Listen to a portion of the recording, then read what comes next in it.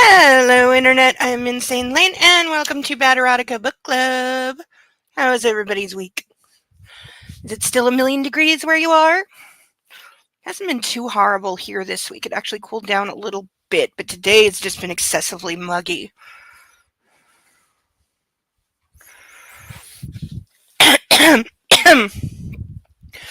Plus, I found out next week is annual fire alarm inspection week, not to be confused with their nearly monthly fire alarm testing. Hi, it's a puppy on my leg.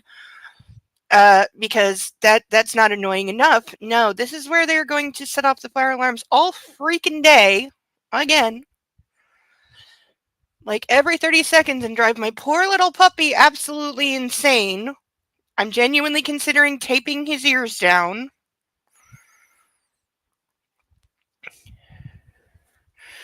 Oh, and somebody just has to come up and be cuddled right now because I didn't demand being cuddled because I'm a puppy and I demand it. Right? Yes, he does. Yes. He says this is perfectly reasonable since I'm talking to someone who's not him, that he interjects and puts himself directly in front of my face. So, as usual, I am struggling to recall what happened last week. I remember they got in a fight about the wedding vows because he wants her to, of course, promise to obey, which she knows damn well he will take as binding and totally literal. And which he agrees that is true. And so they are arguing because she does not want to promise that because, again, from the second book, like the start of the second book, he promised that he would drop the BDSM shit and the Dom shit because she doesn't like it, and they would have a vanilla relationship. And then she allowed for like 10% kink, a little tying up and a little spankies is okay.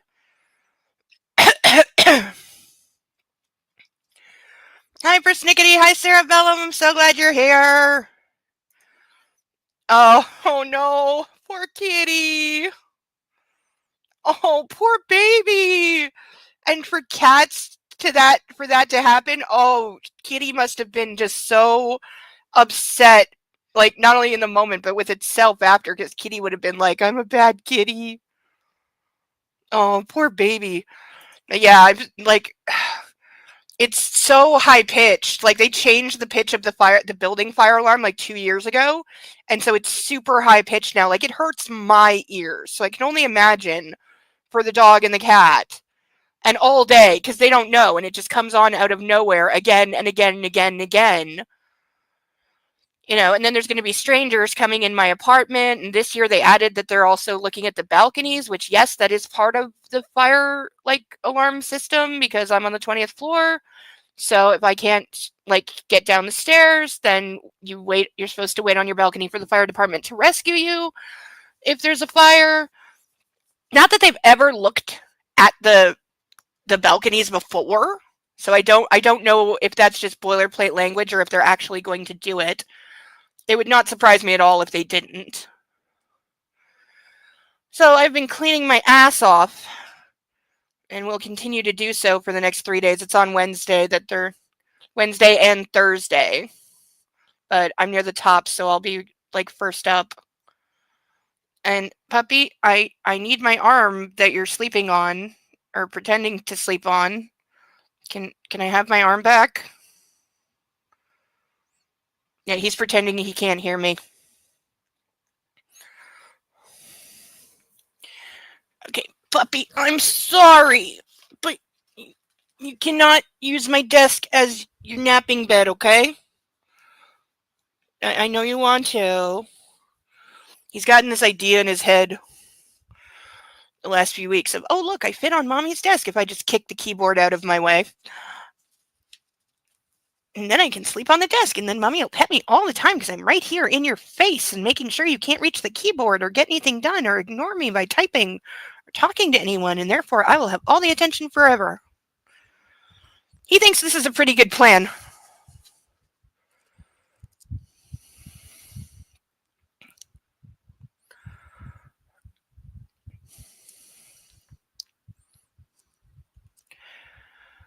Oh, I think the only other thing that happened last week was we continued to learn that Gray's therapist is the worst because he released Stalker Girl from the psych ward after like 6 days and sent her home to her parents. Because she's after committing multiple crimes, which, by the way, no mention of how she's dodging very serious felony charges for what she did. No mention of that at all. But no, after 6 days where she's still obsessed with Christian Grey and believes that she is in love with him and he is in love with her. This is stated. And he's still like breaking all kinds of laws and confidentiality to Flynn is the shrink is to tell Grey everything about her treatment and her care, even though he shouldn't be telling him anything, and Grey should have no contact with her ever because it's horrific, and it's only going to make her worse and worse until she makes a second attempt to unalive herself, which is the inevitable outcome of him still being involved in her life in any way. And now he's like, oh, I'll pay for her to go to art school, and so, of course, he's still going to be involved. She's going to know, and it's going to keep her crazy, and it's going to make it worse. Like, this is not how you get better. And yeah, breaking all the confidentiality laws and HIPAA and all the other laws, and there's a reason he's moving up. He's not as far down from being number one. It's debatable. Dr. Flynn is now in play against the therapist from the movie Split for who is the worst ever, the number one spot on the ranking video that I'm going to do. It's in contention now. I didn't think he would get there. I didn't think he'd come up from behind like this, but it has happened. But I'm sure we'll get more of that because I have a feeling he's going to be a much more prominent character in the rest of this book than he was in the others.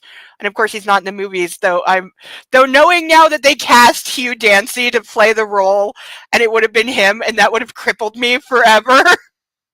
I would never have been able to unsee it. So I'm very glad that they cut it from the movies for the sake of my sanity, if nothing else. That said, all rise for our national anthem and pet a puppy. If you're still struggling with consent, just imagine instead of initiating sex, you're making them a cup of tea. You say, hey, would you like a cup of tea? And they go, oh my God, I would love a cup of tea, thank you. Then you know they want a cup of tea. If you say, hey, would you like a cup of tea? And they're like, I'm not really sure. Then you can make them a cup of tea, or not, but be aware that they might not drink it.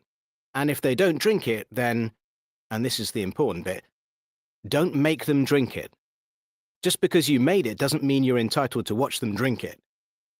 And if they say, no thank you, then don't make them tea. At all. Just don't make them tea. Don't make them drink tea, don't get annoyed at them for not wanting tea. They just don't want tea, okay? They might say, yes please, that's kind of you. And then when the tea arrives, they actually don't want the tea at all. Sure, that's kind of annoying as you've gone to all the effort of making the tea, but they remain under no obligation to drink the tea. They did want tea, now they don't. Some people change their mind in the time it takes to boil the kettle, brew the tea, and add the milk. And it's okay for people to change their mind, and you are still not entitled to watch them drink it. And if they are unconscious, don't make them tea. Unconscious people don't want tea, and they can't answer the question, do you want tea? Because they're unconscious. Okay, maybe they were conscious when you asked them if they wanted tea, and they said yes, but in the time it took you to boil the kettle or brew the tea and add the milk, they are now unconscious. You should just put the tea down, make sure the unconscious person is safe, and this is the important part again, don't make them drink the tea. They said yes then, sure, but unconscious people don't want tea. If someone said yes to tea, started drinking it, and then passed out before they'd finished it, don't keep on pouring it down their throat. Take the tea away. Make sure they are safe, because unconscious people don't want tea. Trust me on this. If someone said yes to tea around your house last Saturday, that doesn't mean they want you to make them tea all the time. They don't want you to come around to their place unexpectedly and make them tea and force them to drink it, going, but you wanted tea last week, or to wake up to find you pouring tea down their throat going, "But you wanted tea last night?" If you can understand how completely ludicrous it is to force people to have tea when they don't want tea, and you are able to understand when people don't want tea, then how hard is it to understand when it comes to sex? Whether it's tea or sex, consent is everything. And on that note, I'm going to make myself a cup of tea.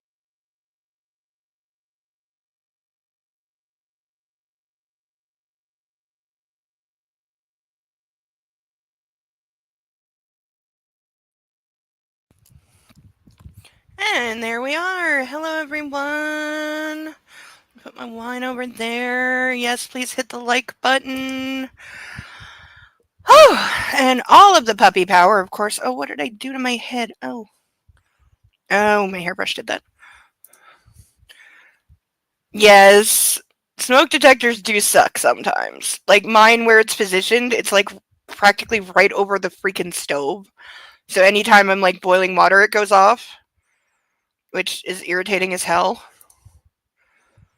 Yeah, no, it's called E.L. James didn't care. She either didn't know or she didn't care that, yes, he would absolutely lose his license for what he is doing. 100%.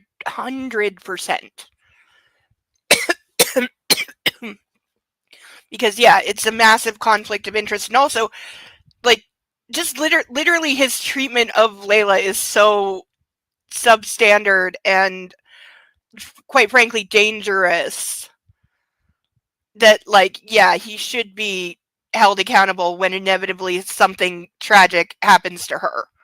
As will happen. It is the only outcome left for her. Like, I know we're supposed to believe that, like, you know, she gets all better and goes off to be an art student, but that's not reality. How have I lost something I just had in my hand?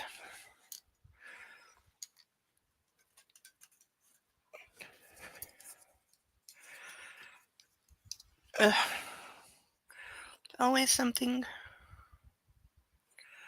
Okay, good. No, I don't look like there's a gap on my face.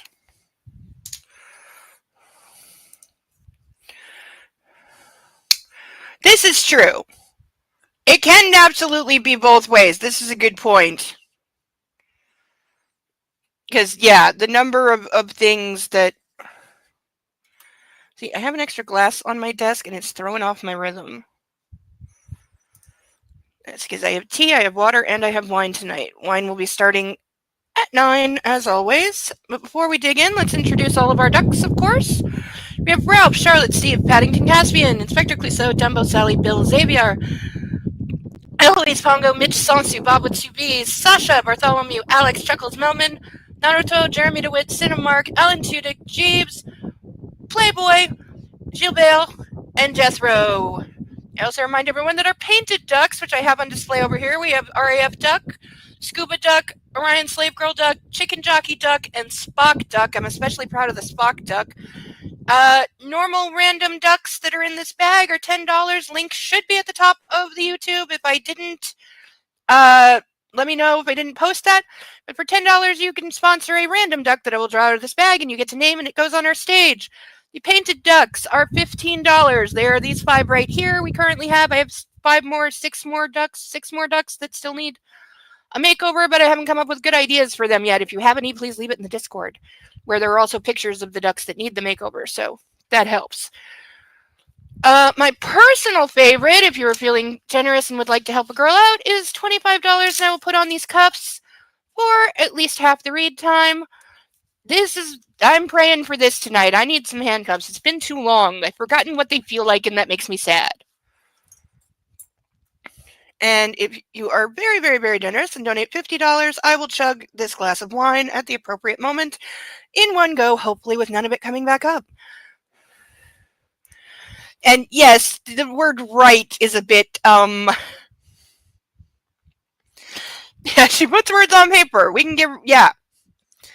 She puts words on paper. That's why this is 750 goddamn pages, which is like twice the length of like any standard romance novel. There's a reason that most romance novels clock in between 300 and 350 pages. That is pretty much the standard size. So this is twice that. And when I did fix the missed chapter, I flipped through every goddamn page of this. It took me like an hour to make sure that I didn't miss any more one-page chapters. Apparently, I only missed the one.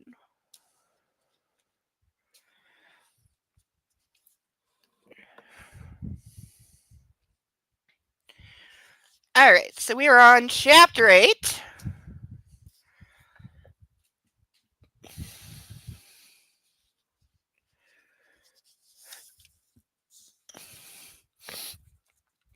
So this is right after they were fighting about the vows, and she won't obey him. It's Wednesday. Alright, chapter 8. Wednesday, July 6, 2011. Anna is fast asleep when I crawl into bed beside her. Ever thoughtful, she's left my bedside light switched on so I won't be lost in the dark. Yet, that's exactly how I feel. Lost. Do we think E.L. James is afraid of the dark? Because in this and the other series, there is a character that is afraid of the dark. Or is that just like her? You can almost say it's like an allegory for being traumatized, because also both characters are trauma survivors. So you could say like, oh, they're afraid of the dark, and like the dark, it's the symbol for trauma, because it's so kindergarten level.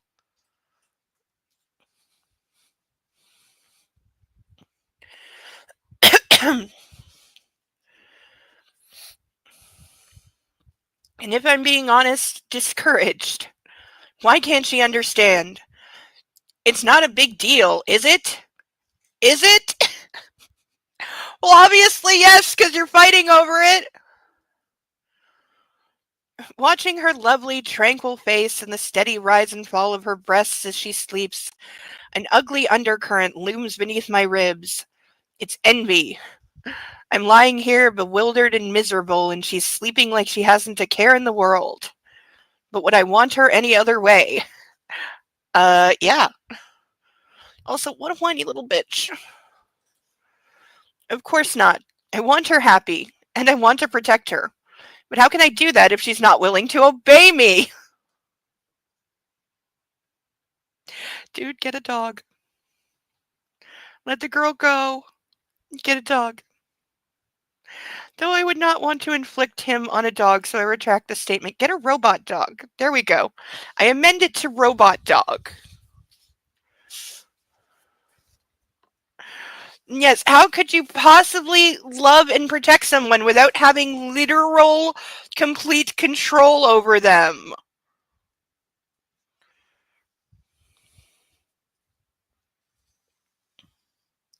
Like, do we think in this moment he's regretting proposing?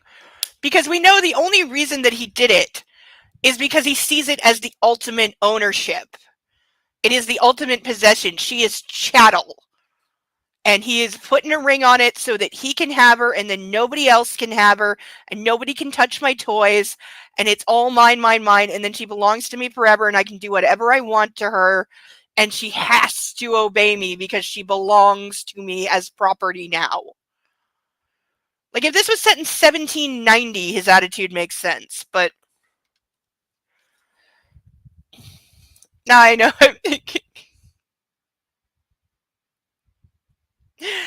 I know. This is why I spent 3 hours yesterday talking to someone. I'm still stuck on my police interrogation scene, but I have another source that I am talking to.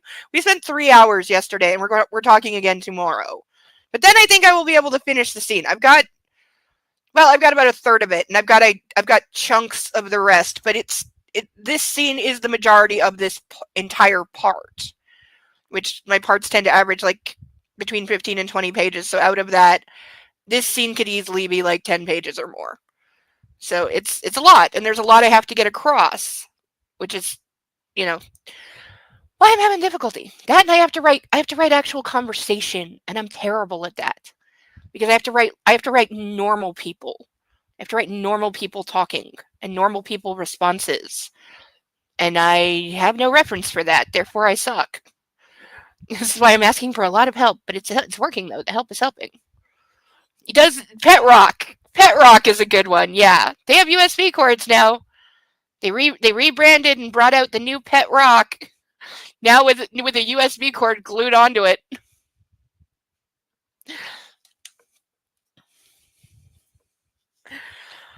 Oh, guy who invented the Pet Rock has to be the second luckiest son of a bitch after George Lucas.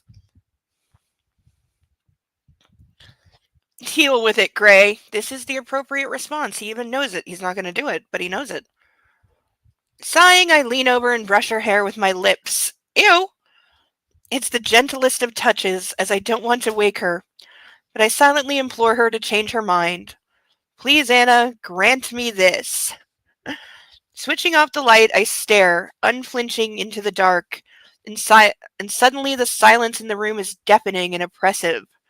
My heart rate doubles and I'm dragged down into the swamp of despair. Oh, it just made me think of Rescuers. That swamp scene used to scare the shit out of me as a child. I'm not sure if it's Rescuers or Rescuers Down Under, but the one where there's the crazy lady in the swamp and she like water skis on alligators, that used to scare me.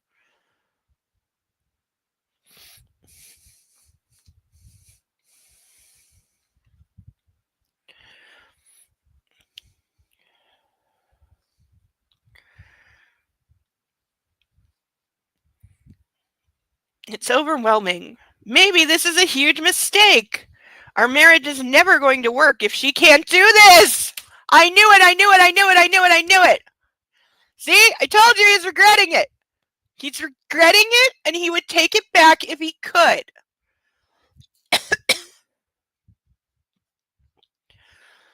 Oh, if she mentions ROUSs, I'm so burning it.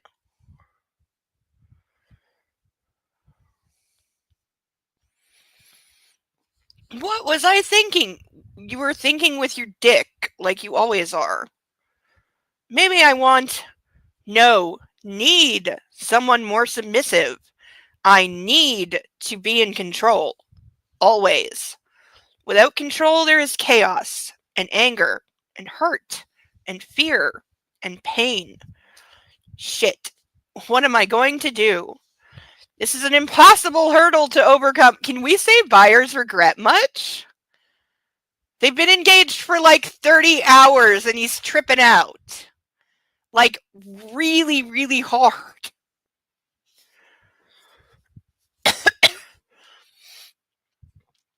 Isn't it?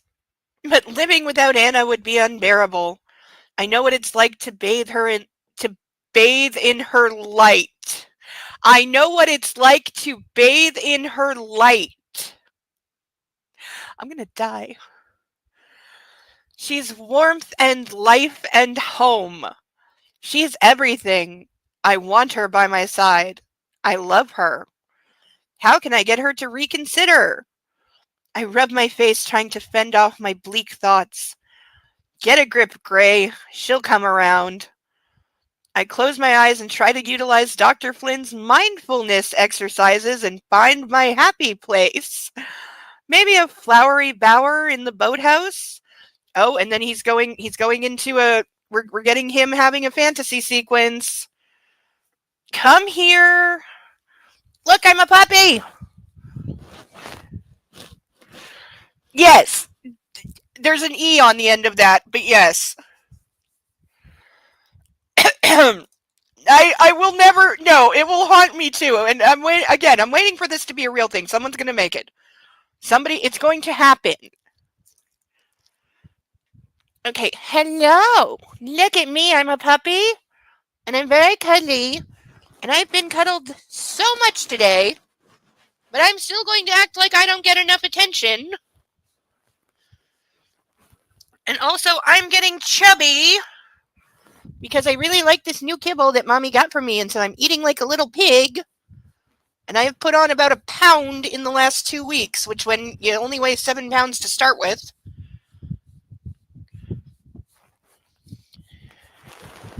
So yes, somebody is getting a little chubby.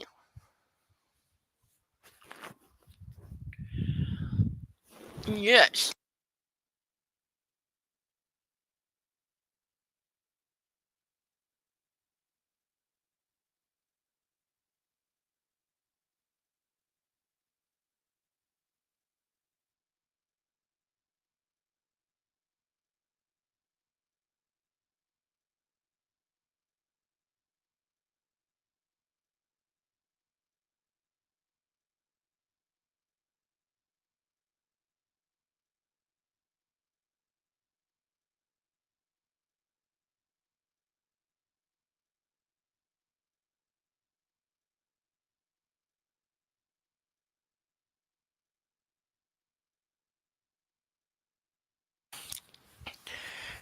How long was I muted?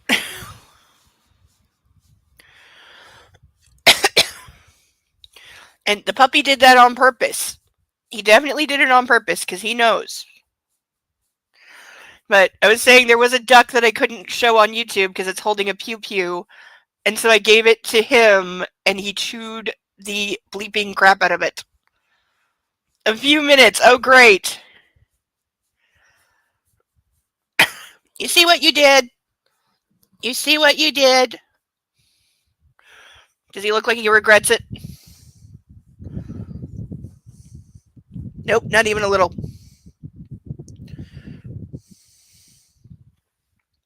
All right, well, the kitty is not on your pillow anymore, so I'm going to put you down on your pillow, okay? You curl up there and take your naps.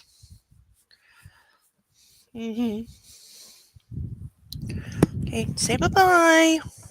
Bye-bye. No, he hates it when I do that. Okay. Why are we climbing? Because you know I'm going to put you down. Oh, I know that's a bad word. I know, little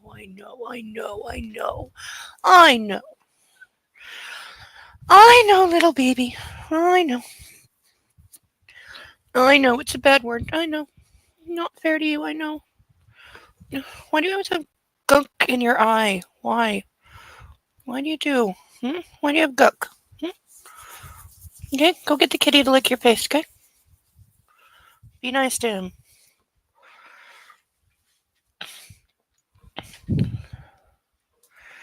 He'll be back.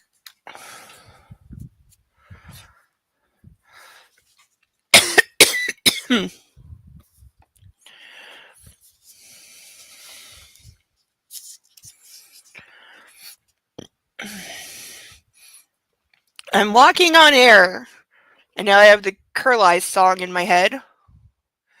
God, I haven't listened to that in so long.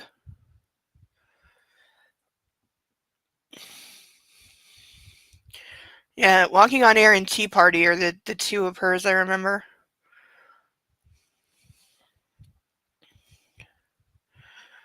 Soaring high in the sky above Ephrata?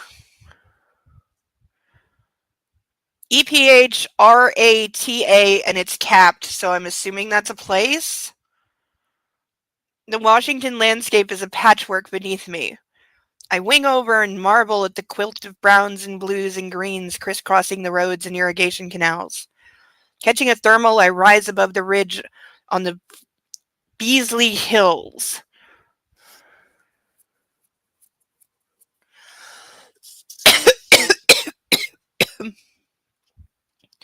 The sky is unencumbered, a dazzling, shimmering blue. I'm at peace. The wind is my companion. Constant, rushing. Did she seriously just steal lines from actual good books? Because I think I've quoted about 4 different books so far. The only sound. I am alone. Alone. Alone. I wing over again. My world turned upside down. And Anna is in front of the cockpit, her hands stretched out to the canopy, squealing with joy and wonder. My heart is brimming. This is happiness. This is love. This is what it feels like. I bank and suddenly I'm in a tailspin. Anna's disappeared. I stamp my feet, but the rudder's gone. I fight the control stick, but the ailerons, some part of a plane thing, AILERONS. Whatever that is, don't respond. I have no control. All I hear is the roar of the wind and some screaming. We're going down. Fuck. Spinning. Down. Down. Down. Shit. I'm going to hit the ground. No. No. Okay, can we... ailerons? Oh, of course. Yeah, those things. Like, can I also point out, this is someone who already has PTSD, and he just survived a near fatal crash. Because I guarantee you that's what he's flashing back to in his head. That's the screaming. It's Roz's screaming. And it's like, Has he even talked to his therapist at all? Or has the therapist inquired? Because the therapist has to know about the crash. So, has anybody, like, said, obviously you're going to be reacting to that for a little while, and you're gonna, like, have some nightmares and some PTSD shit for a while, and you should be on top of that. I don't think anybody has even suggested this. Like, there's been no acknowledgement that he nearly died, and that has an effect on people. Like, nobody, not even Anastasia or his mother is like, you know, are you mentally taking care of yourself? Because, like, you're gonna have some effects here. Like, yeah, this is true. No, his therapist should be in jail.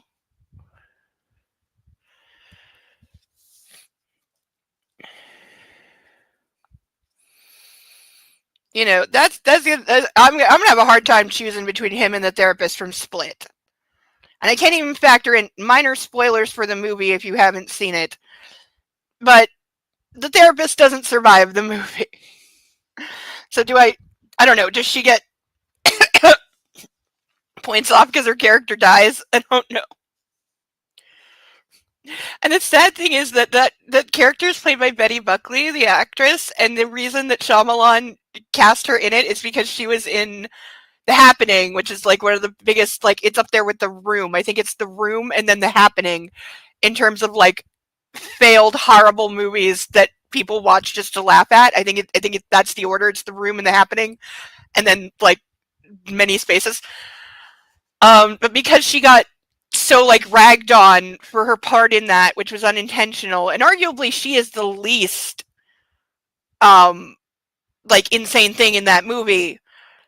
So he as, like, an apology for all the crap she had to put up with because of being in that movie, even though she's not the bad part. She's arguably the best part of that movie. She's about the only competent actress in the entire thing, even though there are, like, some big name actors in that. They were all atrocious performances. She's the only one that gave a decent performance, probably because she was the only one at that point who gave a damn.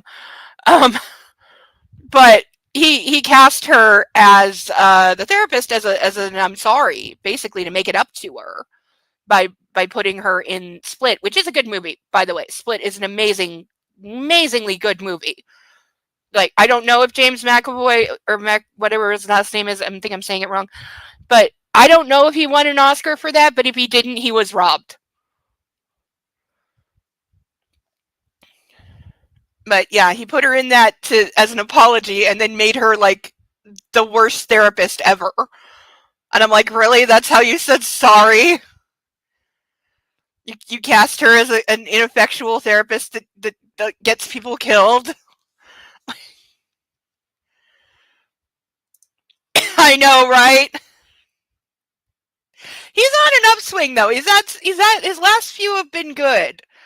I mean, Old was kind of a miss, but it was a pandemic movie, and it's pretty bad, actually. You know, if he wasn't even nominated, see, that's the thing. Horror movies get snubbed at the Oscars, and it needs to stop, because some of the best acting you'll ever see is in horror movies. Believe me. And I argue with people over what is a horror movie, because in my head, I don't consider Split to be a horror movie. I understand why others would, but I don't consider it a horror movie. But still, the performance he gives is one for the legendary books. It's got to be one of the best performances of the last 10 years. Easily. Probably the performance of his career. Like, think Heath Ledger's Joker. It's up there with that.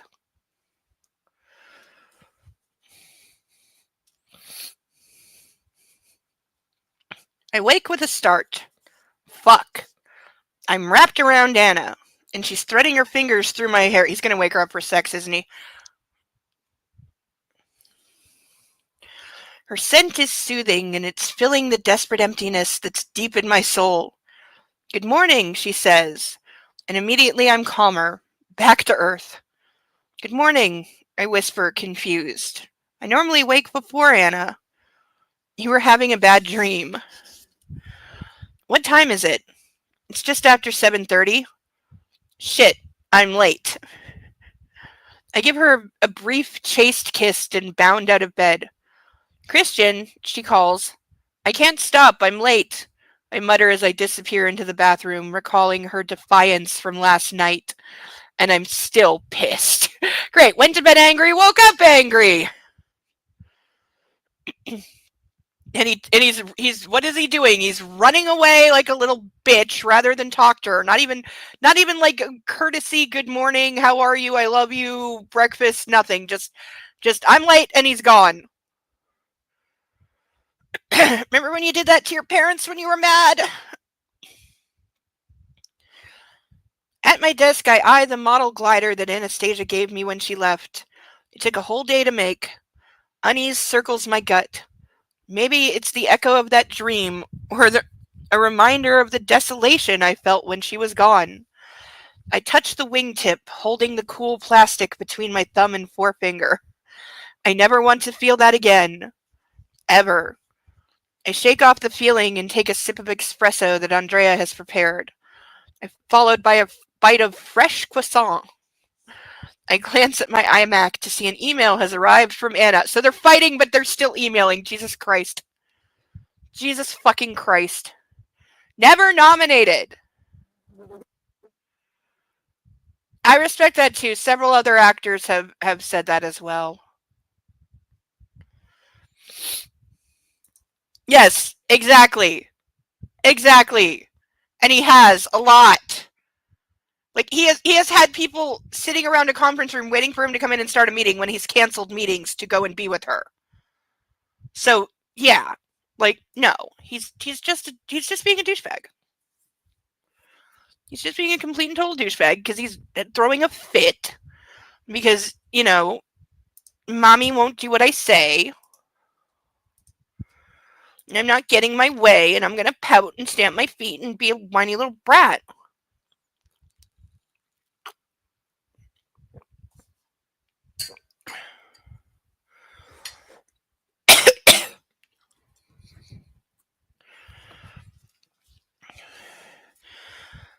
Oh God, more emails.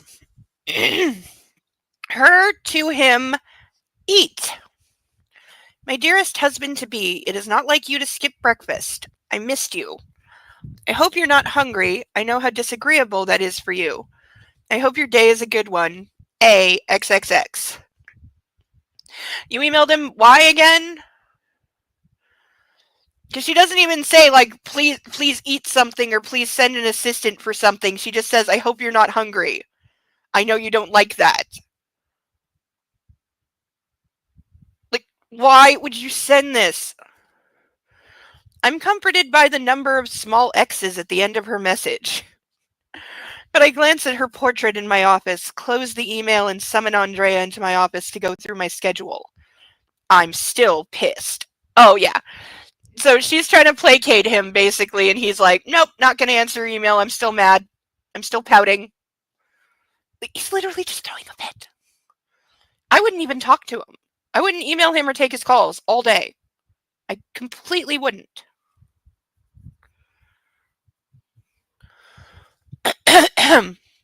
After lunch, I'm in the elevator returning from an external meeting with Eamon Kavanaugh when I check my BlackBerry. There's another email from Anna because she has no self-respect or self-esteem at all. And notice he's punishing her by withholding affection right now. So he's still playing mind games with her. Yes, there we go too. She probably didn't. What do you bet? She didn't have breakfast. I bet you anything she doesn't eat all day. It's gonna come up. Watch. They're gonna get back to the apartment. Some food is gonna come up, and he's gonna ask her like if she's eaten all day, and she's gonna like look ashamed and scared to tell him, but tell him no, she hasn't eaten all day. I bet you anything. Her to him, are you okay? My dearest husband-to-be, stop it! It's not like you to not reply. The last time you didn't reply, your helicopter went missing. Let me know you're okay. Anna, worried of SIP. Shit. A twinge of guilt flares in my stomach, especially as there's a distinct lack of kisses on her note. Oh my god. So now he's like, oh, she didn't email kiss me. What? I don't like that. And now I'm mad. Now I'm gonna be mad about something else. And oh, for fuck's sake, I'm mad at you, Anastasia. So he's justifying his bullshit. He is fully justifying him being a whiny little bitch that can't even return an email to say, yes, I'm okay, by saying, don't you understand I'm mad at you and therefore I'm not talking to you? He's a toddler. He's a complete fucking toddler.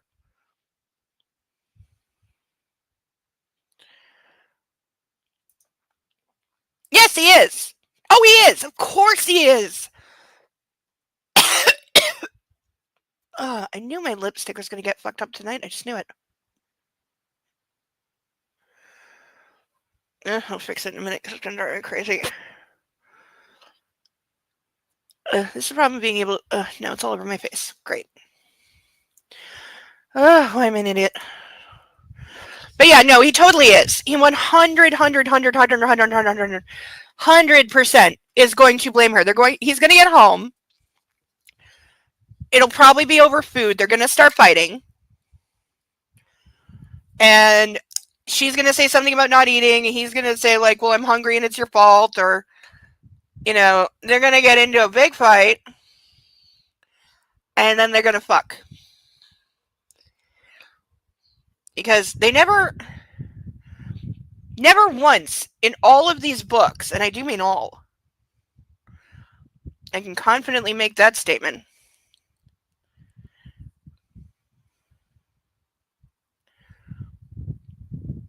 Good enough, or I'm going to be touching my face all night. I don't know. My OCD's up today because I've been worried about cleaning and like everything looking a certain way. So I'm like all my visual like stuff is all up. What was I saying?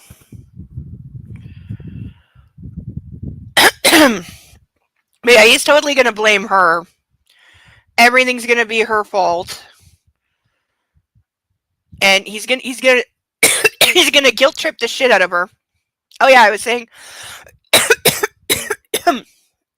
in the absolute entire history of all 6 of these books, never once does this couple, supposedly they're a couple, and she's not, you know, secretly a sex slave, even though I say she is. Never once do they actually finish a fight. They never finish a fight.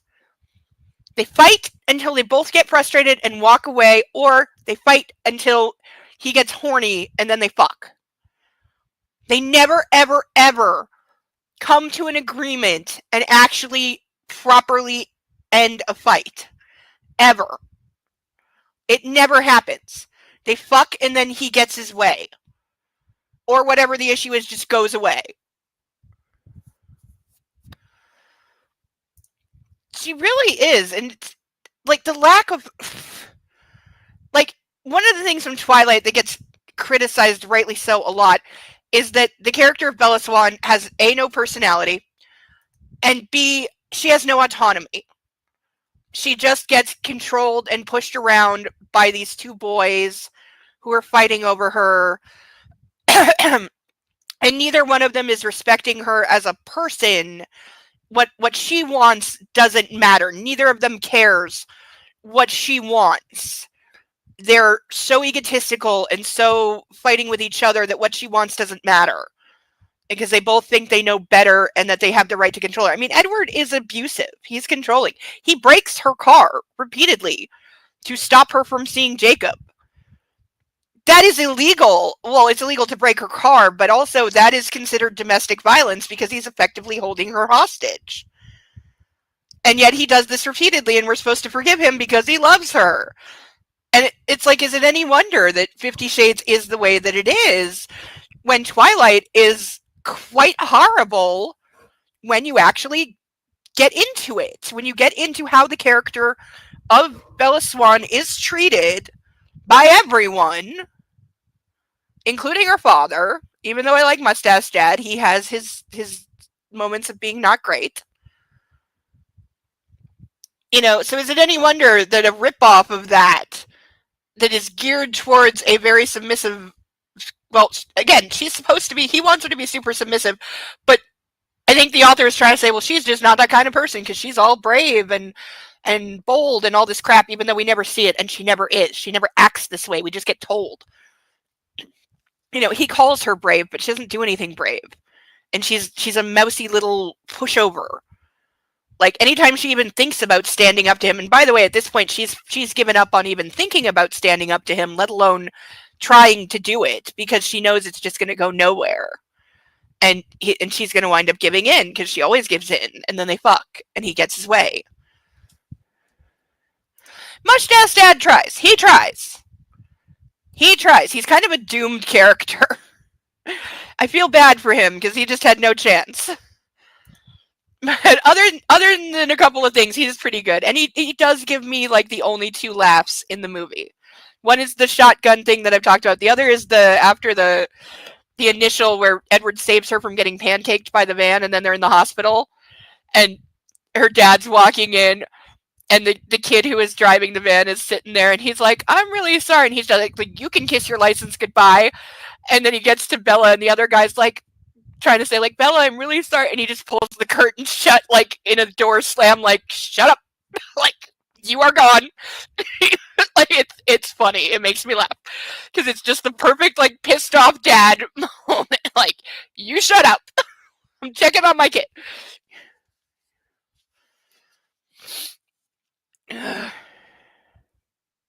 I know, right? If she had marketed it as that, like, I wouldn't criticize so hard, but this is supposed to be a romance. We're supposed to want to be Anastasia Steele. Don't you want to be Anastasia Steele, ladies? Don't you want your own version of Christian Grey to treat you like garbage and throw fits at you because you won't promise to obey his every command for the rest of your life? Isn't that what you want, ladies? Doesn't that get the panties wet?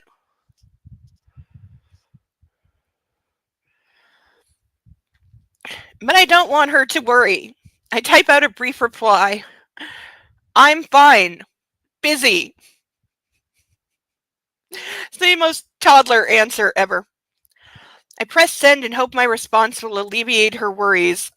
No, you don't. Andrea eyes me warily when I exit the elevator into the outer office. Yes, I snap. It's nothing, Mr. Gray. I just wanted to know if you wanted any coffee. Where's Sarah? She's photocopying the reports you requested. Good. And no thanks to coffee. I add in a softer tone. Why am I being an asshole to my staff? Because that's all you have ever been! He's always an asshole to his staff! Like, even when he's in good mood, he's still a jerk! Get me Welch on the line. Oh, he needs to stalk somebody. She nods and picks up the phone. Thanks, I mumble, and head into my office. I slouch into my chair and stare despondently out of the window. The day is bright, unlike my mood. My phone buzzes. Gray. I have Anastasia Steele on the line for you. Of course, because that's what he wanted. His petulant, whiny little bitch answer, got her to call because that's what he's doing. He wants her to come. He wants her to cave, but he's denying her affection, making her reach out because he's got her programmed that, if he doesn't have sex with her every 6 hours, she starts to get withdrawals. Shit. Is she okay? Put her through. Hi. Her voice wavers, soft and breathy. She sounds uncertain and sad, and a chill grips my heart. What is it? Are you okay? I ask. I'm fine. It's you I'm worried about. Let him alone. Let him throw his fit. I would not be doing any of this. I'd be like, if he'd left me like that in the morning, I'd be like, okay, fuck you too. And I would not have thought about him or talked to him all day. Not one word.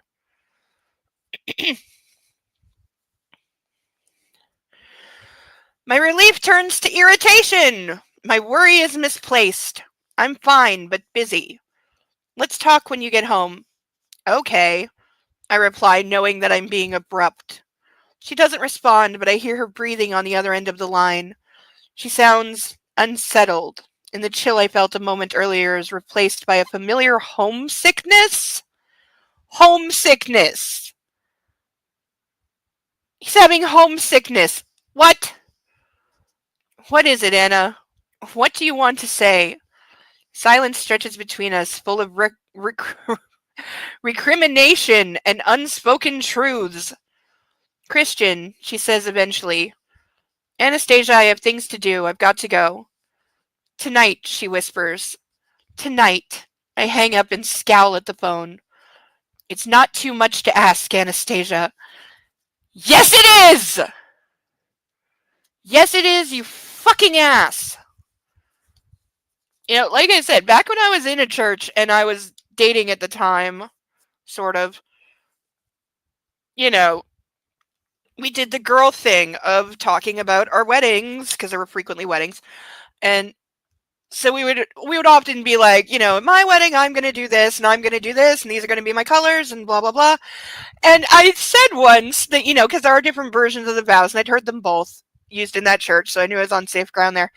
And I was like, yeah, I will promise to love, honor, and cherish, but I will not ever promise. There's one word I won't say, and the guy who knew me is just like, it's obey, isn't it? I'm like, you damn straight. Damn straight. Never promising to obey someone. Fuck that shit. It really should be.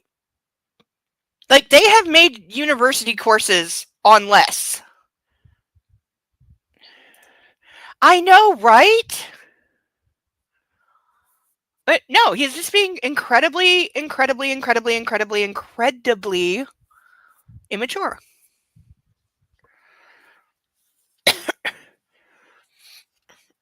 Home? Taylor asks as he takes the wheel of the Audi. Sure, I murmur, distracted.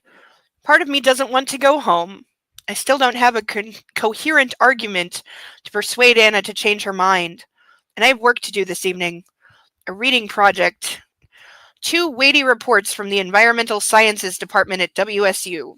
Results from the test sites in Africa, and Professor Gravet's paper on the microbe responsible for nitrogen fixation in soils. Apparently, microbes are essential to soil regeneration and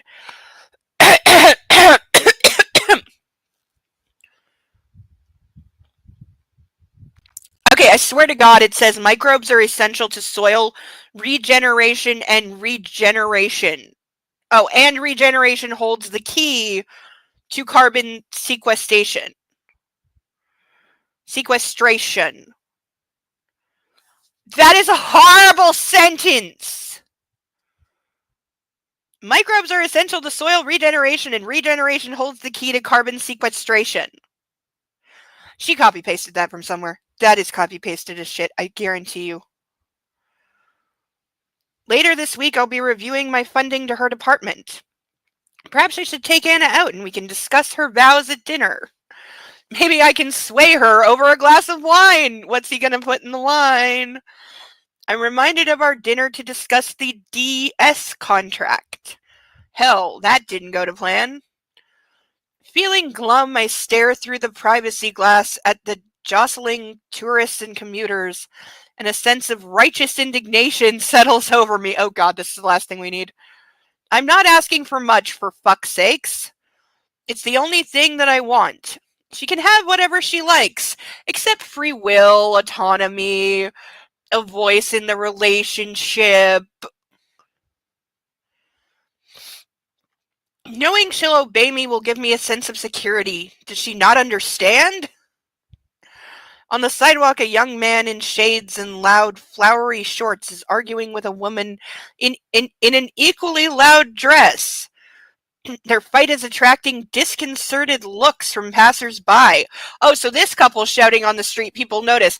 He kidnaps his girlfriend on the street, throws her over his shoulder, smacks her hard on the ass while she's screaming and kicking. Nobody notices. But this couple's getting attention because they're yelling at each other. Uh-huh. That will be Anna and me tonight. I know it. And the thought displeases me even more. I'll just have to tell her what it means to me. I need to keep her safe. You know, you can just keep her safe without her actually promising to obey your every fucking whim. Yes, she'll see. The woman turns and in a dramatic gesture raises her arms and storms off, leaving the man alone and bewildered on the sidewalk. I think he's drunk. Asshole. Maybe I could fuck Anna into agreeing. That might work. The thought gives me a modicum of hope, and I settle back into my seat for the rest of the drive to Escala. Yep, now that he's decided his penis is going to do the talking. Yep. Maybe I could fuck Anna into agreeing. Oh my god. Like, oh my god. No, that also doesn't make sense. Like, it's factually wrong, this crap she's talking about with a microbe fixing nitrogen fixation in the soils. That's not how anything works. Like, I actually know a little bit about this. That is not how anything works. It is bullshit. She has made it up. And what's more is it's a thing that it's a real problem, and there are ways to deal with it, but this is not one of them. Like, you could have looked up the real thing on how it's dealt with and just come up with a better version of that. Just said, oh, well, you know, there's this version for doing that, but I've invented a new method that's 25%, you know, higher yield, or it's more cost efficient, or it's better for the environment. You could have done that. Somebody built a better mousetrap. That's the way you go. But instead, you just magic microbe, because we're in Star Trek science now. And I mean new Star Trek. Old Star Trek would have gotten it right. New Star Trek can kiss my ass. Ugh, can I drink yet? We're only 4 pages in. How the fuck are we only 4 pages in and I'm dying? Also, I better hurry the fuck up.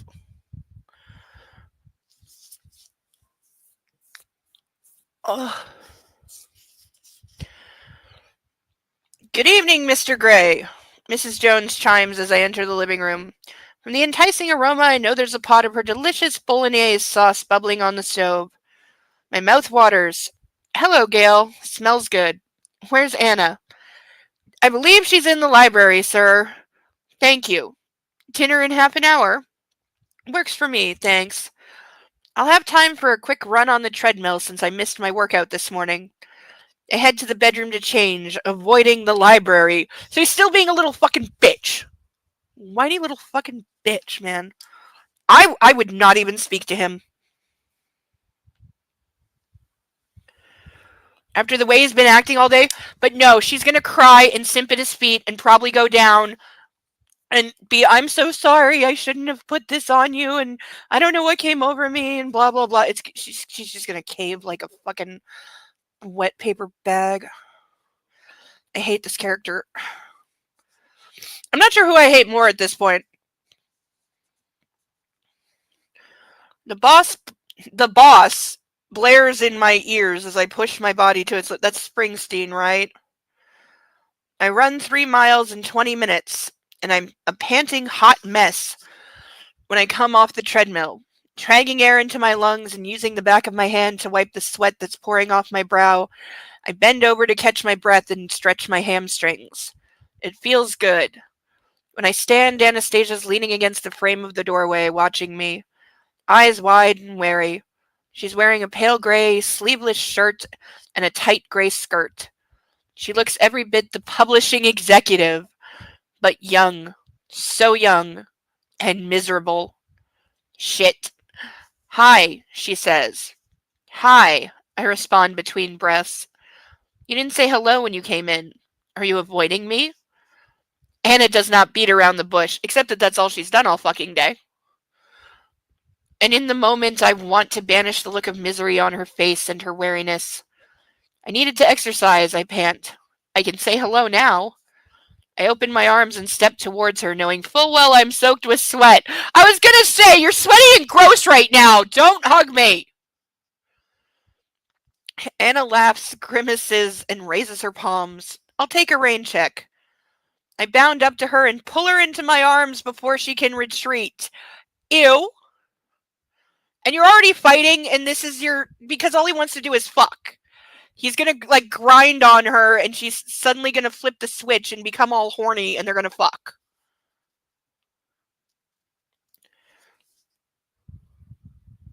Is that my door?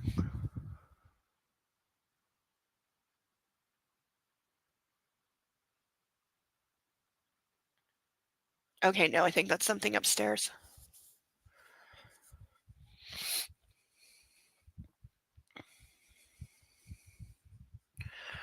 I pull her into my arms before she can retreat. She shrieks, shrinking from me, but she's laughing too. I would not be laughing. And it's like a weight has lifted from my soul. I love making her laugh. I would not be laughing. I'd be going, get the fuck off me. Then I'd probably need a shower. Oh, baby, I missed you. I kiss her, not caring that I'm not fit for human consumption. What? And to my delight, she kisses me back. Also would not be doing this, and I told you he was just going to grab her and fuck her. Her fingers tighten around my shoulders, her fingernails digging deeper into my flesh as our tongues dance the dance they know so well. She's copying this from somewhere. We're both winded when we come up for air. I cradle her face and brush my thumb over her swollen lips, staring into her dazed, beautiful eyes. Anna, I whisper, imploring her, change your vows. Obey. Don't argue with me. I hate it when we argue. Please. This is his big plan. Just tell her to do it. Yep. Just do what I say, woman. Don't argue with me. Just do what I say. My lips hover above hers, waiting for an answer, but she blinks several times as if she were clearing a haze, then shrugs me off and steps out of my embrace. No. Christian, please, she says, condensing her frustration into 4 syllables. I drop my hands to my side as her words douse me with a cold splash of reality. I'd be dousing him with something else. If this is a deal breaker for you, please tell me, she continues. Well, he's acting like it is. Right? That's never going to happen. And don't mind if I do. Nastrovia.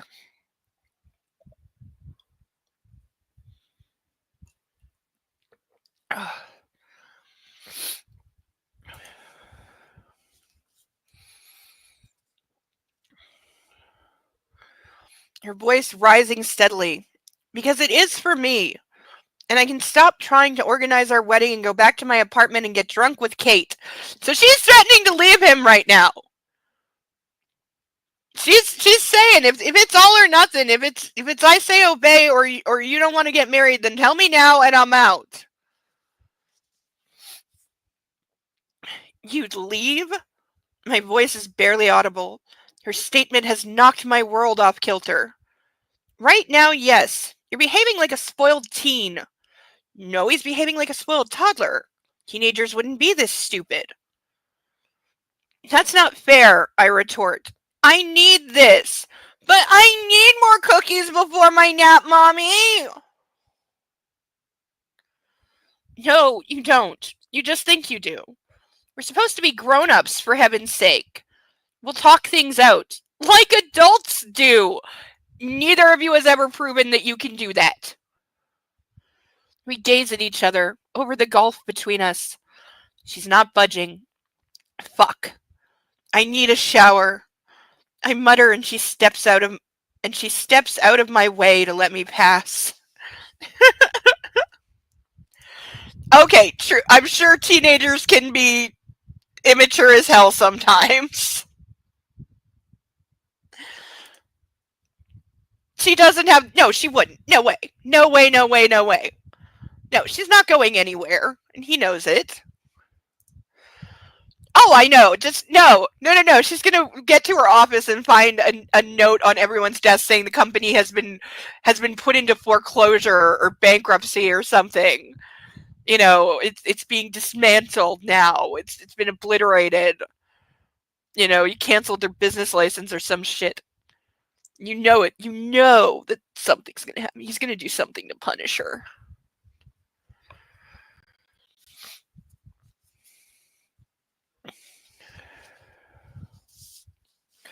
When I enter the living room, Anna is seated at the kitchen counter, where there are 2 places laid for dinner. Gail hovers over the stove. I'm not hungry, I announce. and I have work to do. Anna frowns and opens her mouth as if to say something, but she shuts it again as I walk past her. I don't miss the look that passes between her and Mrs. Jones. Are they conspiring? Now he's going to want to fire Mrs. Jones. The thought makes my blood boil, so I storm into my study and slam the door. Oh, master is displeased. I'd lock him in. I'd tie the fucking door shut. Shit. The noise startles me and it's an abrupt wake up. I am behaving like a spoiled teen. Anna's right. Hell. And I'm hungry. I hate being hungry. A dark, twisted memory of fear and hunger from before I was Christian Grey threatens to resurface, but I dampen it down. Don't go there, Grey. The reports are on my desk where Taylor left them. I sit down and pick up the first one and start to read. If it's in here, I'm skipping it. A gentle knock pulls my attention away from the multiple crop rotations we're trying in Ghana, and my heart stutters.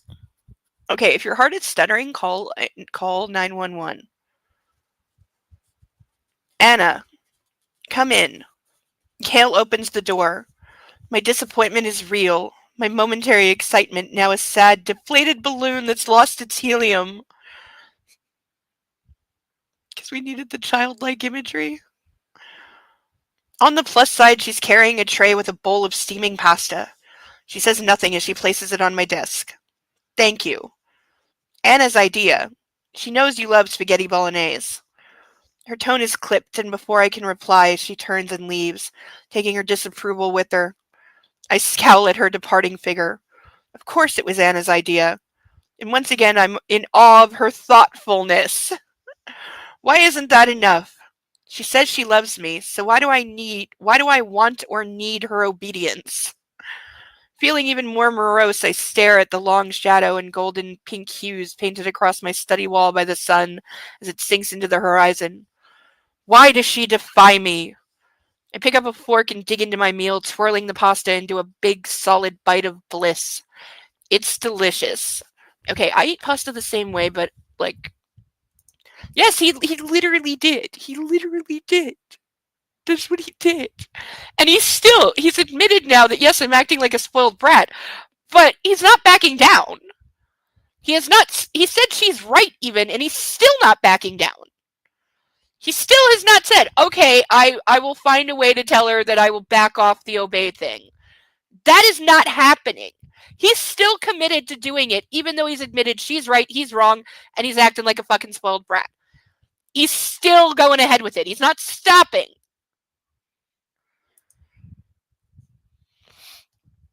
I'm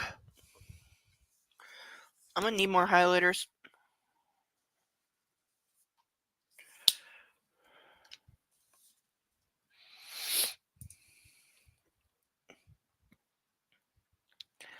Ugh, creepy. Weird email. I was about to say that, yes! He shows remarkable self-awareness and even really high levels of insight sometimes. But he just disregards it all. Like, as always. So does the other guy in the other book, the other series. He has exactly the same thing. He has a huge amount of insight and does nothing about it. And it's like, why show him knowing when he's wrong, knowing when he's being a child, and knowing when he's just being an unreasonable jagoff, and then have him continue to act that way, not take any personal responsibility, awareness, accountability, nothing. Just, oh yes, I know I'm being the absolute worst and I'm being a tool and a douchebag, but I'm gonna stick with it. And again, you're supposed to want to be this guy.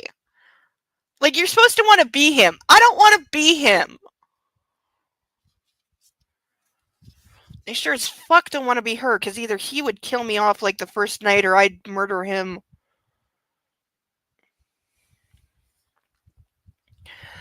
Anna's left the lamp on for me again. So they didn't talk all night. Not at no point did he go to her and try to talk to her. Nope. She just went to bed alone again.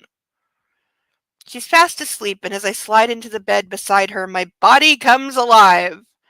Oh, God. Is he gonna like fuck her in her sleep? Because I don't have words. I hunger for her. I contemplate my plan.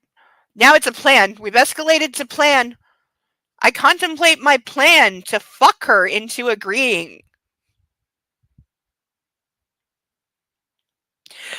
You should be arrested for that sentence. But deep down, I know she's made up her mind.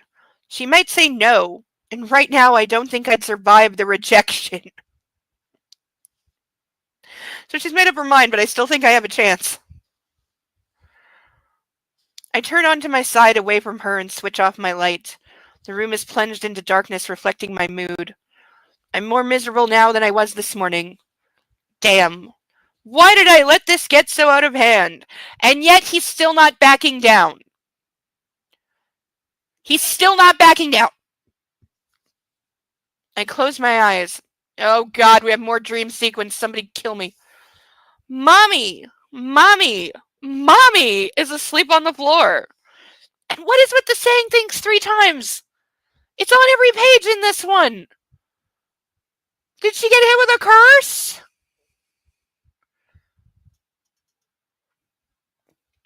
She's been asleep a long time. I brush her hair because she likes that. She doesn't wake up. I shake her. Mommy. My tummy hurts. It's hungry. He isn't here. I am thirsty. In the kitchen, I pull a chair to the sink and I have a drink. The water splashes over my blue sweater. Mommy is still asleep. Mommy, wake up. She lies still. She is cold. I fetch my blankie and I cover Mommy. I lay down on the sticky green rug beside her.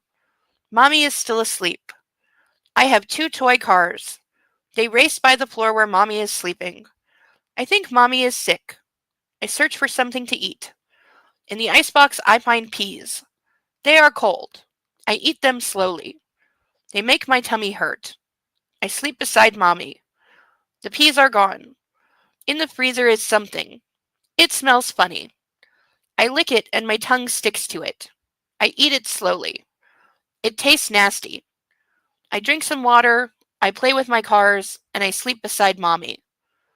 Mommy is so cold, and she won't wake up. The door crashes open. I cover Mommy with my blankie. He is here. Fuck. What the fuck happened here? Oh, the crazy fucked up bitch. Shit. Get out of my way, you little shit. He kicks me, and I hit my head on the floor. My head hurts. He calls somebody, and he goes. He locks the door. I lay down beside Mommy. My head hurts. The lady policeman is here. No. No, no. Don't touch me, don't touch me, don't touch me. Why is everything in threes? Why? Why is everything in threes?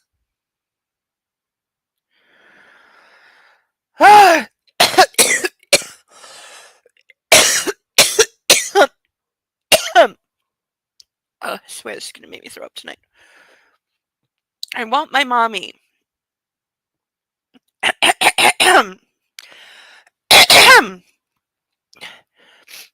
Don't touch me. I stay by Mommy.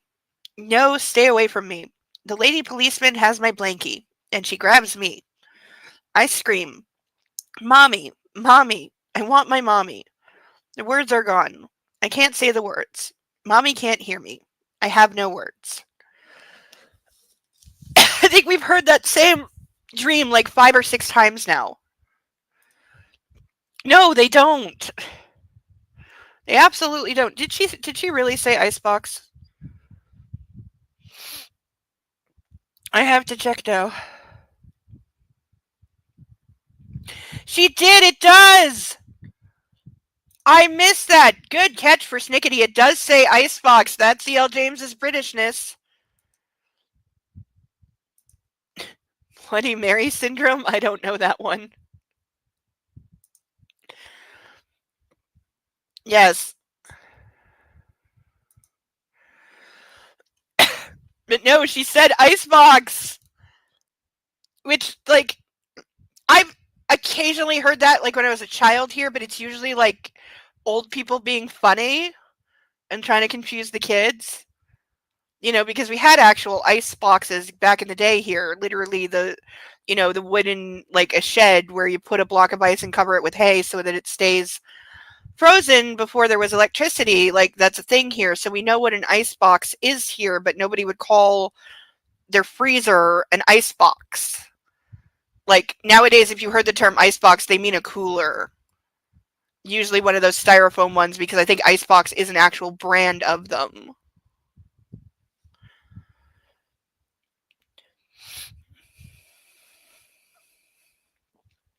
Yeah.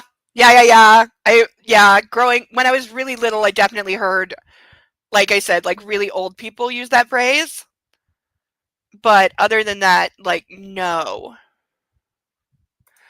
Oh, the game. Okay, yeah, I know the game. Yes, the repeating things 3 times. And was it 4 is Candyman? Because they wanted to be different? Yes, I've seen those. Those are actually really cool looking. Yeah, like bars and stuff will sometimes have those, as decoration, and there will be an actual block of ice sitting in it.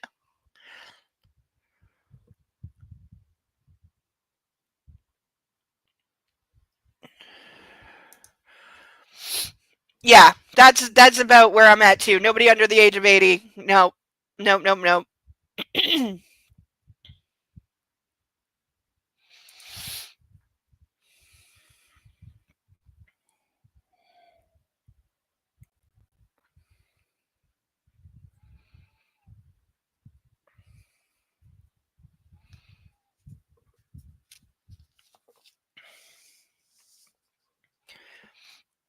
Christian, Christian.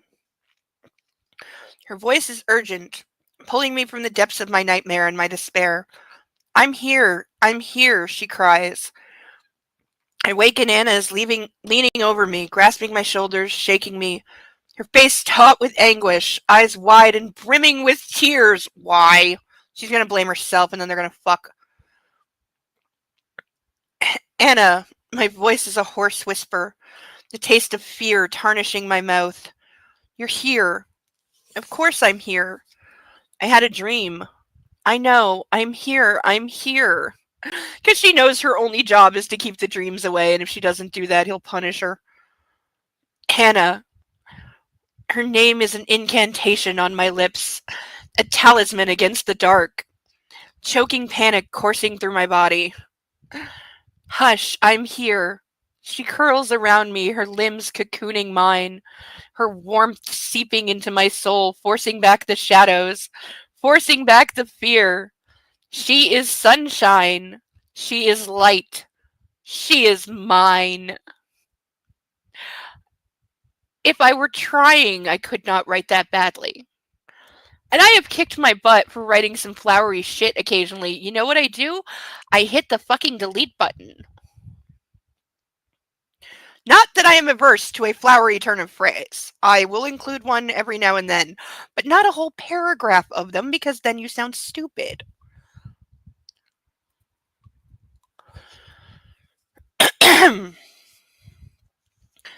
Please, let's not fight. I wrap my arms around her. That's him saying, let's not fight. Okay. The vows. No obeying. I can do that. We'll find a way. The words rush out of my mouth in a tumble of emotion and confusion.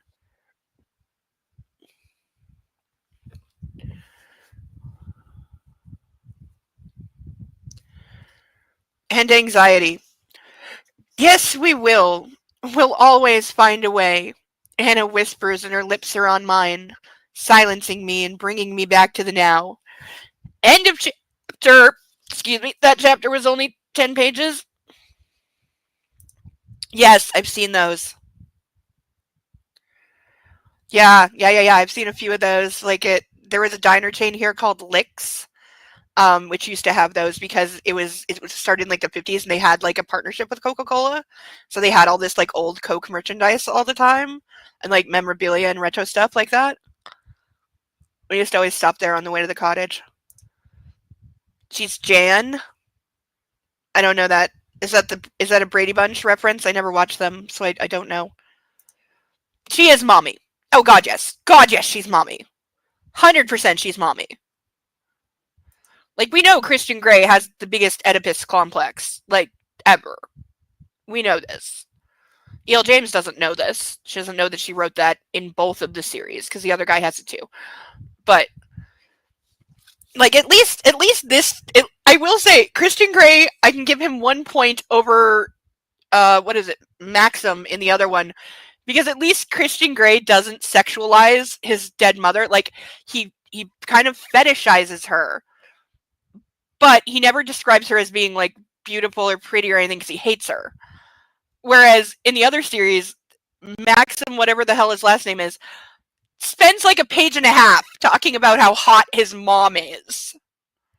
Literally talking about just her body and that she's thin and beautiful, and that that every guy wanted her back in the day, and she's still, even though she's older now, she's still so gorgeous and fucks all these young men, and he goes on for like a page and a half about how hot and horny his mother is.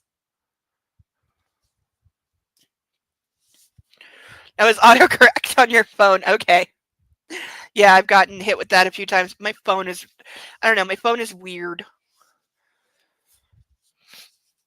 You think it'd be better trained to my particular, like, spelling errors because I make the same ones all the time, but no.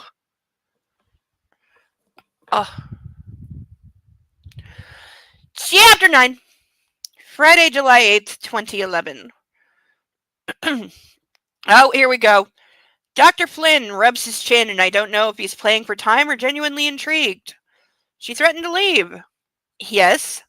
Seriously? Yes. So, you capitulated. I didn't have much choice. Yeah, threatening to leave is pretty much the only thing that was going to get through to him, because it's the only thing that he's afraid of. But you can't have that be your, like, what is she going to do? Every time they have a fight, she's just going to threaten to leave? Like, they won't make it down the aisle. You can't just threaten to leave every time that you're in a fight and you're not getting your way. Like, that's just never going to work. You have to work through your issues and learn how to come to an actual compromise and let it go. Like, but they don't do that. Ugh. Ugh. Christian, you always have a choice. Do you think Anastasia was being unreasonable? I meet his gaze and I want to shout yes. But deep down I know Anna isn't an unreasonable person. That's you, Gray. It's true. See, again, he knows, he just doesn't do anything about it. Unreasonable could be your middle name. Anna's words haunt me. She said that long ago. You haven't known each other long enough to have a long ago. Christ, my negativity is a real prick sometimes. How are you feeling now? Flynn asks. Wary, I whisper, and my admission is a jab to the solar plexus, almost winding me. She could leave me. Ah, your feelings of insecurity and abandonment are coming to the fore again. I remain mute, distracted by the sliver of afternoon light that brightens the cluster of mini orchids on his coffee table. What can I say? I don't want to admit this out loud. It makes my fears real. I loathe feeling this weak, this exposed. Anna has the power to wound me and deliver a fatal blow. Is it giving you second thoughts about the wedding? John asks. No. Maybe. I'm afraid she'll hurt me. That's the other way around. Hi, Nightwolf! Good to see ya! Like she did before, when she left. No, I answer, because I don't want to lose her. So he's lying to his therapist. Like, not that you can't, but it's just not terribly productive. He nods as if this is what he wants to hear. He relinquished a great deal for her. No, he hasn't! That is such bullshit. No, he hasn't. Name one thing. One thing that he has relinquished because of her. Name one.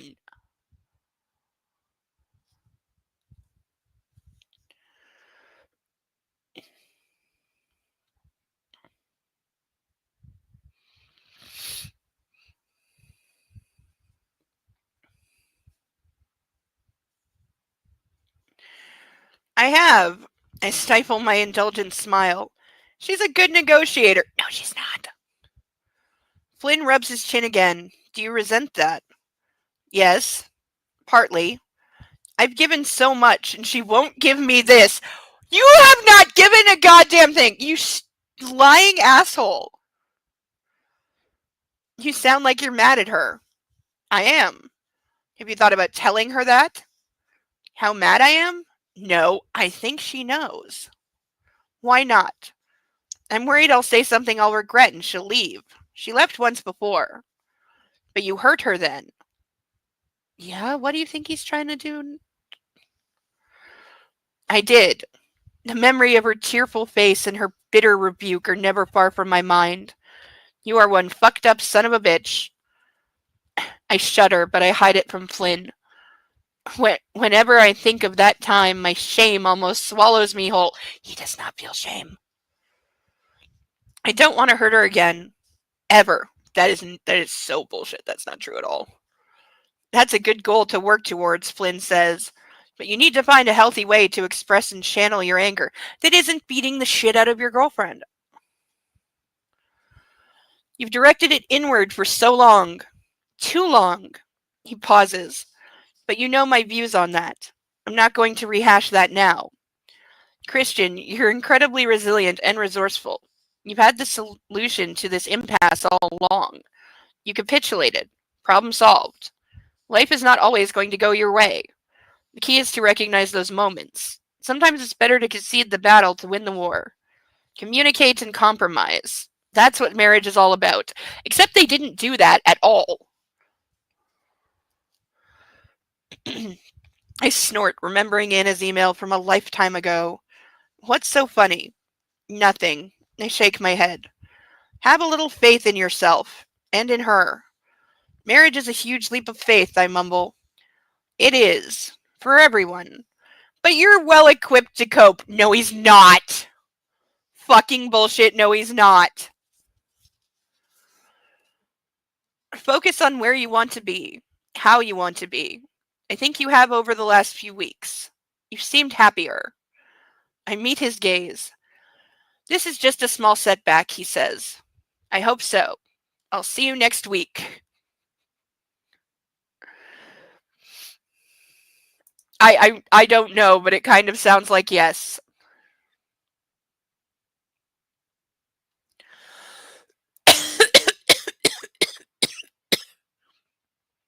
Oh, no. Oh, that's bad. That's really bad.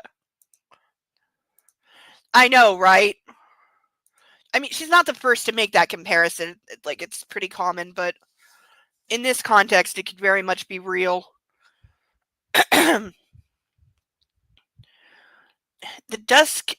It's dusk, and Elliot and I are standing on the terrace of the new house admiring the view. I can see why you bought the place. Elliot whistles his appreciation through his teeth. We're both quiet for a moment, absorbing the majesty of the twilight over the sound. The opal sky, the distant orange haze, the dark purple waters, the beauty, the calm. Stunning, isn't it? I murmur. Yep, this is a great spot for a beautiful home, which you're going to remodel. I grin and Elliot play punches my arm. Glad I can help. It's going to take some hard work, but it ain't going to be cheap to make this place more sustainable. But hey, you can afford it. I'll talk to Gia next week and see what she has in mind and if it's possible. I'll close on this sometime before the end of July. I think Anna, you, Gia, and I should meet here once that's done. Do it before. It doesn't sound like the results of any survey will stop you from buying this place. You're right. I'll look at my schedule. When do you think you might have time? For what? The build, dude, the build. Ah. Well, if the Spokane Eden project... She can't pick normal words for names, I swear to God. If the Spokane Eden project stays on schedule, maybe early fall, he shrugs. So now his brother suddenly has a job. Again. Like, the entire first two books, his brother was nothing but a skirt-chasing, like, constant hard-on, hide me from my one-night stand loser. And now all of a sudden we've remembered he has a job and he's supposed to be like a successful architect or contractor, whatever the fuck. Oh, thank you. Thank you, Nightwolf. That's sweet of you. Yes, we went for the wings tonight. Yeah, I know. It's Spokane though, because there's an I. It's Spokani.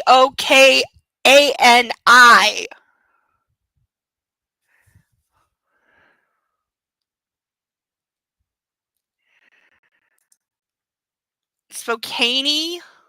Is that it? Spokane? Is it a silent I?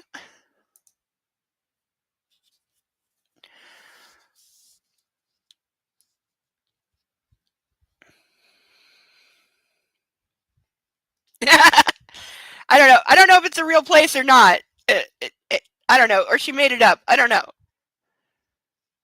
No, there's no I in actual Spokane. Yeah, it's just literally that, but with an I instead of an E. Maybe it's a typo. It could be. Like, it is entirely possible that that is a typo. It's going well. Yeah. Elliot looks pleased with himself. He should. It's an ambitious project, and once complete, it will be a showcase for his sustainable building methods. He shoves his Seahawks cap back on his head and claps his hands. TGIF. Spokane's in Washington? Okay, and they are in Washington State. They are in Washington State, so it probably is supposed to be Spokane. I bet you anything that is a typo now, because yeah, I'd forgotten that it's in Washington, and so are they. So yeah, I bet you anything that's a typo. TGIF, hotshot. Let's get back to your place and get our beer on. Rolling my eyes, I follow my big brother around the side of the house where my car is parked in the driveway. I wonder what our women are doing. Oh God, there's a phrase. What our women are doing. So his brother's a douchebag tool as well. Elliot says on the drive back to Escala. Packing up Anna's things, I hope. Oh, she's still moving in. They're still fighting. He's still being a brat, but she's still going ahead with the moving in thing.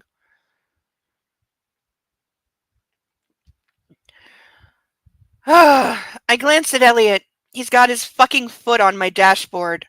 And he's watching the passing scenery as if he doesn't give a shit. Well, tell him to put his fucking feet down then. Lord, I envy him. They're probably eating pizza, drinking too much wine, and talking about us, he quips. Don't mind if I do.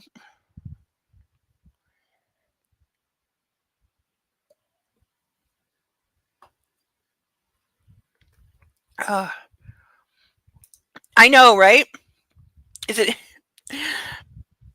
the even chapter where he likes his brother in the odd ones where Elliot is a worthless POS changes every other chapter? Yes, it does. Yes, it does. It does. The entire retelling series, everyone is out of character. Everyone. Like, she forgot all of her own characters and then just didn't bother to even read her own character descriptions from the first one, because everyone is significantly different. Like, his sister is like 10 years younger than she was in the original series. Yeah, the brother turned into a total worthless skirt-chasing doofus. And his parents are, like, officially the worst. And they went from being, like, the most loving, humble, oh, we only want what's best for you people, to yelling at him and victim-shaming him and being, you know, they're too hard on him and they have too high expectations and they're never satisfied and they were never proud of him. That is all, like, new in here. None of that was in the other ones. Link makes a good point. I know, we can't expect consistency. Like, I literally, because I changed my mind about something in my story, because I was trying to do too much in an earlier part. Fortunately, it's a part that I have not polished yet, so I haven't put it up on the Discord yet. But I went back into my own, like, previous part, because I just decided something that I'd been toying with, and I had to go back and change it. I had to rewrite a couple of lines in a previous part to have consistency with what I am currently writing. Otherwise, I would have blatantly contradicted myself. So I took the 5 minutes and went back to change it so that it makes actual sense.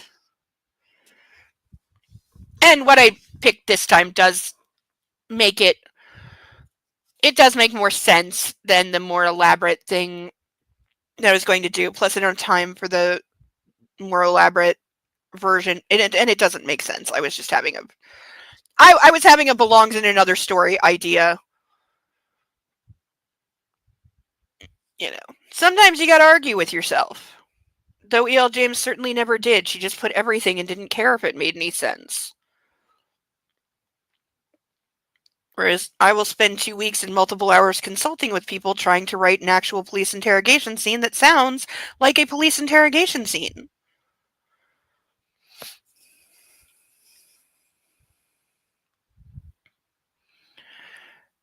I hope they're not talking about us. Or they could be watching the game. He cackles. Who says cackles unless you're talking about a witch? Kate, into baseball? Yeah, she likes all sports. Of course she does. I'm once more confounded by why she and Anna are friends. Anna doesn't seem interested in sports at all, though we both enjoyed watching the Mariners recently. Or she just sat there silently and pretended to enjoy it like a lot of women do when we actually would rather be doing anything else. So do you think of Kate as your woman then? I asked curiously. Do you think of Kate as your woman? Oh my god. Yeah, for now. I remind you they will be engaged by the end of this.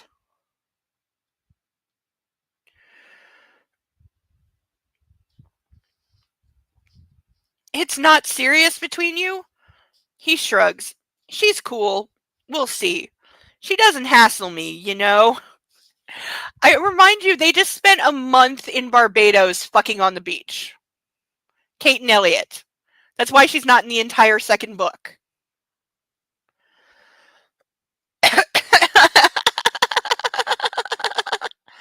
No, that's the time to have another one for Snickety. That's when you have another one, not stop. Come on. There is. This book comes with a 2-drink minimum before you open it.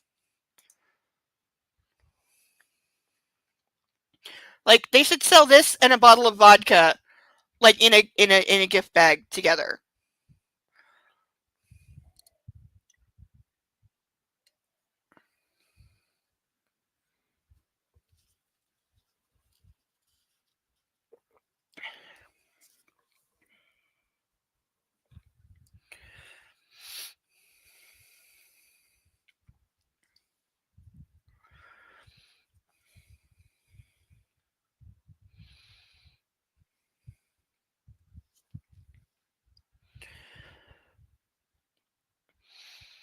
I don't know. Thank God, I mutter to myself and shake my head.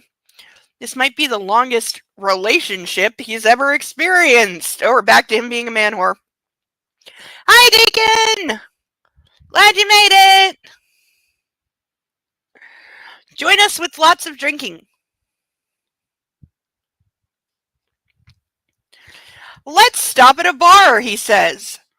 No, I'm not drinking and driving. Dude, you're driving like Dad. Oh my god, yes, his brother's entirely back to being like, oh my god. Fuck off, asshole. I put my foot down and the R8 screeches up the on-ramp onto the I-5 and we speed towards the city. Have you found the prick who totaled your chopper? Again, nobody is realizing that somebody tried to kill him and didn't care about Roz's collateral damage. Nobody!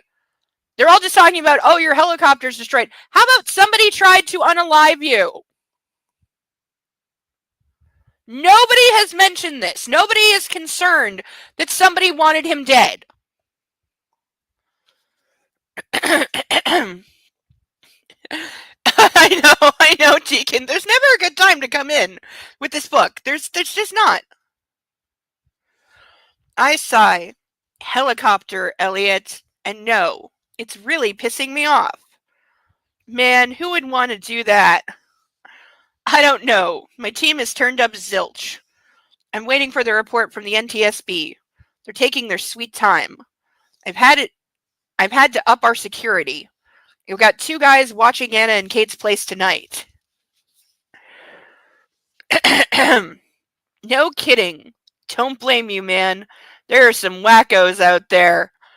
You could not write this worse. Jesus. Like, notice how his brother's not concerned at all. At all. And give him a look. What? I'm just stating the obvious. I'm glad they'll be safe, he says. And I'm beginning to think he might really care for Kavanaugh. Yeah, and notice he's got no security for himself, even though he was the target. He says, and I'm beginning to think he might really care for Kavanaugh. Oh, wow, he cares if she gets murdered by a violent psychopath? What a guy.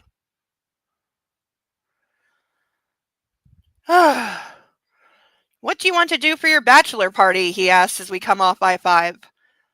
Elliot, I don't want or need a bachelor party. Man, you up and marry the first girl who's given you any serious attention? Of course you need a bachelor party. So his brother's just a full, like, dude bro douchebag. I laugh. Dude, you have no idea. I thought you'd knocked her up. I go cold. Fuck off, bro. I'm not that careless. Anna's far too young for kids. We have a life to live before we get into all that shit. She's 24. A lot of people get married and start having the babies around 24 or younger. Like, 24 is not too young for kids. Elliot laughs. You with kids. That'll loosen you up. No, it'll make him 10 times more paranoid than ever because kids are walking disasters. They're tiny little germ factories that fall down and get hurt and stick their finger in a light socket and, you know, eat things they shouldn't and put Lego up their nose and...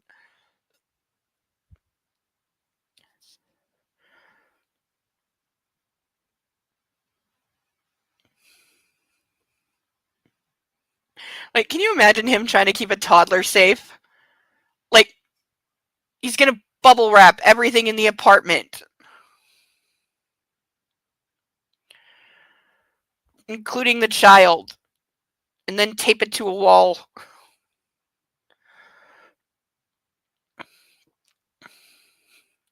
Oh, here, brace for impact. I ignore him. Have you heard from Mia? As in their little sister, who's revealed to be younger than we thought in this one. From the way they talk, she sounds like she's still in high school at the very most. Like in the ballroom scene, it almost seemed like she was middle school, but I'm gonna say she's at least in high school, which is still younger than she was. So, have you heard from Mia? She's chasing cock.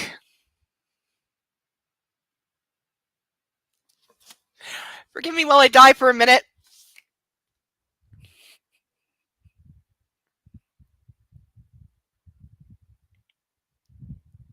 Their little sister. They're talking about their little sister. She's chasing cock.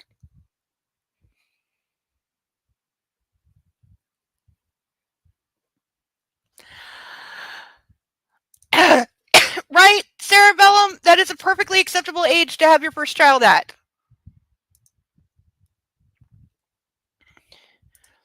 Not this one. She does not live in this world. She lives in I don't know, something else world. Absolutely, yeah. Like, I would not trust him. Between his temper and his ideas about, like, appropriate punishment, you know he's going to want to spank their kid for punishment. You know it.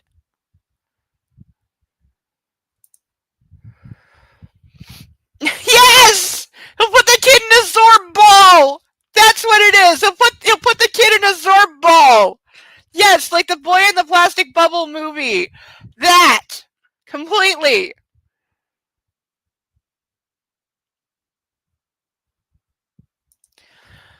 I know, right? Who talks about their sibling? Their baby sister! Who says she's out chasing cock? Also, as of this book, she's too young to be doing that. I had that thought too, yes, because they wind up having a boy and a girl, And given that Anastasia, we know, looks a lot like his mother, the little girl especially is going to look like his mother. Like, again, I think I said this in the original, like when the original third book ended and we got to the end, I was like, yeah, as soon as that girl is like a teenager or even younger and he starts seeing his mother and she does something he doesn't like, he's going to beat that kid to death.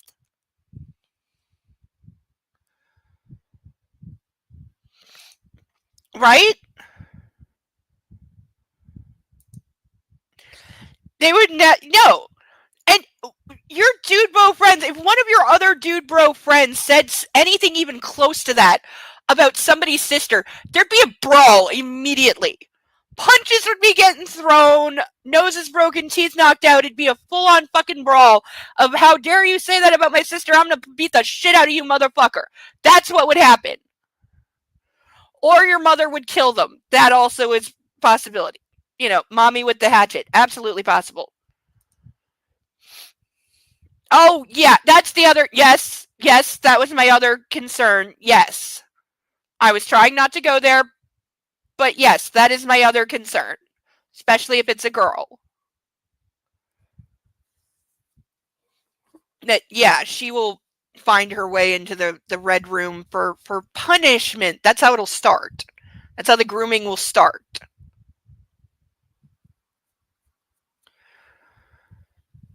You know, and then Anastasia will die of some, you know, long-term mysterious thing because it'll slowly poison her to death.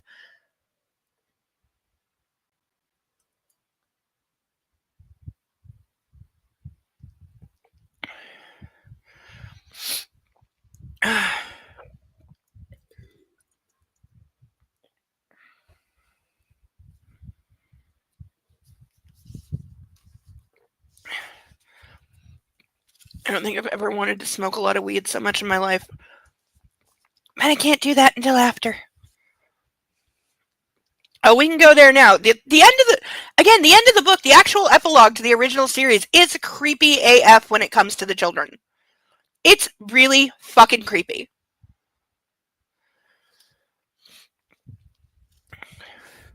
I don't think she'd get jealous because I think she's too stupid.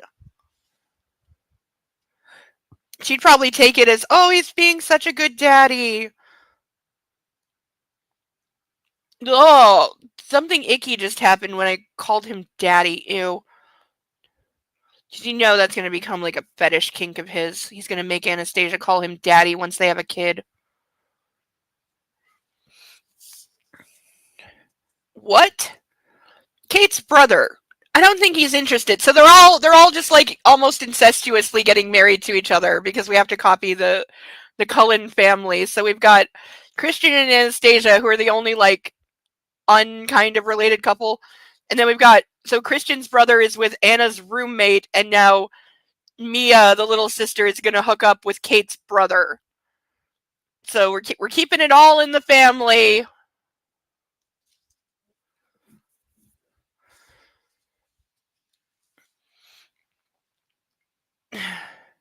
I dislike the words cock and Mia in the same sentence. She's not a kid anymore, hotshot. You know? She's only slightly younger than Anna and Kate. Okay, so we've now established that the sister is, I guess, like 19 or 20. Which, at the ball, she was acting like she was about 11.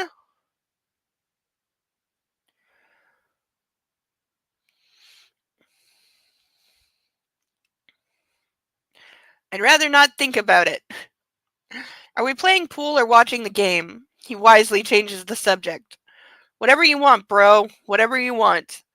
We pull into the underground garage at Escala. I'm still trying not to think about Mia and Ethan Kavanaugh.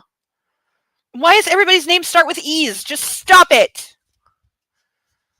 Like, she's horrible with the names. No, there's not. There's the Grays, the Steeles, and the Kavanaughs, and that's it. Nobody else lives in all of Seattle.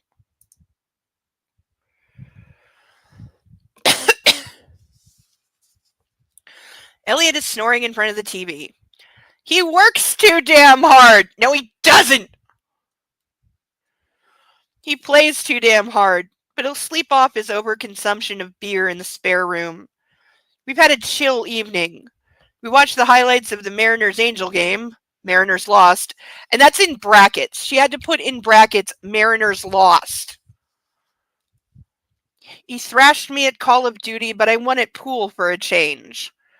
Tomorrow morning, I'll be at Anna's apartment to help move the rest of her belongings here. It's taken enough time. I glance at my watch, wondering what she might be doing. My phone buzzes and it's as if she heard my thoughts. Oh, what? Wait, we have proof they can actually text instead of email? What is this devil magic? Hannah, I'm packed. Missing you. Sleep well. No nightmares. This is not a request. I'm not there to hold you.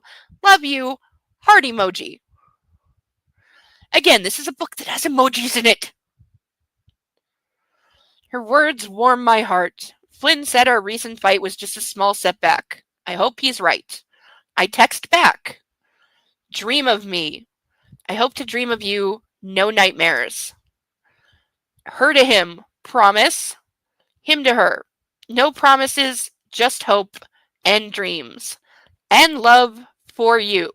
Why are you putting a period after all? There's a commas exist. Her to him. You once said you don't do romance. I'm so glad that you're wrong. I'm swooning here. Why? I love you, Christian. Good night, XXX.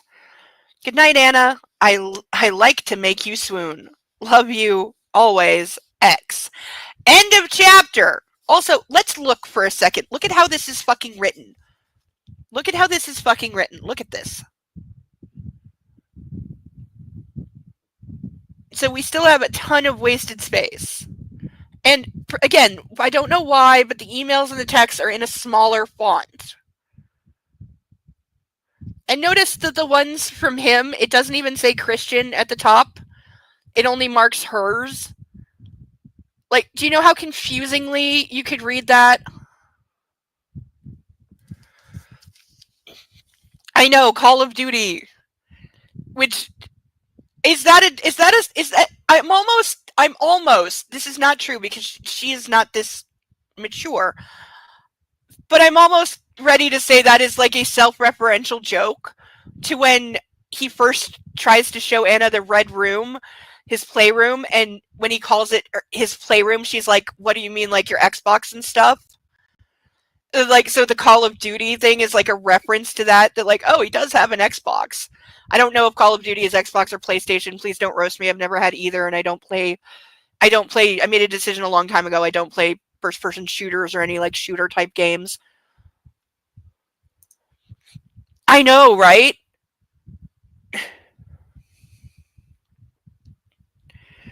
Oh, yeah, it gets confusing. It's like when twins marry twins. I know.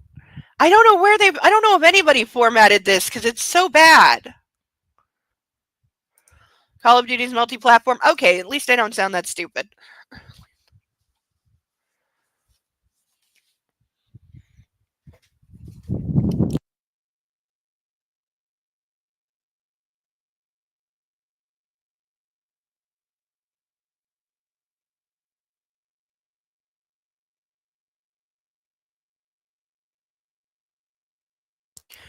And because I'm trying to get better at self-promotion, I'm going to remind everyone that we have some sponsorship opportunities available if you would like to help a girl out and donate/sponsor this live stream.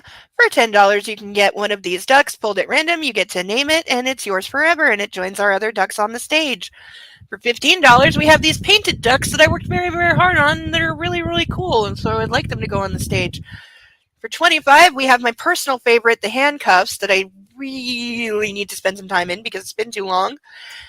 And for the grand prize of $50, I will chug this entire glass immediately in one go.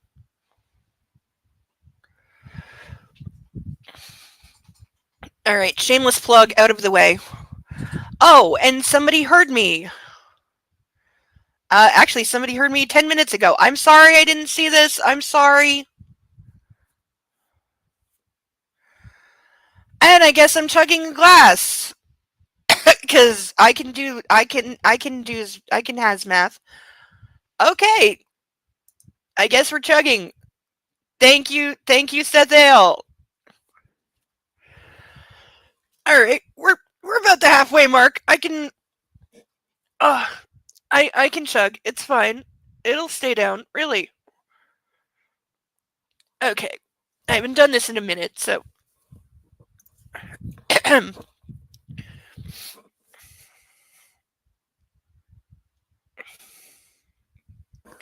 right, I'm gonna move my mic out of the way so I don't spill into it. I'm pretty sure that would fry it. This alcohol is sticky to get off of things.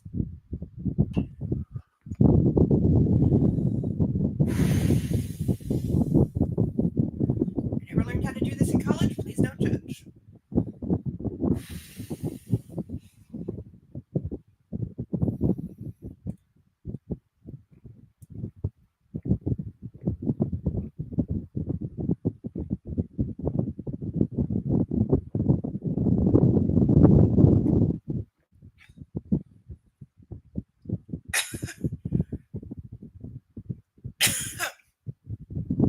One go.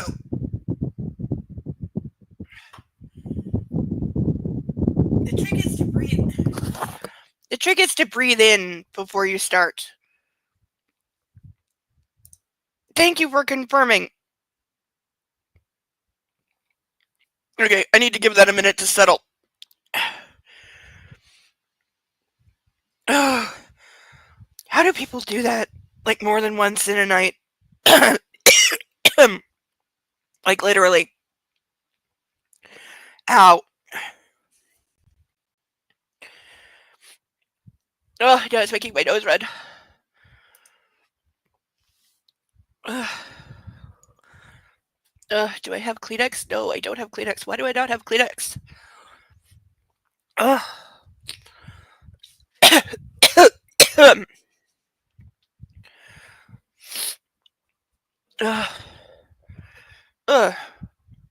Okay, so that's going to hit me hard in about 10 minutes.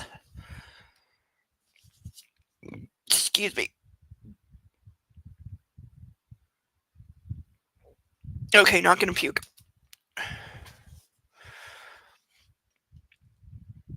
I know. I know. I may have to adjust the volume in future. Excuse me. Excuse me. Okay, that's probably going to happen a couple more times.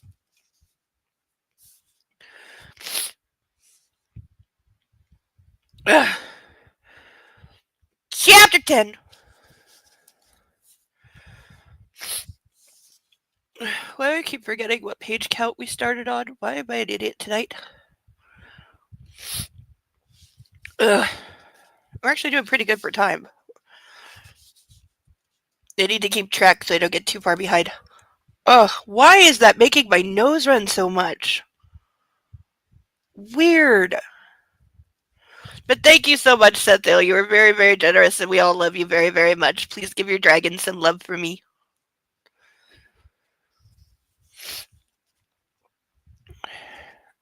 Monday, July 11th, 2011.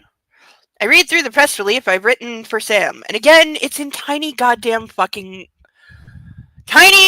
print. Why? I swear, it's like they took a photograph of the thing and then put it in it, and they had to like shrink it to make it fit in the page margins, so it made it smaller. For immediate release, Gray Enterprises Holding Inc. acquires Seattle Independent Publishing.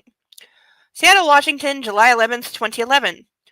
Gray Enterprises Holding Inc., GEH, announces the acquisition of Seattle Independent Publishing, SIP, of Seattle, Washington for $15 million. Okay, they're a shitty publishing house if it only sold for $15 million. Are you kidding me? So they have no, like, New York Times best-selling authors that they have a relationship with. They have not published anything good ever.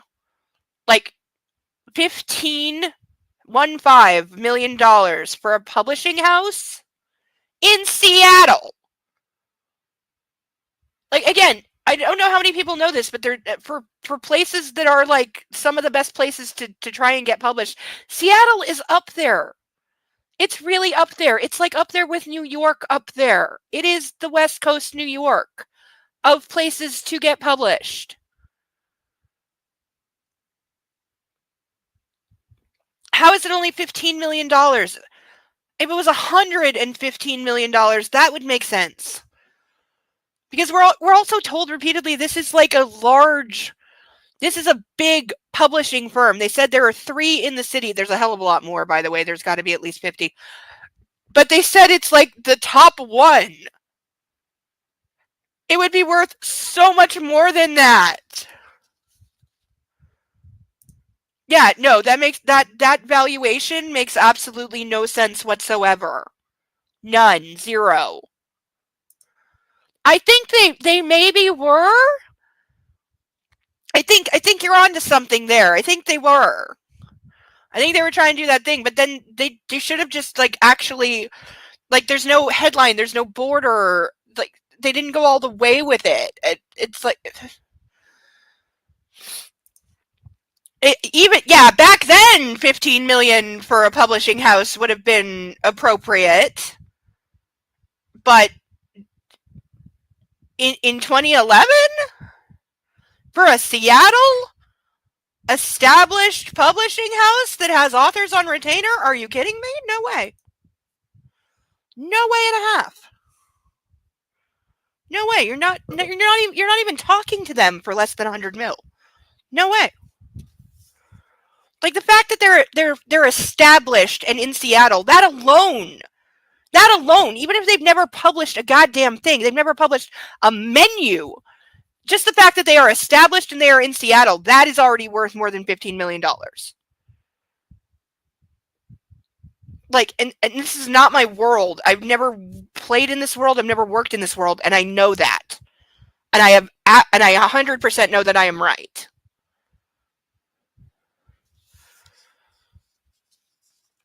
Like, how do you, like, all you had to do was Google, like, Seattle Publishing House sold for. It would take you 5 seconds to work out what like the average price of one of these places would be. One Google search. That's all you had to do. One Google search. You know what I searched for this week doing research? You want to hear? Because I keep a list. I keep a list of the things that I have researched for my fan fiction because it makes me feel better and that I am not this. Things that just this week, and this is just for my police interrogation scene that I'm still working on. These are the things that I have researched just for that scene in the last week or so. Okay? How to serve cognac. Expensive brands and years for cognac. Hennessy Particulier. Doing the math on the price per ounce of Hennessy Particulier. By the way, really expensive. About $2,000 a shot. How many ounces is cognac properly served in? Expensive snifter glasses. Waterford Crystal Lismore Connoisseur glasses. Techniques for interrogation. I have asked so far 2 former cops and 2 lawyers about that. And I'm still doing research. I've spent over 6 hours talking to former cops. Talking on BC. Talking.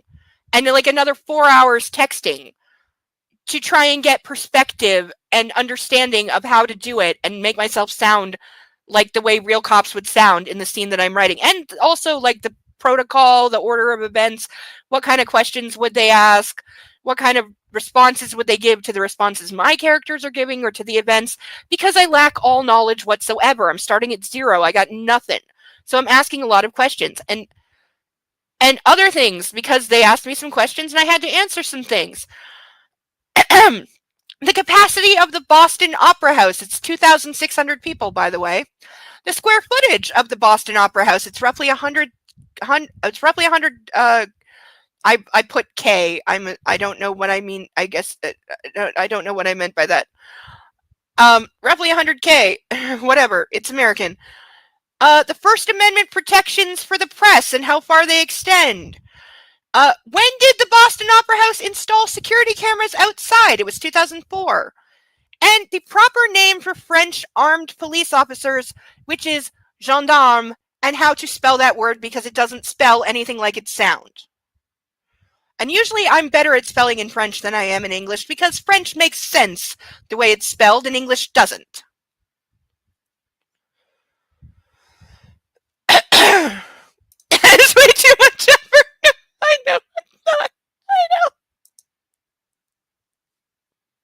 Did I mention there's a reason I call myself Insane Lane, okay?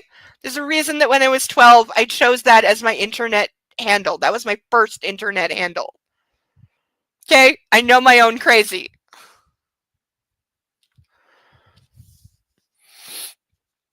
And we're back to reading a thing. Okay, I want to refill my glass, but I'm so not going to. Because, again, the chugging is going to hit me, and I don't want to have 6 glasses before and pass out before. I probably should have eaten more food before we started this. I did eat. I made myself eat. I remembered to eat food because it doesn't go well on nights when I don't remember to eat food. So I remembered to eat food at the appropriate time. I have to eat something around like 6:30. That's the critical time to eat some food before doing this. Anna's words come back to me. Of course I'm mad at you. I mean, what kind of responsible business executive makes decisions based on who he's currently fucking? I feel like a lot of them do. I do, Anna. But only because I'm fucking you. Oh, so if he was fucking someone else. If he was fucking someone else, he wouldn't buy the place where they worked even when they were... Because keep in mind, he bought that place when they were broken up. He went through with the sale as they were broken up when he thought he had no chance of getting her back. He still bought the place. So he was still planning to be her boss and control her career as you know, the man behind the curtain from The Wizard of Oz. Even though they were broken up, he still did it.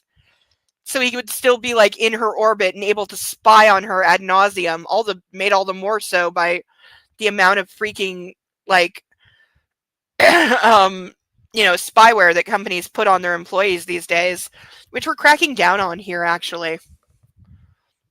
And also taking a page from France with the whole right to disconnect thing. We have that as well.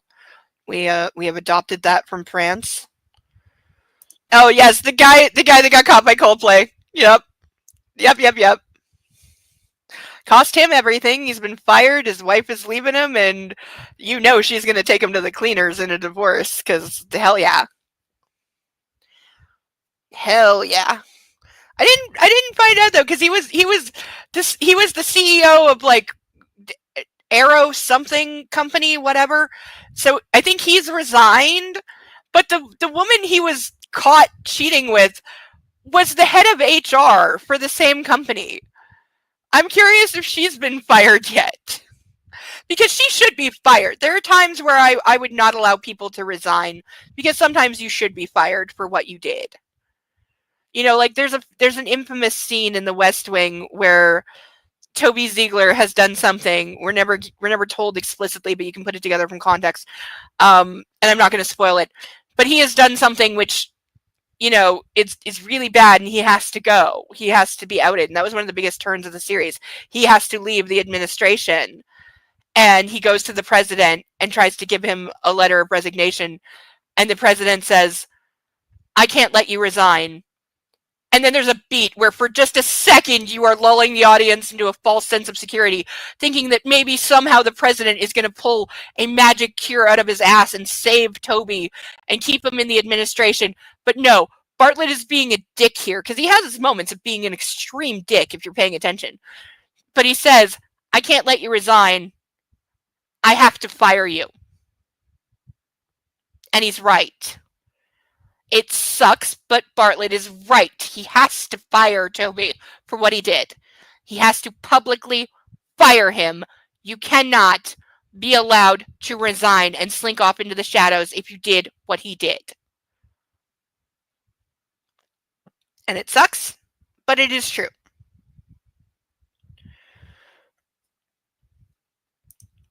Wait, is he? Is that real? I mean, I don't doubt it, but way to volunteer to get laughed out of court. Because I saw the full video. They even, from the stage, the singer or whatever, the lead guy for Coldplay, even said, "We're about to put the cameras through the audience So you might come up on the Jumbotron or whatever. They made an announcement that it was going to happen, and yet CEO dude is standing there and he's hugging the woman from behind. And you know where his hands are? His hands are right here. He's got his hands fully on her tits. When the camera cuts to them, he is hugging her from behind and the hands are on the boobs. So there's no doubt. Because you cannot take it anywhere. It's like that video of Lauren Boebert at the theater where her date had his hand fully, with Lauren Boebert, he had his hand fully inside her shirt and was playing with the titties while she was jerking him off while they're watching some play or something and they got asked to leave. But it's like you got told the camera is going to go out through the audience and you're still grabbing this woman that you're cheating on by the tits.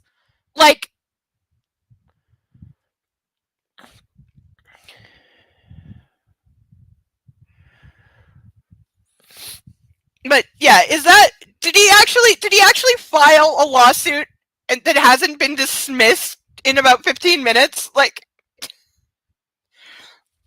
there's no way.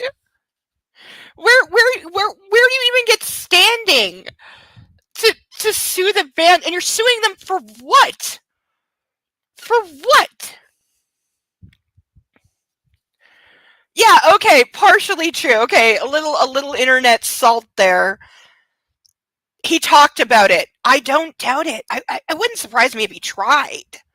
But yeah, probably lawyers told him dude, you have no standing. You have no cause of action. That's the word I wanted. I couldn't think of it. You have no cause of action against the band. You were in a public venue. There are signs everywhere saying you're being recorded.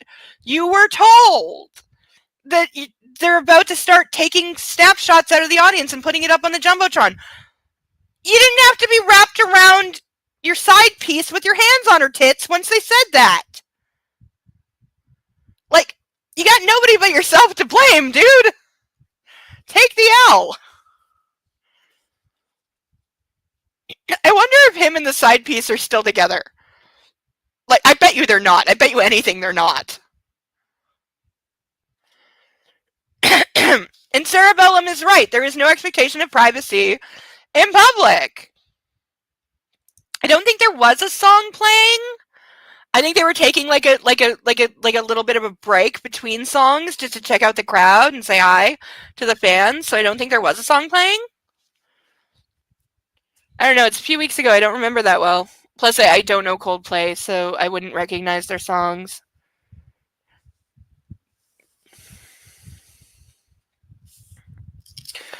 Alright, where the fuck are we jumping back into? Only because I'm fucking you.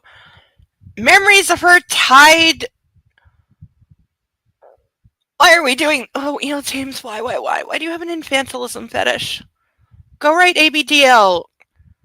Girl, seriously, go write... Her next series is going to be ABDL, I swear to God.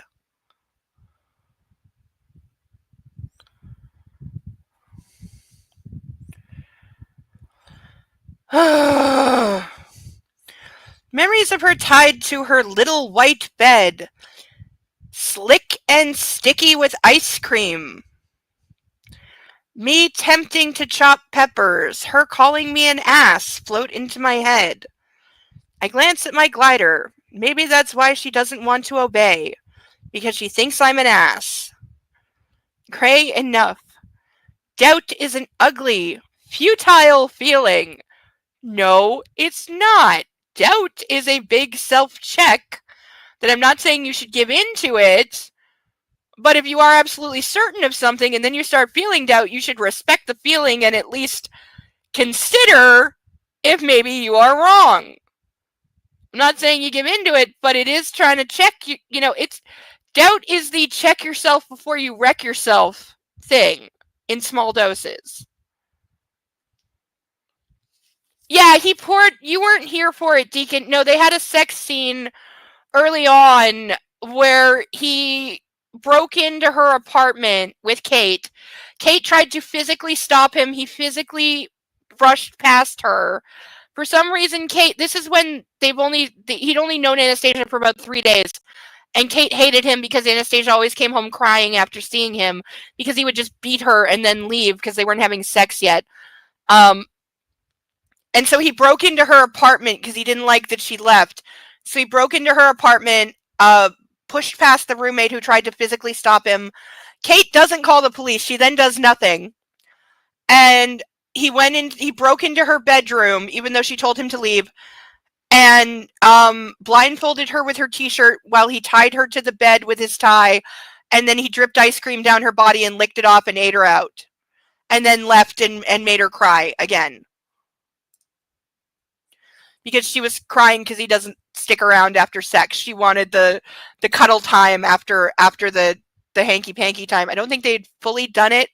I think they were just like teasing each other at that time, but she was crying because he always leaves after the fucking. So that was my thought too, because yes, he totally drips ice cream into her vagina and then licks it. And yeah, that was my thought too, is she's gonna wake up with such an infection. And yeah, like, somebody get some Monistat.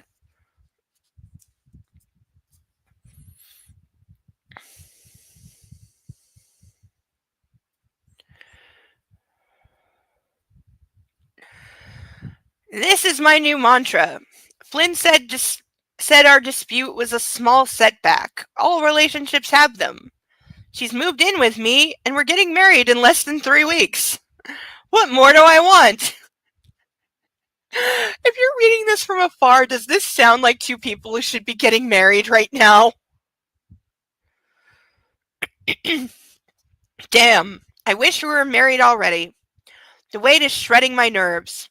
I don't want her to change her mind. She's been quiet this weekend. We were busy moving her stuff into the apartment, and she's been knee-deep in wedding preparations. She's just tired. Stop with the negative, Gray. Focus on the matter in hand. I pick up the phone and call Sam. Christian. Sometimes it really grates on my nerves when he uses my first name. What? Why? Also, who is Sam? Because I don't remember. In an arctic tone, I inform him, I've sent you a revised, less wordy press release. Oh, that's right. It's his PR guy that he doesn't like. But for some reason hasn't fired, even though he said, like, I'm going to fire him like 3 times. He hasn't done it.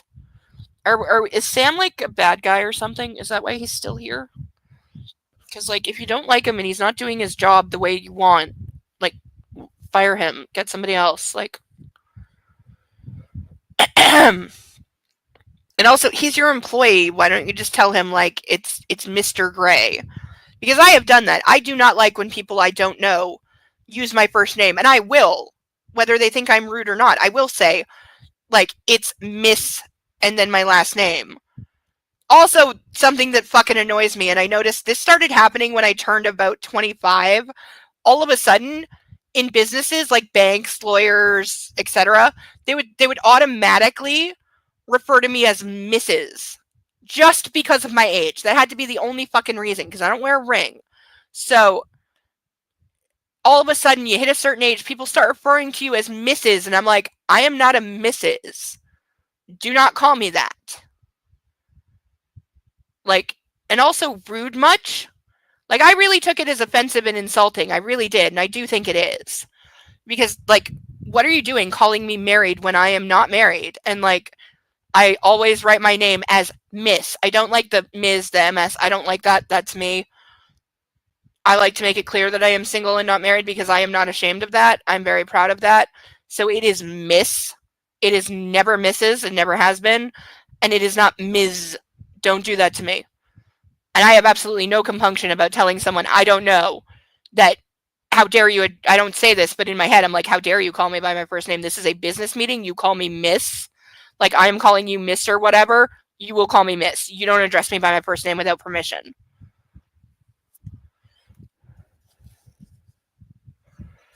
And I don't think that's rude. Not at all. Not in a business setting and not for somebody I don't know. I think it's very rude of them to address me by my first name without permission.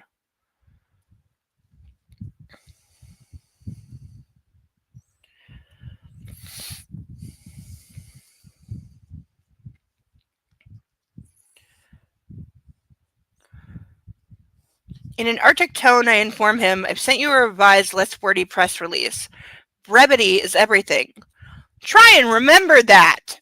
Just fire this guy. Like, come on. He's talked about firing this guy through 2 books. Just do it. As you wish, Mr. Gray. So now he's being formal even though you didn't say anything. So he's doing it as like a childish rebuke, like where your kid's like, okay, mom. Like, the fuck? Good. Point made.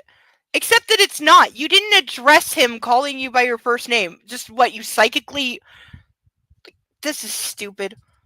And Sam, delete the price and put in undisclosed sum. Also correct.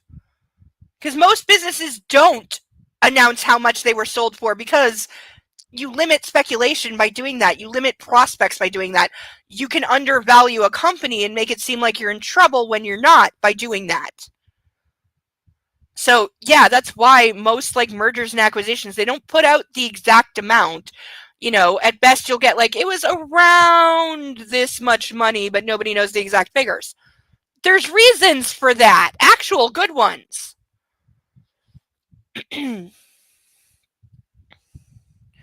Will do. I hang up and turn on my computer. I'm hoping some email banter with my fiancé will improve my disposition and hers. So now he's deliberately blowing off work to email fight with her. And hell yes, cheers to all the single ladies. And on that, I'm refilling my glass even though...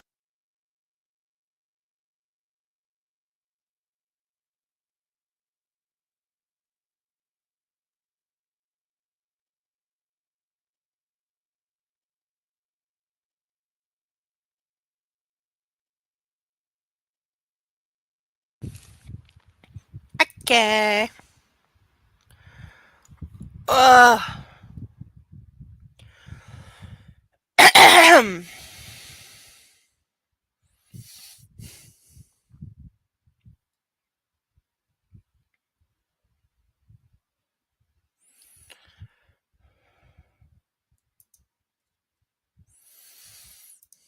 Right.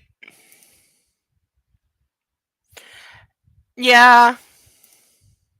See, I just don't answer numbers that I don't know. Oh, that reminds me. Damn it. I forgot about something with my building. There's an issue with the buzzer. Because it was coming up as like the building and just the buzzer, which it should. That's what it's supposed to say on the call display. But like a couple weeks ago, it suddenly stopped doing that. Now it just comes up as a random phone number, which I didn't answer a couple times because I didn't know what it was. And turns out it's the buzzer for this building. It just no longer has a caller ID, and it still doesn't. And it's been weeks. And I told them about it once. I left a message because it was late at night when I noticed. So I left a message because I didn't know if it was like starting to break down because they did upgrade it a couple months ago, but there's been issues since then. And I know that like they've said out emails saying like, we're aware it's having issues. We're sorry. We know it's having issues. We're working on it. And I'm like, okay, now it's not giving call display. And I almost didn't let, the grocery delivery guy in because I didn't know he was buzzing me because I didn't know that number is the buzzer because I've never seen the number. It just comes up as my building address and buzzer. No phone number, which is what it should do. But now it's just a random phone number that's not even from this province. The prefix is not even from this province. So I didn't answer it because I didn't know. And I told them weeks ago, and it's still like that. Now, I don't know if that's the building's fault or if the system is actually broken. It's entirely possible, and I don't want to blame them if it's not their fault. But, like, I need to know. So, yeah, Monday I should call them and follow up on that. Or at least make sure they're doing something about it.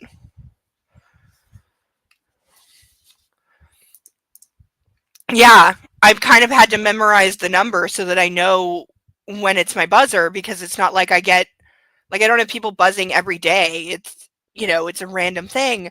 So I still have to like double check. I'm like, oh wait, that's that. Oh wait, that phone number I'm not going to, oh wait, that's the buzzer. I should answer. It's like, what? Something went wrong. I don't know. Like, this place is such a fucking shit show. And like, I have to do laundry in like 5 days. I swear to God, if I take the elevator to the laundry floor again and it opens into a pitch black hallway, I'm going to remember goddamn hard, and I'm going to write it on my forehead if I have to have my phone recording while I'm in the elevator. I want my phone in my hand, video mode on, so that if the door opens and it's pitch black, I want fucking proof. So they can't say, oh, we adjusted the sensor again, because what they did was stupidly, the laundry room itself, you have to walk 10 feet into it before the lights turn on because they're on a motion sensor, which is stupid and creepy, and I hate it. But I've gotten used to it in the laundry room. But now they extended the motion sensor to the hallway outside of the laundry room. This is the hallway that, by the way, I'm standing here, elevator door opens. There's a pitch black hallway, and you know what's right there and right there? There are 2 unlocked doors into the 2 different basement garages, which have several unlocked access points. And there have been multiple issues for the entirety of the time I've lived here. I've lived here 8 years. The entirety of the time I've lived here, there has been an ongoing problem with homeless people and drug addicts, mostly drug addicts, sometimes violent. There's been incidents getting into the underground, which they could easily get into these doors, into the building, because they are not locked. Because it's assumed that you have to have the code to get into the underground, which you don't. There's 100 ways into the underground without the code. And then you can just walk right into the building through these doors into a pitch black hallway, and like it's just creepy and unsafe. And like this was a couple years ago, but there was an incident where there was this junkie, like, heroin guy that was constantly breaking into the buildings. He got caught like several times. He broke into like so many cars in the underground. They actually put up flyers in the lobby saying, like, there's a rash of car break-ins going on right now, so please don't leave anything valuable in your car. Because God forbid they actually have security in a building where you're paying, by the way, you're not only paying a seriously high rent here, but a parking space is $180 a month. So you're paying $180 a month for a goddamn parking space, and then they can't even keep the parking area secure? Like, we had 8 cars with the windows busted out and broken into in a 2-week span. That's when they put up those flyers warning people. Rather than do anything about the security, they're like, just don't leave anything valuable in your car. And what wound up happening, that lunatic, the heroin guy, wound up cornering the building manager, this tiny Asian woman in her 60s. He wound up finding her in the underground. She was like down there doing something. He chased her with a knife. He cornered her and told her to strip off her clothes. And the only reason she was saved is because the superintendent came along and chased the guy out with a pipe and was fully prepared to beat his ass to death. And that's the only reason she got saved. So, like, it's not inconceivable for... And there's been other incidents. That is one. There have been other incidents of this happening. And this happened right next to me because the apartment next to me was being renoed, and then it was empty for a couple months because it hadn't been rented out yet. And they found out, and I actually met this person because they talked to me and said they just moved in. There was a homeless lady living in there for like 2 months, and they didn't even know. Because apparently here, and I've asked this question repeatedly, if an apartment is unoccupied, they just leave the door open. They don't lock the goddamn front door because it's not occupied. I've never heard of this in my life. If an apartment isn't occupied, it should be locked at all times. But they're like, no, nobody lives there, so the front door is just left wide open. So yeah, some lady was living next to me for 2 months who didn't officially live here, and they didn't know it. And they're wondering why I'm concerned about an elevator opening into a pitch black hallway that has 2 access doors to unsecured areas where there have been violent incidents before. In a basement with no Wi-Fi signal and no cell signal.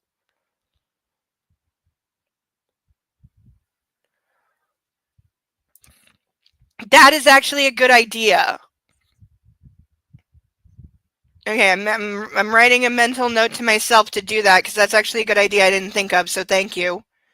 I should have thought of that. I didn't, but thank you very much because that actually is. Mace is actually illegal here, but you know, I do have things that are not illegal, which would be these. I might actually take one of these with me next time I go to do laundry because, believe it or not, these throwing daggers are perfectly legal. They're sharp as fuck, but they're legal. So, no, mace is not legal in Canada. Mace, pepper spray, it's not legal in Canada.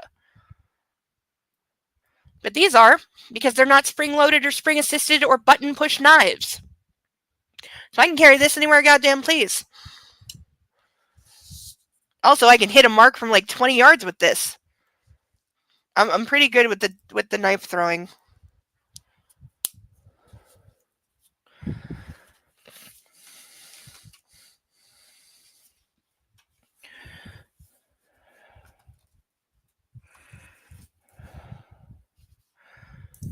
A lot of women carry that, yeah. Because bear mace, as long as it says bear mace, is legal because we do have bears here.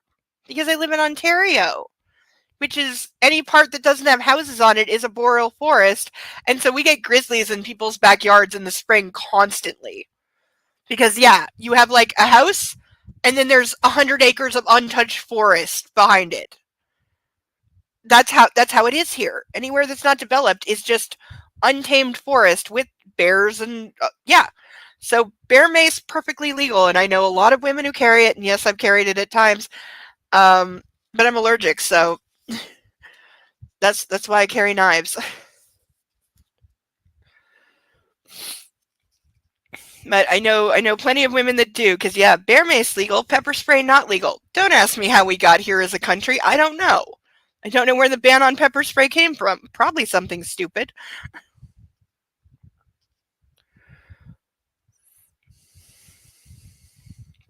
More email.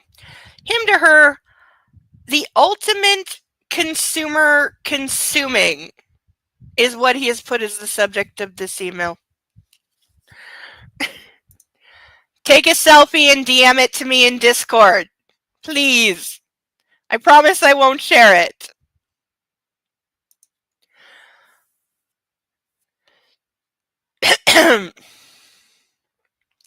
Yes! Yes! I applaud your coworker. I fully applaud her. I would so do the same thing. I totally would. That would be something I would absolutely do. I used to wear my hair. I had really long hair. For a lot of when I was in high school, even middle school, and what I would do was I would have a dagger with a very decorative handle, and I would hide the blade inside my braid so that only the decorative handle was showing, so it just looked like a hair clip or something. And that was my way of carrying a weapon at school, which was completely illegal, but needs must. My darling Anastasia, I'm done reading right there. I was reminiscing about the day you found out I had purchased SIP. The font is getting smaller. I believe you called me an ass when I was merely exercising my rights as a citizen of our fine country to purchase whatever I please. Tell me this font is not fucking getting smaller, please. Come on, camera. Oh, come on, you stupid piece of shit. Why won't it focus? Okay, there. But yeah, the font is getting smaller.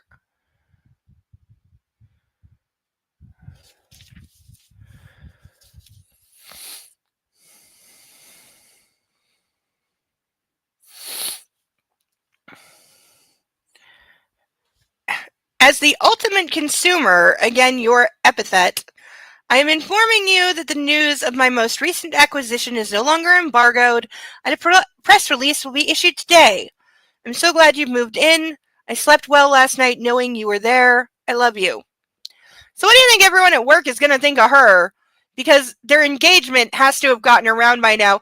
Oh, you're the new girl who got her like a week ago, and you ousted the editor-in-chief, and now you've replaced them even though you are 3 weeks out of college. And oh, your fiance owns the company? Gee. Not only would there be a mass exodus, at least 50%, if not 80% of your staff is going to quit in protest. You're going to have a very empty building because people are going to say, fuck this nepotism bullshit. So rich billionaire bought his idiot doe-eyed bride a company, ousted the editor-in-chief. By the way, nobody's going to believe that Hyde sexually harassed her.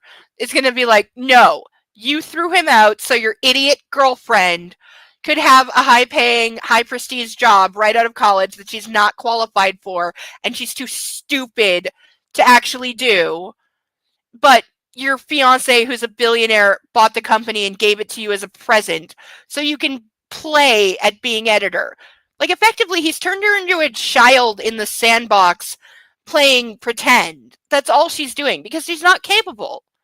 Like, I'm sorry, she's 3 weeks out of college. There's no way in hell she's capable of running a goddamn publishing firm by herself as editor-in-chief. There's no way.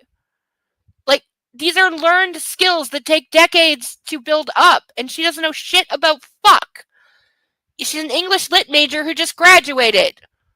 She went from getting coffee and, like, taking down messages to being in charge of an entire company in a day and a half. Like,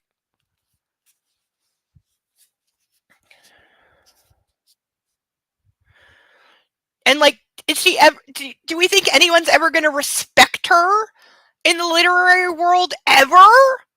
Like, she could stay in it until she's, like, 80. No one is ever going to respect her or take her seriously. Ever.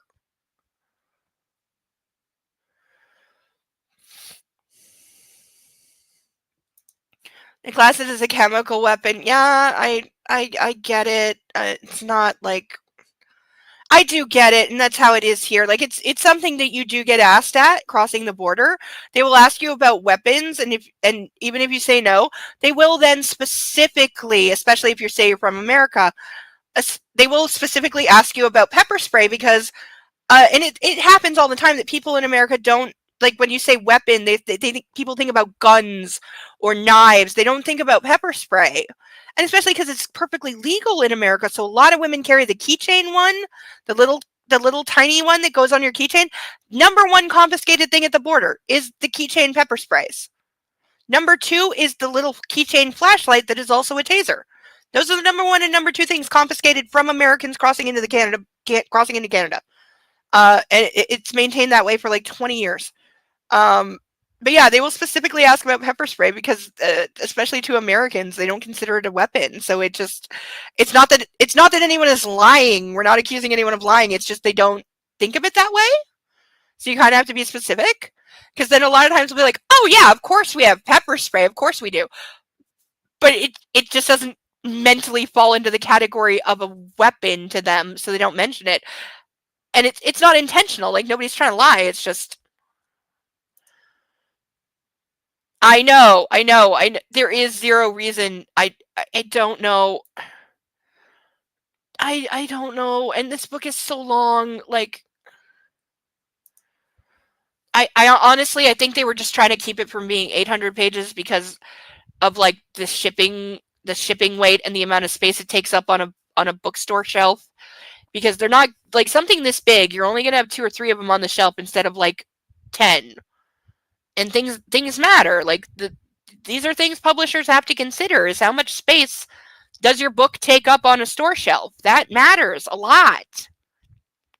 And how much does shipping a crate of these cost if they're this heavy? Like, because with this book, I say I can only get 20 into a standard book shipping box, whereas with a smaller book, I can get 30. That matters to your cost a whole hell of a lot.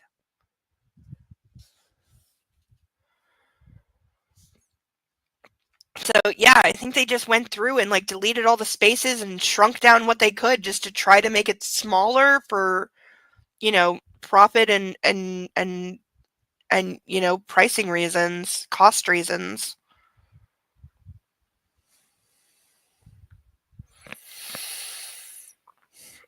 Her to him, boss or bossy. My dearest husband-to-be. Stop calling him that. I'm going to start torching it. You were an ass. I stand by that appellation. I don't think you're using that word correctly. And my boss's boss's boss. I remember that we enjoyed a thoroughly entertaining and sticky evening, so she remembers the ice cream. Perhaps a helping of ice cream this evening? It is so warm out. Excuse me. Love you back very much. I'm preparing an agenda for our meeting this evening with Alondra about final preparations. Any last minute requests? Are you still happy for the rehearsal dinner to take place at a Scala? Who thinks he's letting a rehearsal dinner happen in his private apartment? I say absolutely not. That would be way too much of an invasion of privacy for him. No fucking way. And also, he is no longer your boss's boss's boss, because when you wrote that, you were the girl who gets copy and take messages for the editor-in-chief. Now you are the editor-in-chief, and he's the owner, so you are directly under him. There is no one else above you. You are the head of this company now. He owns it, but you, Anastasia Steele, are the head of this company right now, and it would be nice if the author knew anything of what that fucking entailed. Because she also never goes to work and never works while she's at work. So this company is in a tailspin. Him to her, how many times? My darling Anastasia, let's make it a short service. I'm impatient for you to be mine. Yes to a Scala. Fewer prying eyes there. What? This is not a guy who's going to let strangers walk around his personal apartment and look at and touch his stuff. Oh, and Blackberry! And Ben and Jerry's and Anna! It's all in caps, don't ask me why. My favorite dessert. And again, he's still telling her, use your Blackberry instead of your work email. You own the place! Shut up! She's too stupid to use her Crackberry for personal shit. Shut the fuck up, you own the place. Her to him, uber bossy. Oh, fiddle-dee-dee, Mr. Gray. Okay, I'm sorry, a grown woman should never say fiddle-dee-dee. Also, what are you, 105? It's my favorite dessert, too. We're gonna have another ice cream sex scene, and I'm gonna die. I smile. Now she's quoting Gone with the Wind at me. Is that really from... I'm sorry, I've never seen Gone with the Wind. I don't know. I know the infamous line, frankly, my dear, I don't give a damn, and the fact that the producers bribed the censorship board $10,000 to let them keep the word damn in the movie, because that was high-level cursing at the time. Also, one of my favorite Hollywood stories that's absolutely true. She seems happy enough. I shake my head and summon Andrea. My disposition much improved. Thank you, Miss Steele. Alright, Deacon, I'm looking. Me listening to this book. Okay, I can't listen to anything right now, but I will listen to that later.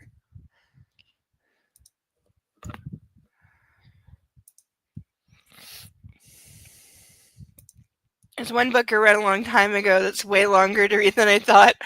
Average size book, like size 6 font margins. I couldn't see any. No, right? Okay. Oh, yeah. Oh, God, that must have been hell. That must have been so tiny.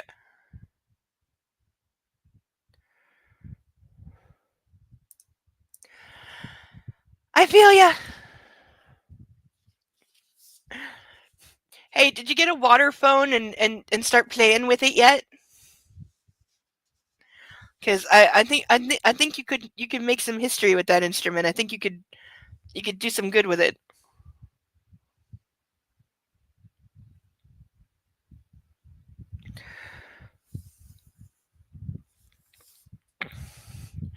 Mid-morning, Andrea puts Darius Jackson from the port of Ephrata through. Is this a real place? Somebody tell me, is this a fucking real place? Ephrata.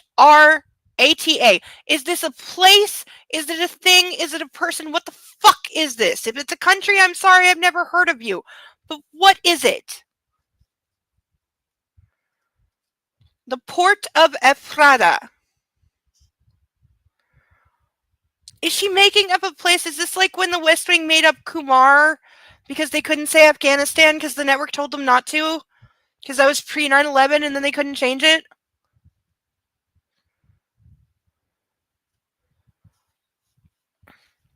Good morning, Christian. Darius! And now I'm thinking of the movie Queen of the Damned, which I haven't watched in way too long. First and only wet dream of my life came from that movie. Sadly, only. Apparently, my brain did something when I was like 14 that it's never done again. It's like a 5-second dream and still the best ever. It's good to hear your voice. Has she arrived? Suddenly, I'm 10 years old again and it's Christmas. I can barely contain my excitement. Okay, from everything we've heard, he hates, like, holidays and shit. She has. Mr. Gray, and she's a beauty. Have you put her together? Working on it now. I'll send you some photographs when she's complete. I can't wait to see her. I have the registration ready, and I'm wondering if you want me to take her up for a test flight, or if you'd like to do that. No, take her up. Let me know how she handles. I'd be delighted to. When can we expect you? Oh yeah, he was buying like a 2-person glider because he wanted like more space or her to be able to blow him while they fly or something like that. It's a city in Washington State. Okay. I've never heard of it. I will take your Cerebellum. I take your word that it's a real place.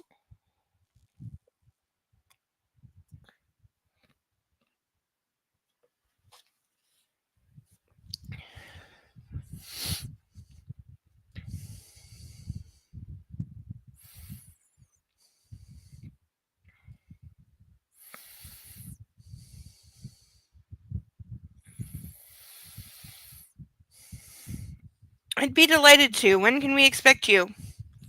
I'll try and get up there this weekend. I'll let you know. Okay. I'll get back to her. I don't like leaving a lady waiting. He chuckles, hangs up, and I laugh. Okay, now I'm pissed at E.L. James for using the phrase "keep a lady waiting" because I've used that in what I consider probably the best sex scene I've ever written, and I use that for when my male character is being encouraged by the lady he is making love to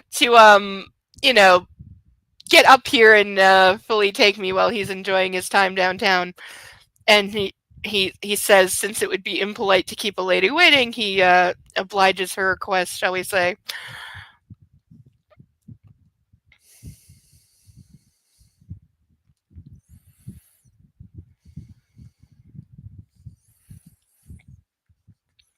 Me neither, Darius.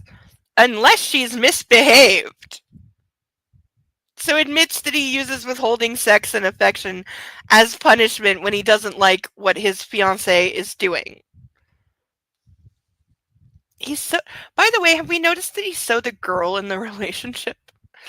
And I don't. Not that I'm buying into that crap because there shouldn't be assigned male and female roles, but if you go with like classically people withholding sex and like whining about it or using it to get what they want, it's the girl. I sigh. Perhaps Anna and I can go soaring this weekend. Anna's subdued during dinner, picking at her risotto. Maybe she's having second thoughts? What's wrong, I ask. Nothing, it was just a long day. My anxiety simmers. There's something she's not telling me. Sawyer told me there were paparazzi outside your building, I prompt. We left via the loading bay. We managed to avoid them. So it's not the continual harassment from the Fourth Estate that's bugging her. When have we heard about reporters following her?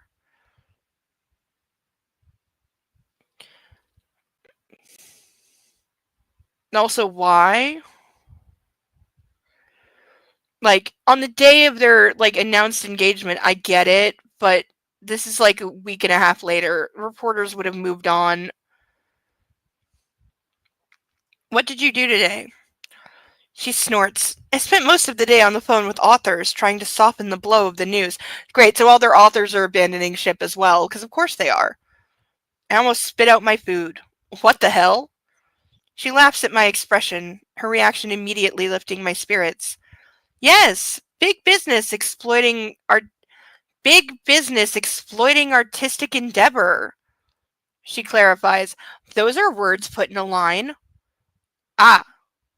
Rausch called the senior editorial team together this morning to give us all the news of your takeover. Of course, I knew already, when everyone else was in the dark. It was strange. It set me apart.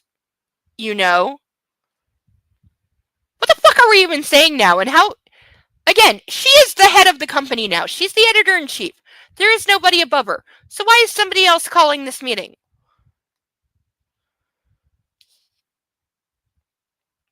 I see. Surely that's a good thing. Knowledge is power. Christian, her eyes are full of misgivings and her words pour out in a steady torrent. My fiancé owns the company I work for. Roush stared at me a few times during the meeting and I didn't know what he was thinking. Yes, you did. He's thinking you're a gold-digging whore who's not worth your Jimmy Choos, and he's right. I remember he went a little crazy when he found out we were getting married. The whole meeting was odd. I felt uncomfortable and self-conscious. I gotta say, sitting in a room with, like, the heads of every department and they're being told that Christian Grey is buying the company and, oh, by the way, he's marrying the person sitting over there that started a week ago as the assistant to somebody and now they are the head of the company. Again, the mass exodus that would have happened. Like, not only would like everyone above the secretaries and probably half the secretaries too immediately quit. He would be getting sued by multiple people that are actually qualified to be editor-in-chief and should have had a shot at that job. He would absolutely be getting sued by these people. 100%. That's the thing. He doesn't have, like, celebrity status in this one. Like, in the UK one, it's a little more understandable. Not much. But again, you can't have it both ways because E.L. James is having her cake and eating it too. Because in this context, he's enough of a celebrity that the press cares about who he's marrying. And yet, again, he's done multiple violent criminal things in public that never drew any attention. So is he a recognizable local celebrity or is he not?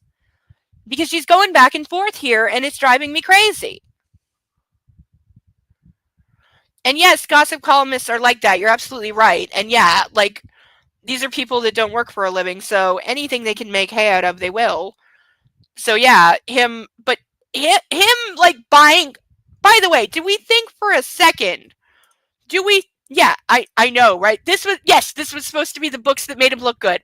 These were supposed to be the redemption of Christian Grey, and she said outright for years, because this is when she was still defending her creation, and saying that no, he's not an abusive monster, people just don't understand him.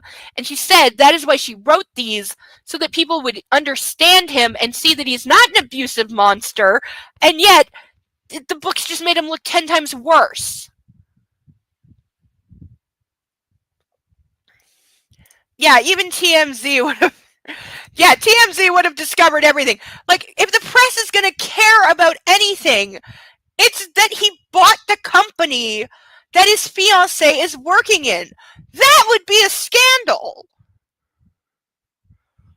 You know, that would get some headlines. That would sell some papers. And if that was the story that, like, supposedly the press is hounding her for, like, did your fiancé buy the company as a gift, Anastasia? Like, I get that. That is a thing. That would make sense. But the news of them just being engaged after it's been like 3 weeks, because he gave them 6 weeks to plan the wedding. He's saying there's 3 weeks left, so it's been 3 weeks since they got engaged. Apparently we skipped 2 weeks somewhere. You know, Uriel James doesn't understand how time works, which is also true. But yeah, TMZ would be, you know, which pop star is anorexic this week. Do they even still exist? Do they even still exist, or do they finally die? Because, like, I was one of those kids, I wasn't allowed to watch MTV growing up, but I also saw enough of it at friends' house to go, yeah, I can live without that. I don't actually want to watch that now that I've seen 5 seconds of it.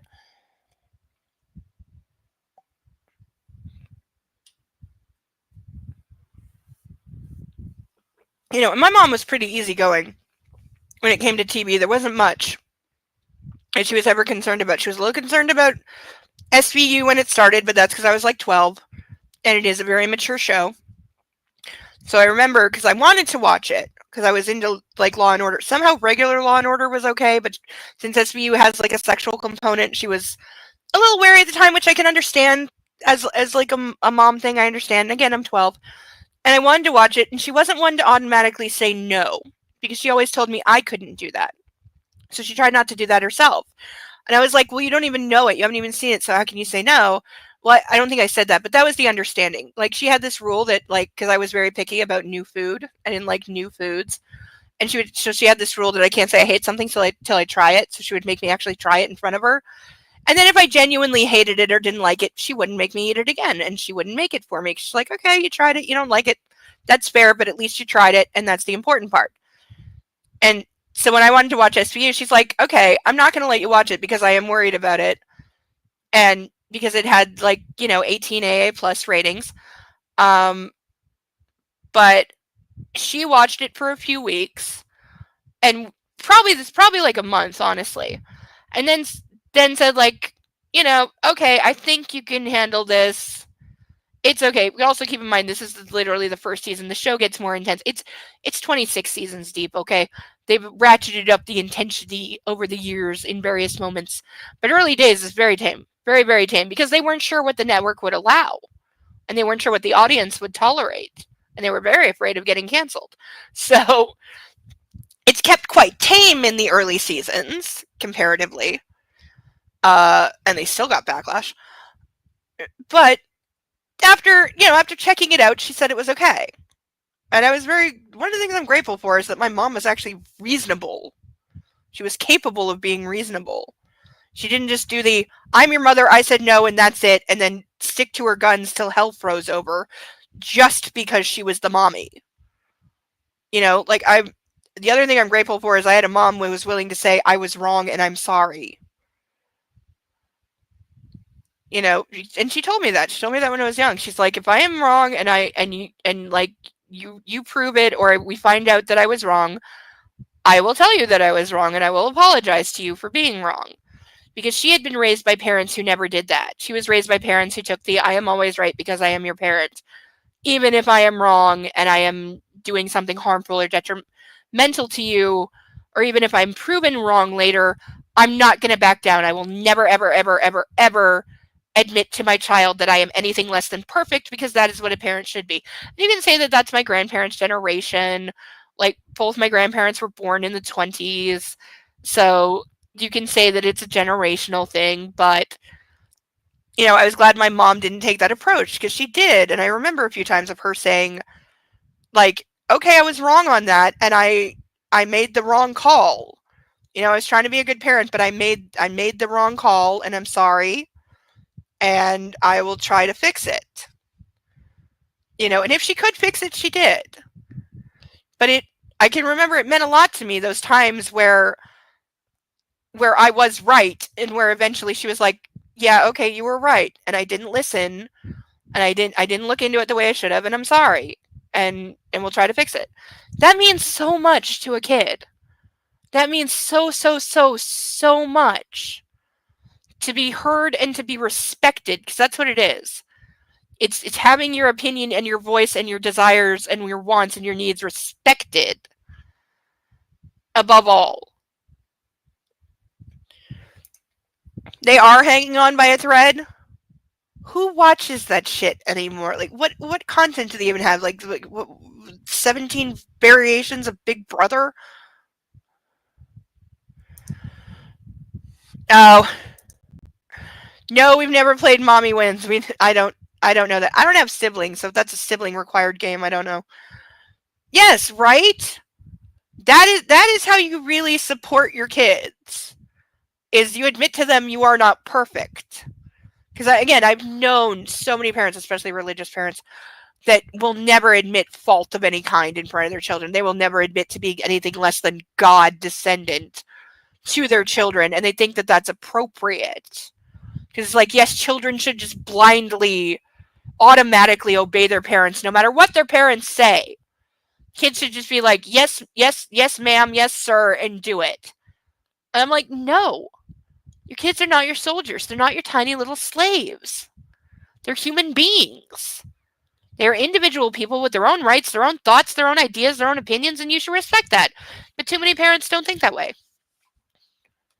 They also think, too many, again, religious parents especially, think kids are a tiny clone of themselves or an extension of themselves, so they never let them be their own person. It's just be the person I tell you to be. Be the good little Christian Catholic girl.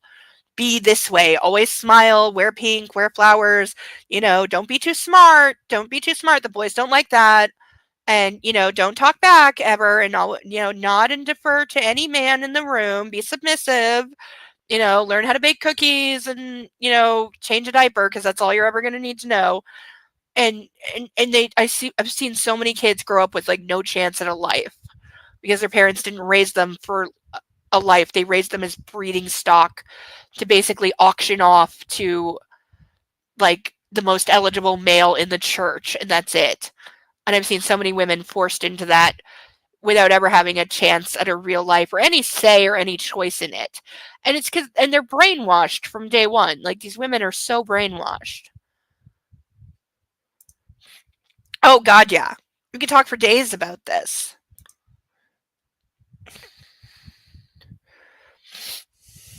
Right. And it's good to have those like jokes with your kids. It's good to have in jokes and to have like banter when you can.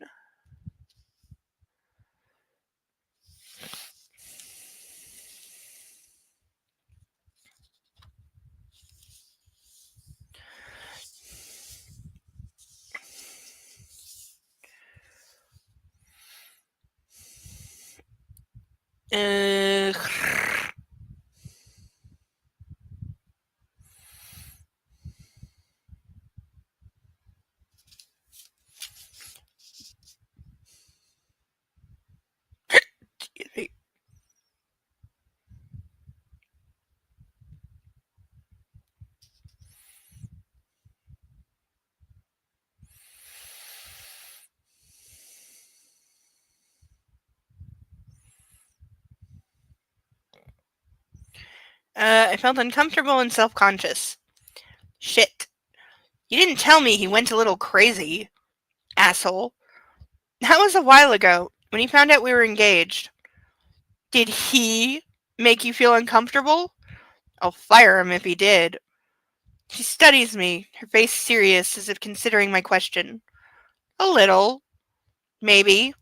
Maybe not. Could we be any more indecisive? Or maybe I'm projecting. I don't know. Anyway, he confirmed my position as editor. Today? This afternoon. Oh, so he's uncomfortable with you and like really. Oh my god.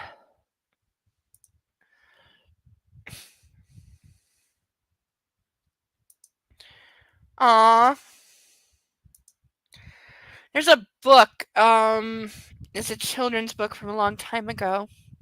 Two children's books that I remember because most children's books I didn't have time for. Even as a child, I thought they were stupid and talking down to me, so I didn't like children's books.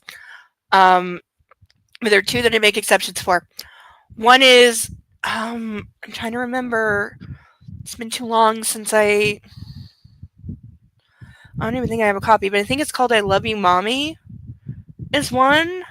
I can see the cover in my head, but I can't 100% say that I'm remembering the title accurately. I think it's I Love You, Mommy is one. If I could see the cover, I'd know. And the other one is The Balloon Tree. If you've never read The Balloon Tree, and I don't care if you're an adult, if you've never read The Balloon Tree, read it. Excellent story. And I also think I also think that The Balloon Tree was the inspiration for Disney's Tangled movie. Because if you read it and you watch Tangled, you'll see what I mean.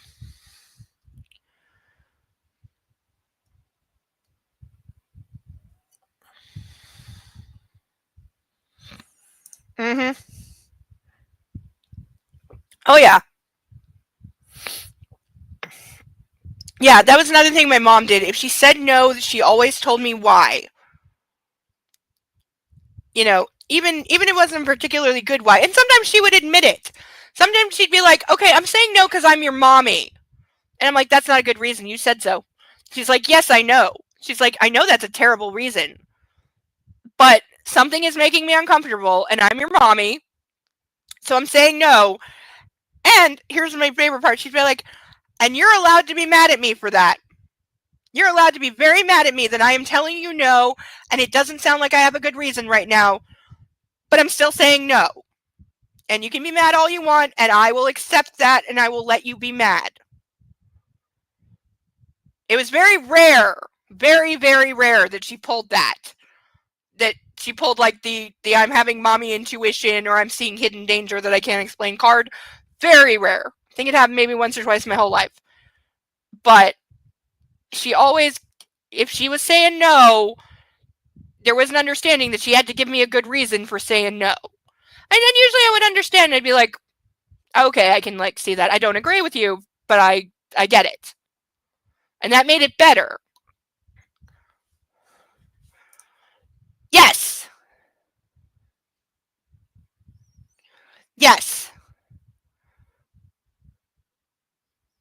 Is it called I love you mommy, or is it I love you the most, or I love you so much, or it's I love you something? I don't.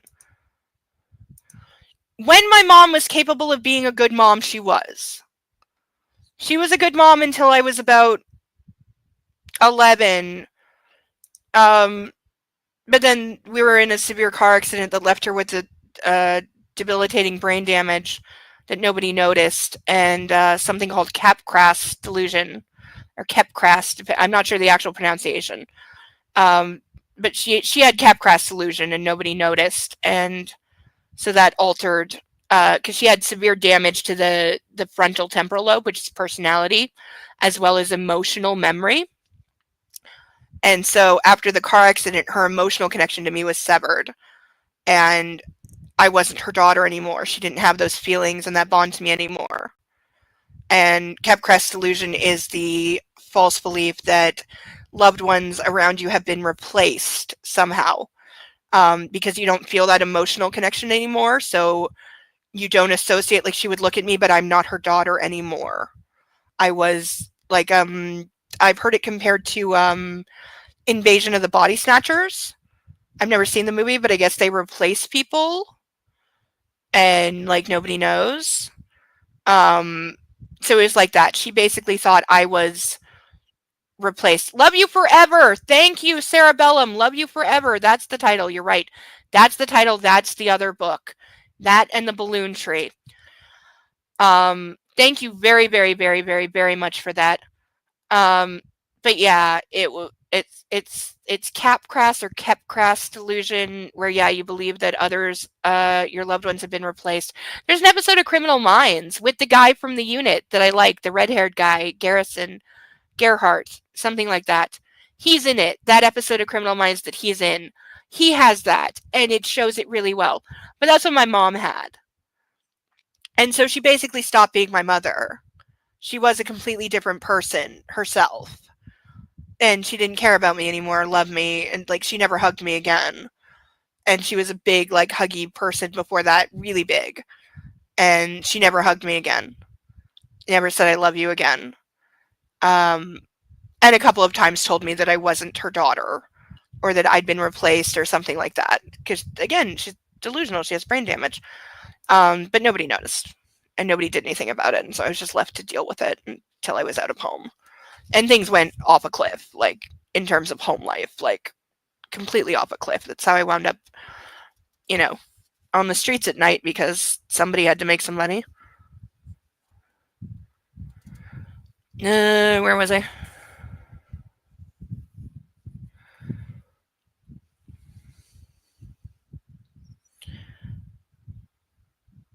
I'm not yet removed the moratorium on hiring new staff. Wily old bastard.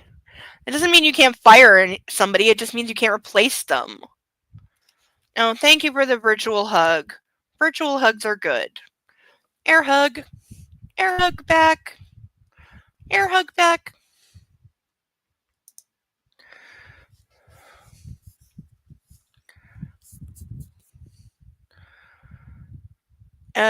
Reaching over, I grasp her hand. Congratulations. We should celebrate. Were you worried about telling me? I thought you knew and you hadn't said anything. Her voice trails off. I laugh. No, I didn't, but this is great news. Excuse me. She looks relieved. Is this why she's been so quiet? Don't sweat. Excuse me. Don't sweat it, Anna. To hell with what your colleagues think and what Roush thinks. Yeah, I'll just fire everybody who's not willing to kiss your ass. Like you wouldn't need a whole new staff anyway. Like people, again, the quitting en masse would be legendary. And the lawsuits. I hope everyone at the company was reassured by the press release. I'm not planning any changes in the immediate future. And I'm sure your authors were delighted to hear from you. Okay, did you say anything publicly saying I'm not going to overhaul the company or like strip it and sell it for parts? Did you say anything publicly to reassure the people that live there, work there? Like, again, no, you didn't.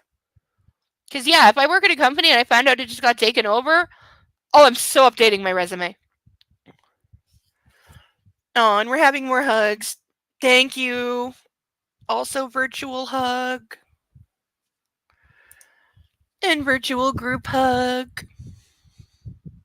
I'm amazed I don't have a puppy, but he's under his puppy bed. See, he just needs snuggles at a certain time of night, and then he takes his big nap before he goes to bed. And then chews on my slippers because he started doing that again. He goes through these cycles where he'll steal my slippers and chew the shit out of them for like a week and a half, and then he'll stop and he won't do it for months. And then he'll just randomly do it again, and I have no idea why he starts or stops, but it means in the morning, instead of being beside my bed, I have to go wandering around the apartment going, where are my slippers? Where did you put them this time? Because he drags them like all over. I find them in like random places. Usually wet and covered in slobber.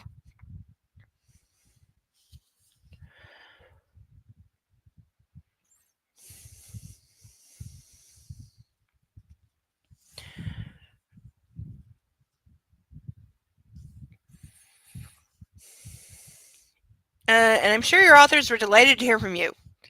Some yes, some no. There's a few who still miss Jack. Really? That amazes me. Well, he didn't attempt to sexually assault them. He took a gamble on a couple. They're loyal. I suspect they'll move with him when he finds another job.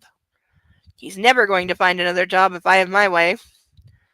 She tightens her fingers around mine. Anyway, thank you, she says. For what? I was about to say that, and then the book did it for me, because, yeah, what the fuck are you thanking him for? Because all he's done is destroy any chance of you ever being taken seriously as a publisher, editor, literary, what the fuck ever you want to be. You're never, ever, ever, ever, ever, ever, ever going to be taken seriously or respected within this field and within the very small amount of people that make it up because of these events. You will be the glorified trophy wife nepotism hire who is too stupid to know her ass from her elbow till the day you die, and they're right about that.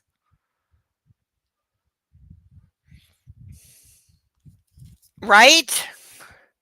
Like, I'm sorry, if I'm an author, I'm loyal to whoever's writing me a paycheck. If you suck as an editor or publisher or whatever, I am done with you. And I don't care if you get fired. I might miss you. I might have liked you, but I'm staying where the money is. Because this is, like, people are, I'm sorry, but too many people are stupid when it comes to this. Because something like that, like an author to a publisher / editor, that is business. Leave your feelings at the front door. This is business. I don't care what your feelings are. Numbers on a spreadsheet matter in business. Paychecks matter in a business. Business matters. That's what matters. Your feelings are not relative. So don't bring them here because I don't want to hear about it. And, like, I hate people who don't get that.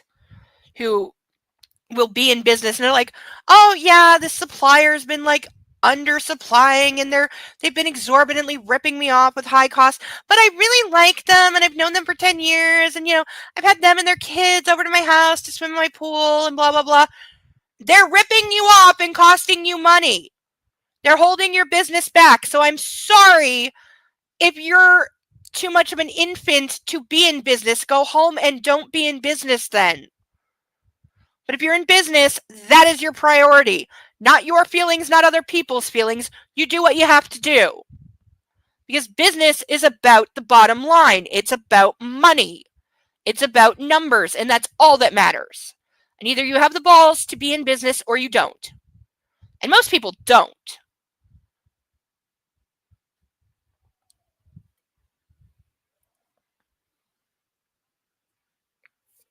That is why I would really like somebody to do a study on failed businesses.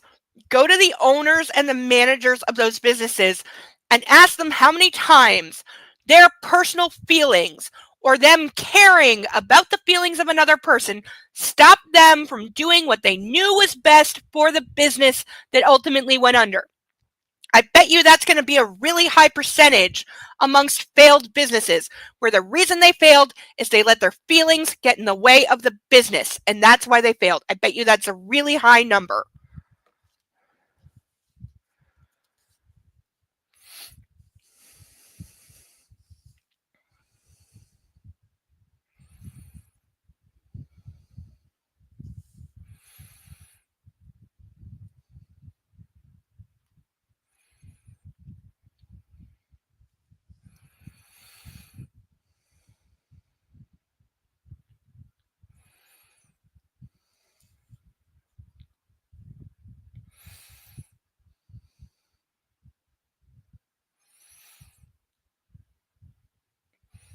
Anyway, thank you, she says. For what? Listening! He's getting brownie points for listening. Even though he's really not. Her brow furrows once again, and I wonder if she wants to say more. What, Anna? Tell me. He's saying this in his head, not out loud. He does this constantly, by the way. He says things in his head that if he said them out loud would be helpful, but he's only saying them in his head, so it's not helpful. Because she can't read his mind, because she's not Edward Cullen. Oh, God, yes. That is probably the biggest example. That's got any family-run business has got to be, the biggest places where they fail because of emotion, etc. And it's just no. Business is business, family is family. That's why they say never do business with your family. There's a reason that places say this. Don't hire your family. Don't work with family. There's very, very few occasions where it works out well in the end. And also, by the way, if you are a family-run business and your oldest son or whatever doesn't want to take it over, don't force them. Because that's a recipe for disaster. Don't be one of those people well, our family owns a chain of hardware stores and all the last 4 generations, all the children have worked at the family business and blah blah blah. And then you have one kid that wants to study music and be a concert pianist. Let them. Don't force them into somewhere they don't want to be. They're not going to be successful, and it's going to hurt the business, and it's emotionally damaging and abusive to a degree. Don't force people to be involved in a family business if that's not what they want.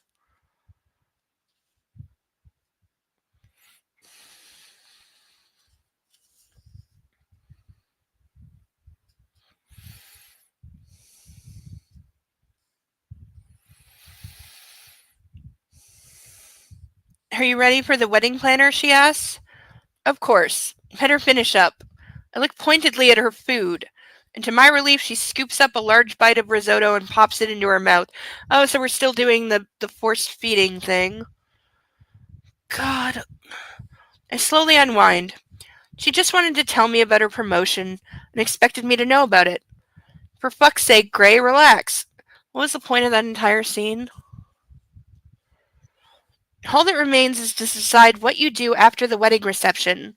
Alondra Gutierrez has an easy smile. Was her first name always Alondra? I feel like it wasn't. It's in hand, I tell Miss Gutierrez, and Anna looks surprised. Oh, baby, I got this. Stop calling her baby. We again, we get to talk for days on that, but please keep saying so because it makes it worthwhile. Yes, it should. I'm still waiting for someone to teach a course on it. Oh God, you had to mention that movie. I hate that movie. I hate it. I utterly hate it. I don't know why that movie is critically acclaimed. I think it sucks. I think it's lazy and stupid. It's a good story, but it's done badly in the movie.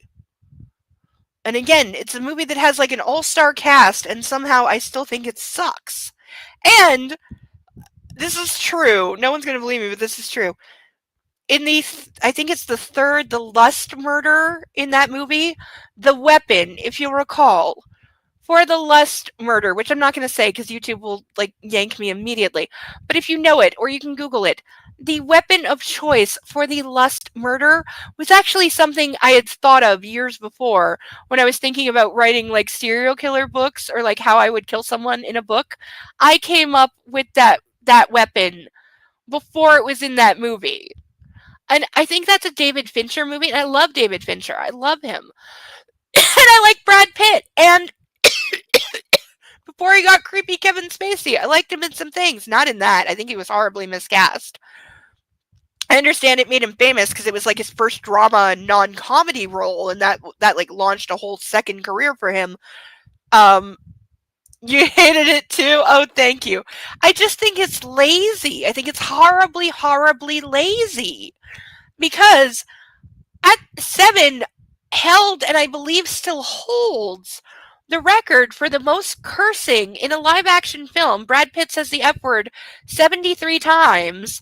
Other than the South Park movie, which did it on purpose, it had the most cursing in a movie ever released to the public at the time. And I'm like, okay, when half of Brad Pitt's dialogue is him saying the F word, you're a fucking shit writer. You're a fucking lazy ass, shitty fucking writer. Also, the movie is like 80 minutes long, which also is a sign of being a shit writer. Like, you had a good premise. You had a good idea. There's a good idea buried in there. But you were so lazy and shitty with your fucking writing that it just gets buried in all the stupid. And I don't believe it. Like, you lost the suspension of disbelief, like, so early because you were so fucking lazy and hacky that I just can't take you seriously because I'm too busy laughing and facepalming in equal measure. And yet I've heard so much defense of that movie of like, oh, it's so critically acclaimed, oh, it's so good, it's so edgy. I'm like, you're a toddler if you think that's edgy. You've never seen fuck all if you think that's fucking edgy. Though I once knew two people that I watched a movie with. We had movie night and I got to pick the movie. And I picked the movie with Keira Knightley, Viggo Mortensen, and names are failing me. The movie is called A Dangerous Method, and it's recounting the tale of Freud and Jung, and their like battle between the two of them, and Sabrina Sabian, or Sapien, I believe. I can't remember which was her maiden name.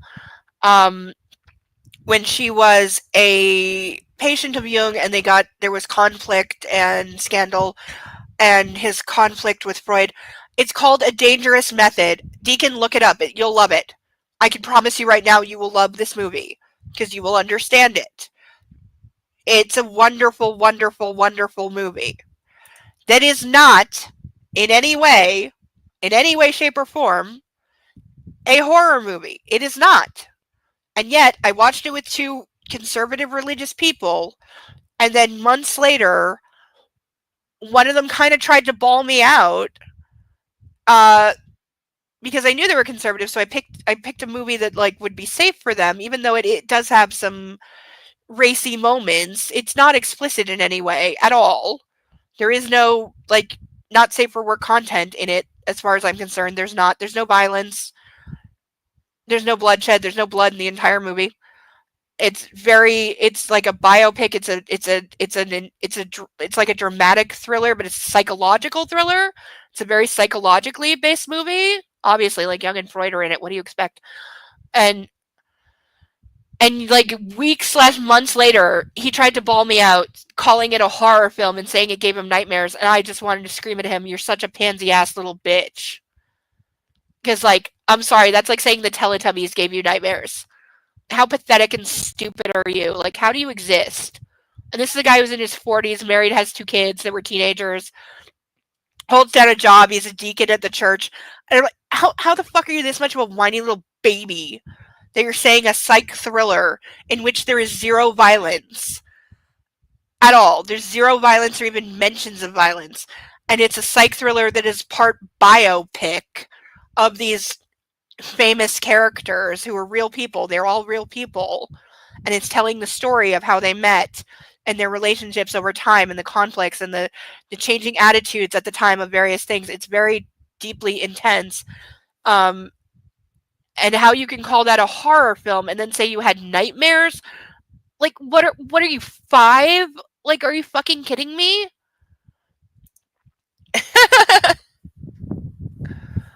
No, they were not. Nobody was high, including me, which would have made it better. But no, it's called a Dangerous Method. Keira Knightley, Viggo Mortensen, and I can't believe I'm blanking on the third name because it's somebody equally famous that I know I like, and I just cannot remember right now who it was. But yeah, I love that movie. I both love, and this is rare for me, I respect that movie. I respect that movie for what it is, for what it showed, and for daring to be honest about history, which too many movies are not. Too many movies shy away from the uncomfortable parts of history. This movie did not, and I will defend and I will respect it for that till the day I die.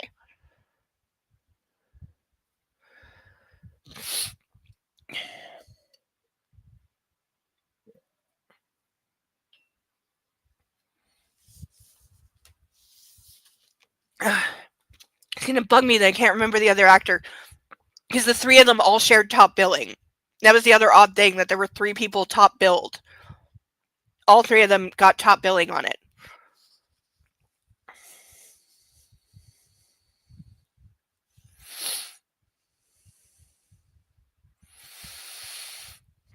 I hope you like it, Deegan. It's really good.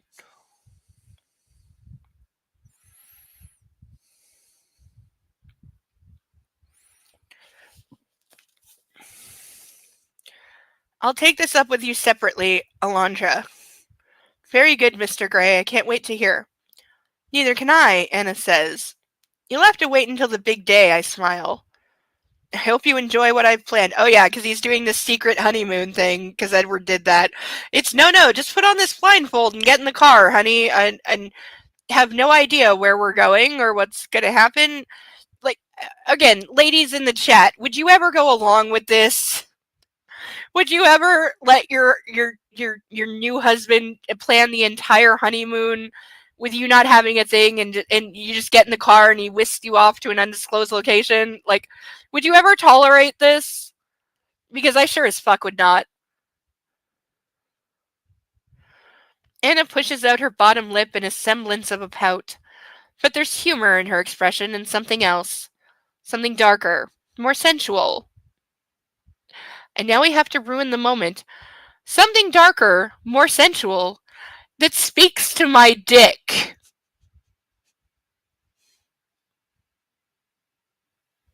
Why do we have to ruin everything by mentioning his dick? I wish the puppy was in my arms right now. He's asleep under his puppy bed. Or at least I think he is. But I don't want to wake him because I always feel like I'm being mean when I wake him for cuddles. Yes! No, I'm not making that up! I'm not making that up, girl! Right there. Speaks to my dick. I didn't make that up.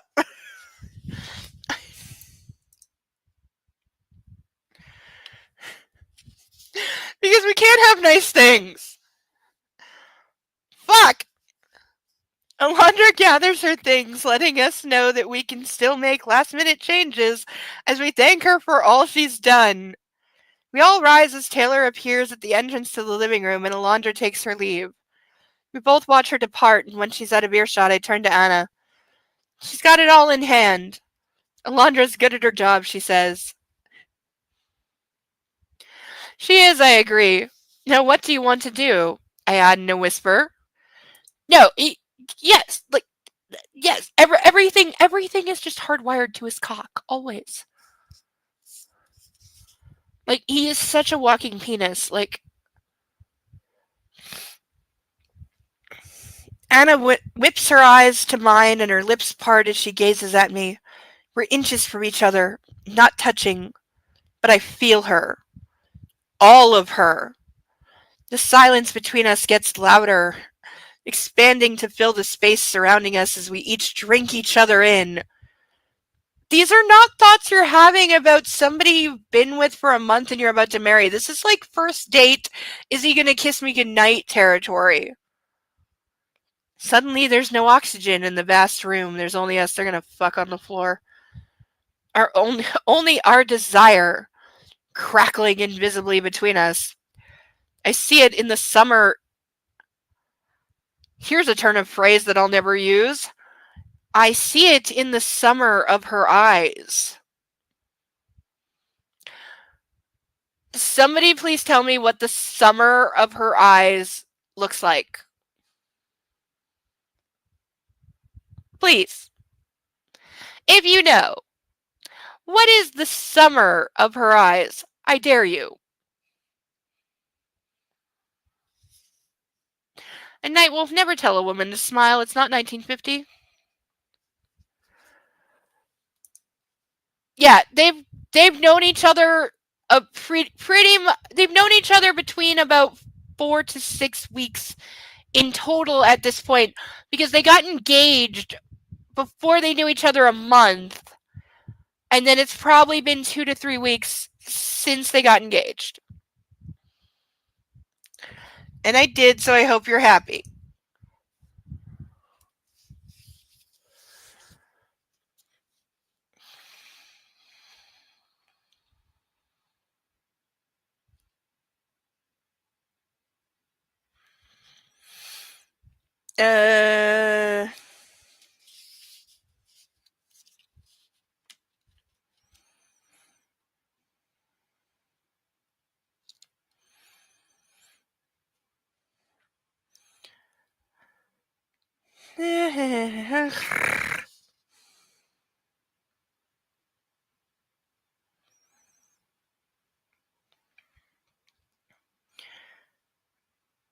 I see the summer in her eyes, her pupils growing wider, darker, reflecting my thirst, my love, our love. Okay, if her pupils are dilating, it's whatever he slipped her is kicking in. Like, oh my god.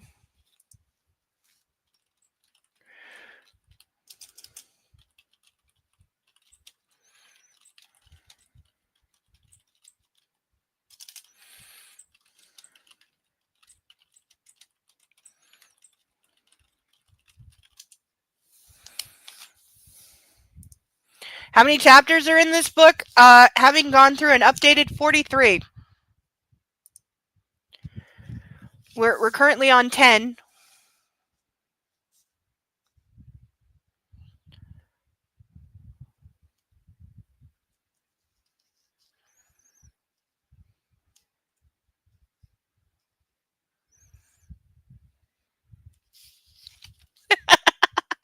Yeah, now you know how I feel. Yes. No, this is definitely, they're about to fuck. This is supposed to be completely romantic and sensual, and aren't you being seduced by the romance? And isn't it just peeling the panties right off? Because, oh my god. Ugh. I am not nearly drunk enough for this. You've been distant. Her voice is barely audible. All weekend. No, not distant. Afraid. Well, you did spend most of the week throwing a fit. No, she says in a quiet rush of tenderness. She closes the gap between us without moving. Reaching up, her fingers skim over my stubble, her touch echoing through every bone and sinew. She has magic powers. I close my eyes as my body responds, meaning he has a hard on. Why can't Neil James ever just use the phrase like hard on or getting an erection? Because she never does. And it's because she's playing to the conservative base that doesn't like such vulgar epithets, because God forbid you actually think about sex or enjoy it. Ugh. Like, it is news to some people that sex is supposed to be enjoyable, I swear to God.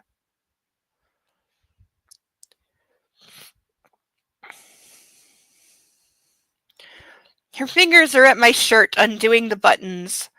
Don't be afraid, she breathes, and places a kiss on one of my scars above my pulsing heart. I can bear no more. I cup her face. By the way, wrong bear. Because he's saying I can bear no more, which would be, and I'm dyslexic as fuck. And when there's two ways to spell a word, it trips me up a lot. But I know that I'm right and she's wrong about this, because the bear in this book is spelled B-E-A-R, like the animal. When you're saying I can bear no more, it should be B-A-R-E. And I know I'm right about this. See? Wrong bear. Just like she uses the wrong cum, because she always says C-O-M-E when she means ejaculating, and it's C-U-M. But again, that's something conservatives don't like. They don't, again, it's too close to porn for them to spell cum properly, so she says cum as in, like, come here instead of actual cum. Oh, I'm sure. She copies herself relentlessly. She copy pastes herself a lot.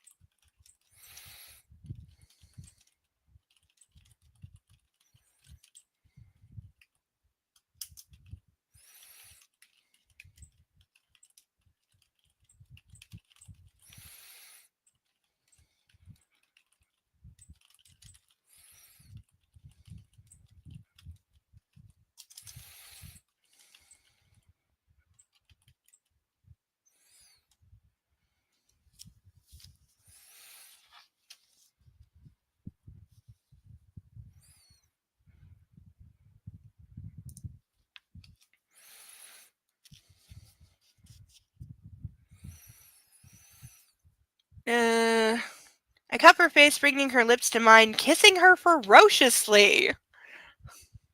Seriously, if you're an actor and you're told to kiss someone ferociously, what would you do?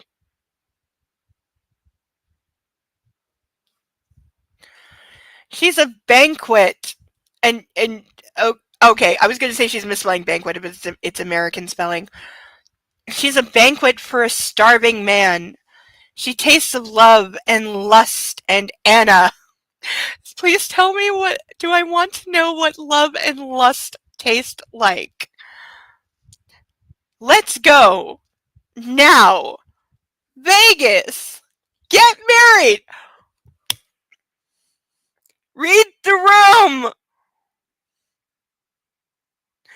You just met with your wedding planner and said everything's fine, and now you're like, let's just elope to Vegas, baby.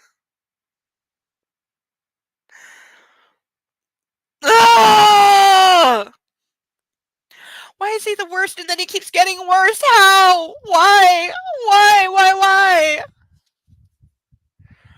Yes, Deacon, that is like where my head was going too. That you'd be like biting on somebody's lips or like kissing them, but then you're like this, or I don't. It's not good. It's bad. It's so bad. I look like I've been crying acid because I've been doing this, and my foundation wore off, and now I look like I've been crying acid.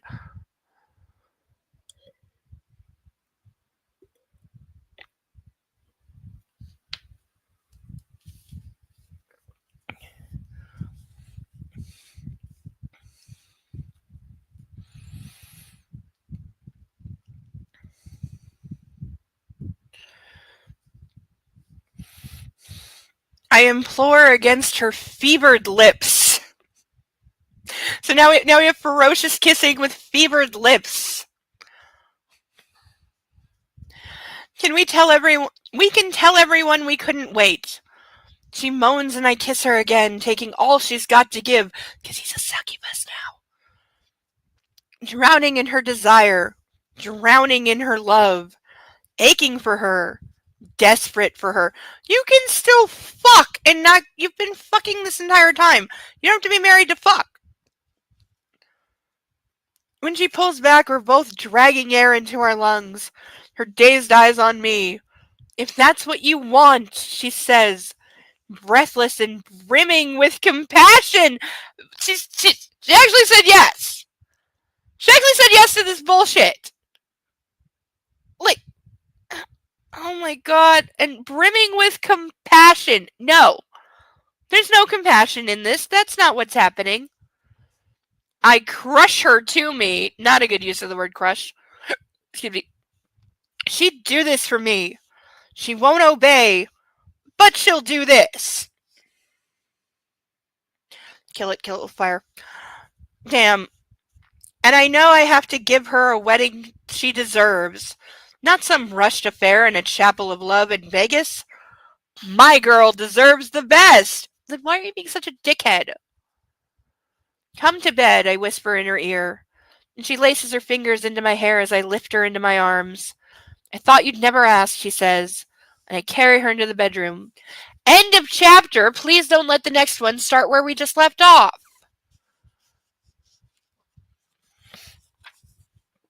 Okay, this is the last chapter of the evening. However, we are way behind time and it's 20 pages long. So I make no promises that we get through this whole chapter.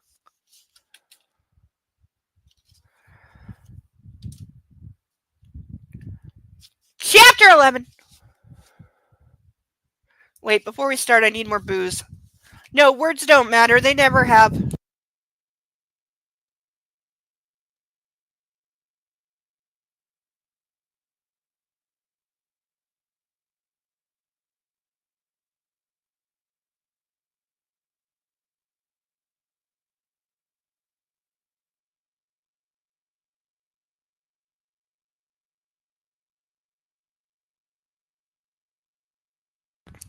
I know, right? Like, who...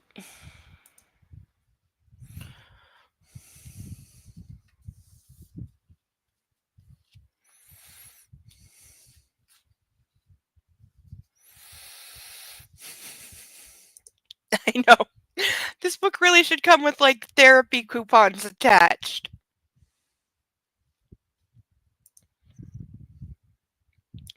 Bye, Deacon.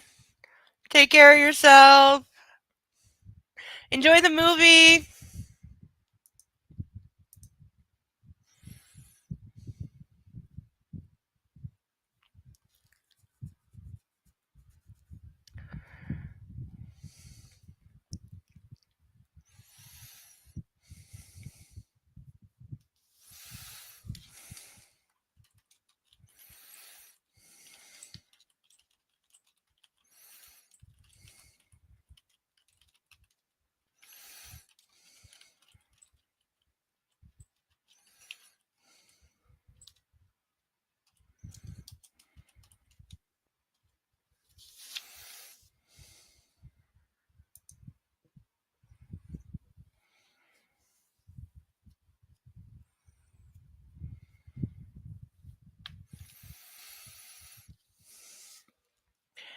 Saturday, July 16th, 2011. We jumped ahead a few days again.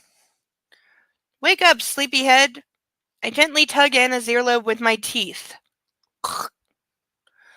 She groans and refuses to open her eyes. I tug again. Ah, she gripes and her eyes flutter open. Good morning, Miss Steele. Good morning. She reaches up to stroke my face. I'm fully dressed and lying stretched out beside her. Sleep well? I kiss her palm. She gives me a sleepy nod. I have a surprise. Oh? Up. I slide off the bed. What surprise? If I told you. She slides her head to one side, unimpressed. She needs an answer. Floating above the Pacific Northwest. Oh, we're going to have another glider scene. Because ripping off the Thomas Crown affair once wasn't enough. She gasps and sits up immediately. Soaring? She asks. The very same. We can chase the. She glances out of the window. Rain? She looks crestfallen. It's sunnier where we're going. Then we can chase the midday sun. We can, if you get up. She squeals with delight and scrambles out of bed. I'm sorry, saying a grown woman is squealing with delight is infantilizing. All haste and long limbs. Since when does she have long limbs? She's like half the size of him. She stops to give me a swift, chaste kiss before dashing into the bathroom. It should be warm, I call after her with a huge grin. I think she's pleased. Really, you think? You really fucking think? Why is he so stupid? As we speed down I-90 in the R8, fleeing the dreary weather, I allow myself the luxury of being in the moment. My girl is beside me. The killers are on the sound system, and we're going soaring in my new sailplane. All is right in the world. Flynn would be proud. Of course, we're being followed by Sawyer and Reynolds, but a guy can't have everything. Where are we going? Anna asked, peering through the drizzle. Ephrata. From the corner of my eye, I see she's perplexed. It's about 2.5 hours away. It's where I keep my sailplanes. Oh, he has multiple ones, and yet he still needed to buy another one. You have more than one? 2, now. The Blankin?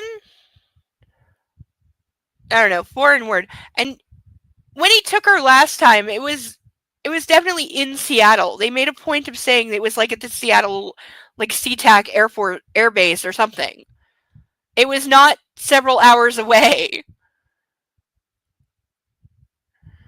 So again, this is a retcon. The whole Ephrata, that city being mentioned is all retcon because it was very clearly established where his glider was, and it was in Seattle.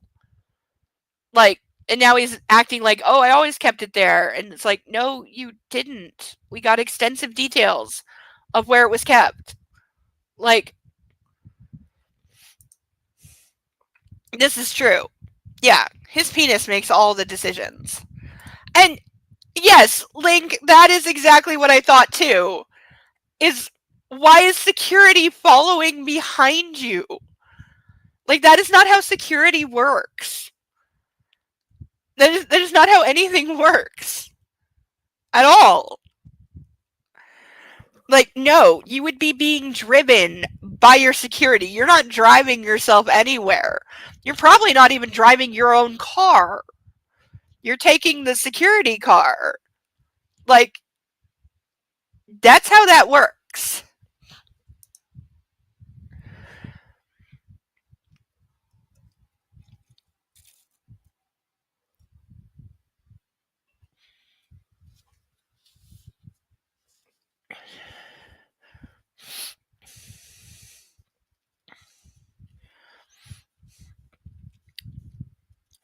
The Blankin, she asks, and when I frown, she continues, sounding a little less certain.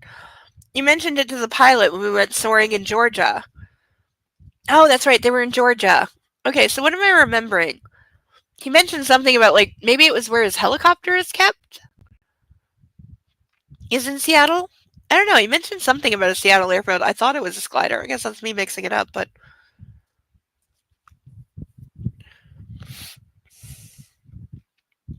She looks down at her fingers and starts twisting her engagement ring. That's why I bought you the model one. Her voice drops, so I have to strain to hear her. The only blanket I have is that little glider. It has pride of place on my desk at work. Reaching over, I grasped her knee, briefly recalling the circumstances when she gifted the little model to me. Don't go there, Gray. I trained to fly in a blanket.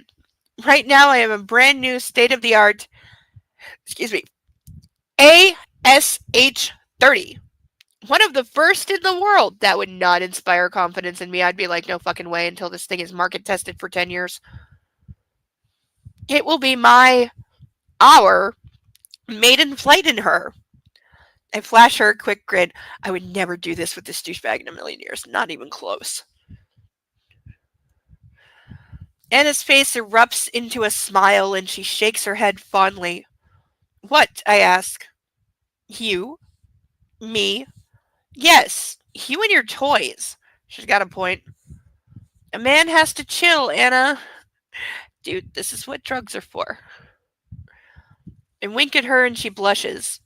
You're never gonna let me live that down, are you? That and the are you gay? No! No! No! No! You did not bring this up again, you homophobic bitch! At this point, I'm calling E.L. James homophobic, and she can suck my fucking dick if she wants to disagree with me. Because what are you doing bringing up her asking the are you gay question, which was a perfectly valid and legitimate question that happened in the first goddamn book, and he's been butthurt about it the entire fucking time, and now he's saying, I'm never gonna let you down. The fact that even though publicly I appeared to be a virgin who's never had a date, never had a girl, like, because again, he never took any of his subs out publicly. He's never been seen in public with his girl. His own family thought that he was either celibate or gay. And so, yeah, a reporter, knowing you've never publicly had a relationship, you've never had a girlfriend, as far as anybody knows, you've never even asked a girl out for coffee. Yeah, they're going to ask, are you gay? It's a perfectly legitimate and valid question that should not be offensive.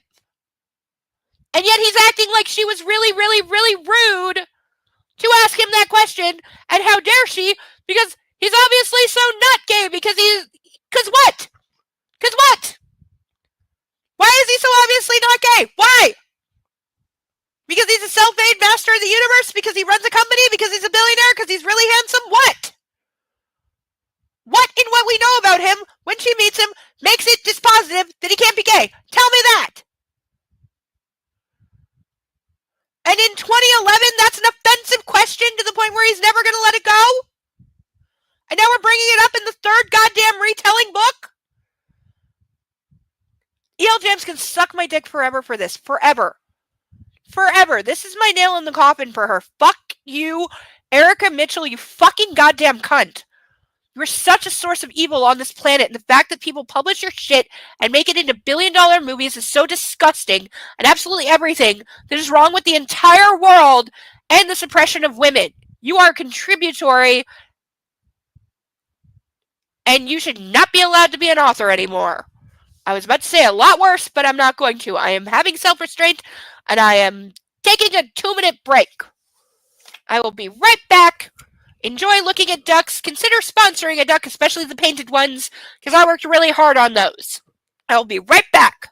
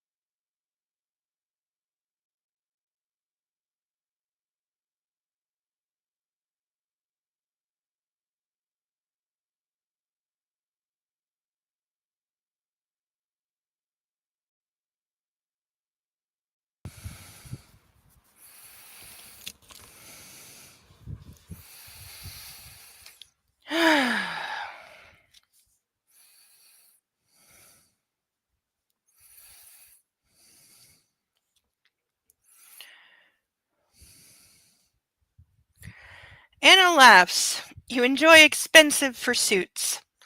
This is not news. She stifles her smile and shakes her head again. I don't know if she's laughing at me or with me.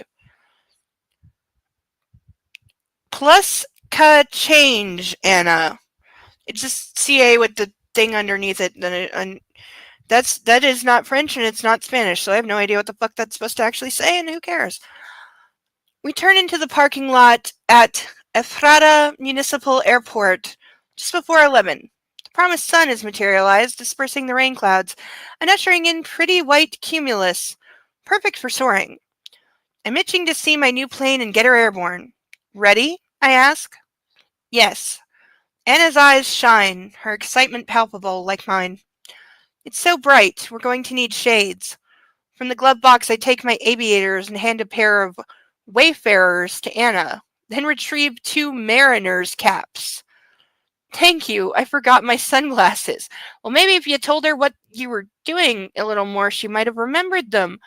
And why doesn't she get aviators too, or are those only for guys? Or did we just need to name drop wayfarers because E.L. James wanted them to send her some free shit? As we climb out of the car, Sawyer arrives in the Q7 and parks beside the R8. It's so lovely when we know what everyone is driving all of the time. I give him a wave and he rolls down the window. There's a pilot's lounge if you guys want to wait in there, I say. Follow us in.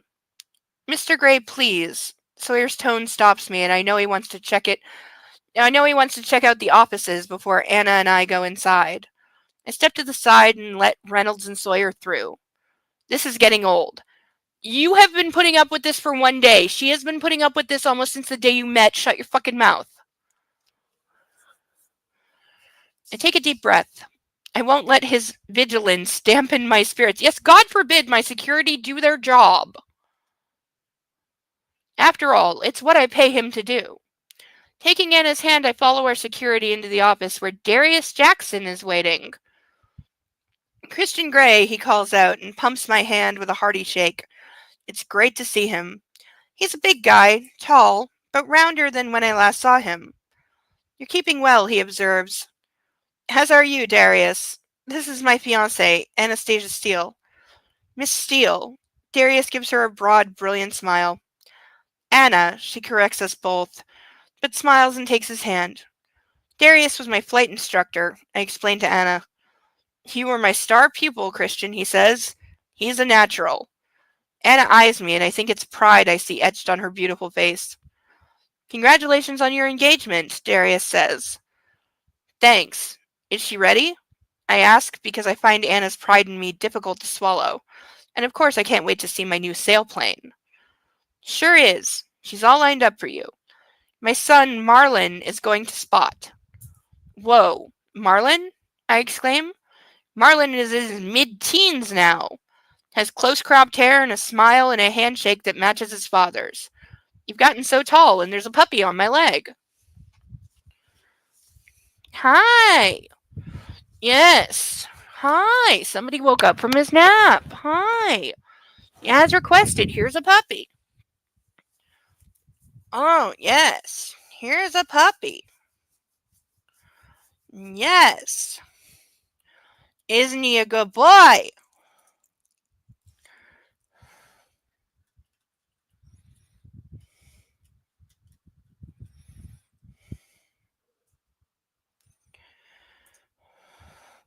Yes, aren't you a good boy? Yes, you are. Look at him. Look at the puppy. Look at the puppy. Look at how good he is. Look how a good boy he is. Isn't he a good boy? Yes. He doesn't stink at all. He doesn't need a bath at all. Yeah. No. You don't need a bath. You don't smell. Yeah. He's so sleepy. Oh, he's so sleepy. Yes, he's so sleepy.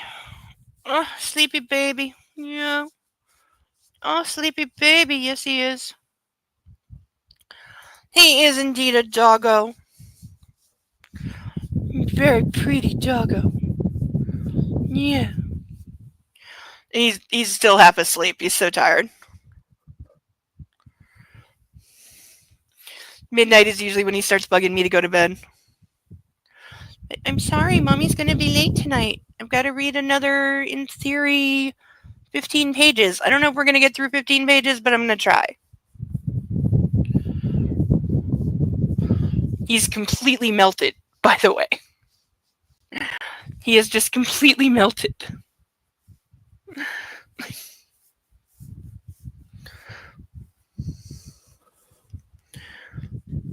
Like, do we see what a sleepy puppy?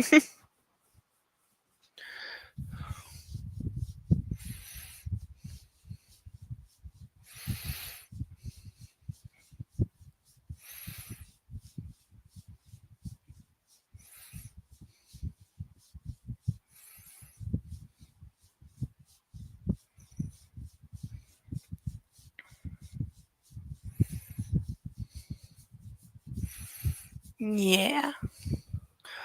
Okay, I really gotta get through this, and it's getting late. I would like to be done before 1 o'clock, so I gotta put you down. I'm sorry, baby. I love you so much. Yes, I love you so much, and you're such a good boy, and I love you so much. Yes, I love you so much. I love you so much. You're such a good boy. Yes, I love you the best. You are the best puppy in the entire world. Yes, you are. Yes, you're the best puppy in the history of puppies.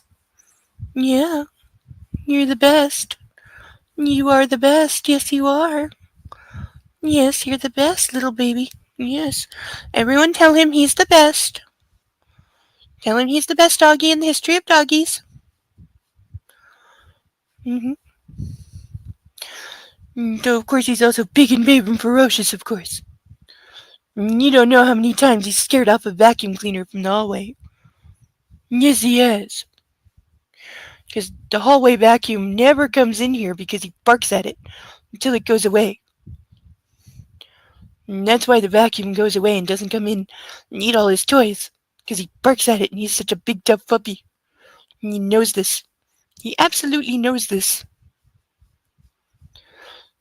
Because what else would keep the vacuum from coming in and eating all his toys? I think he's more afraid it's going to eat him, but, you know, I let him have his puppy dignity. Yes, you're so cute. Okay. You want to curl up on your pillow?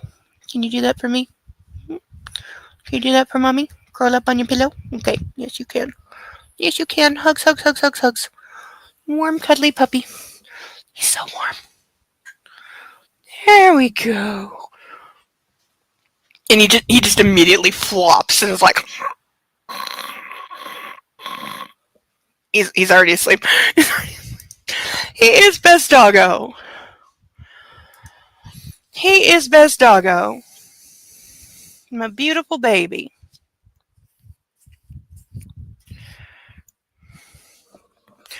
And there's dog hair on the book.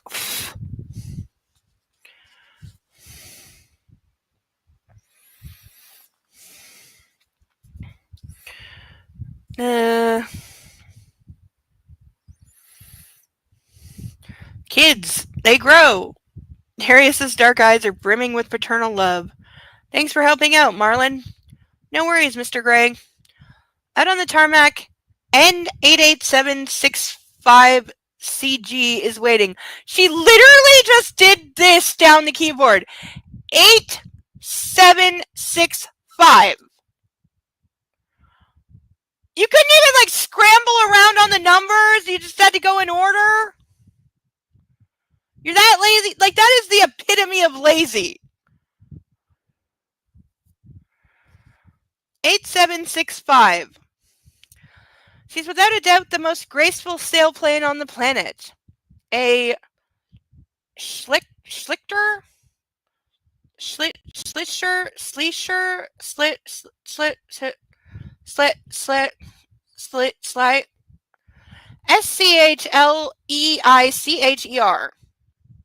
I mean, Sleecher? I'm going Sleecher. ASH30. She's a gleaming white with an impressive 87-foot wingspan. That's fucking huge.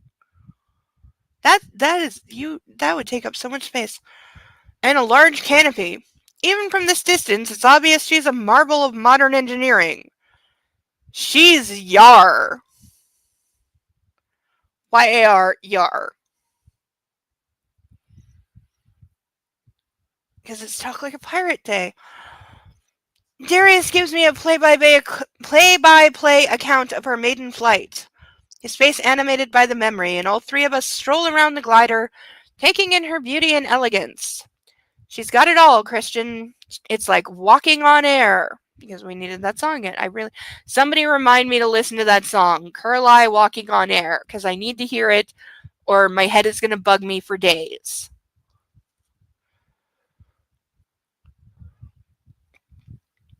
He says, and the awe in his voice is worthy of such a sleek, cutting-edge aircraft. She looks mighty fine, I agree. I open the canopy and Darius talks me through each of the controls. And I've put more ballast in. He glances at Anna. As you'll need it. I understand. I'll fetch your chutes. Wow, Anna exclaims as she gazes into the cockpit. It has more dials and technical... Oh my god, this is more infantilizing. This is her saying this as she looks into the cockpit. It has more dials and technical doohickeys than the other glider, said the grown-ass woman in charge of a major publishing company in one of the most publishingly competitive markets in the world. I laugh. She sure does. She, but more biddable, I add with a smirk. Biddable. I'm not making this up. It says fucking biddable. Like chattel, again? We're referring to women as chattel? More biddable. Because he bid on it and won it at an auction? No, he just fucking bought the thing. So either way, the reference has no meaning. And again, you're comparing it to a woman, and you're saying it was more biddable, meaning more purchasable. So you just made all women slaves/whores.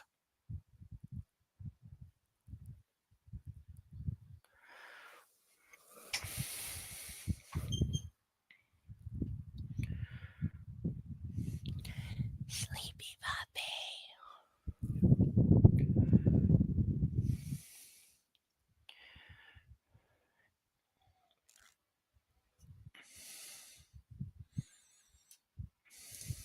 Mm-hmm.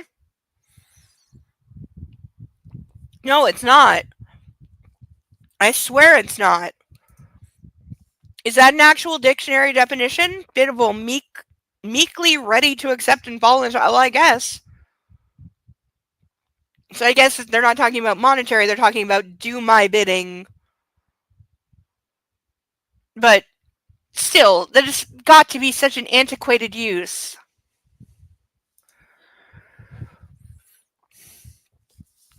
Like, if that isn't circa 14 whatever...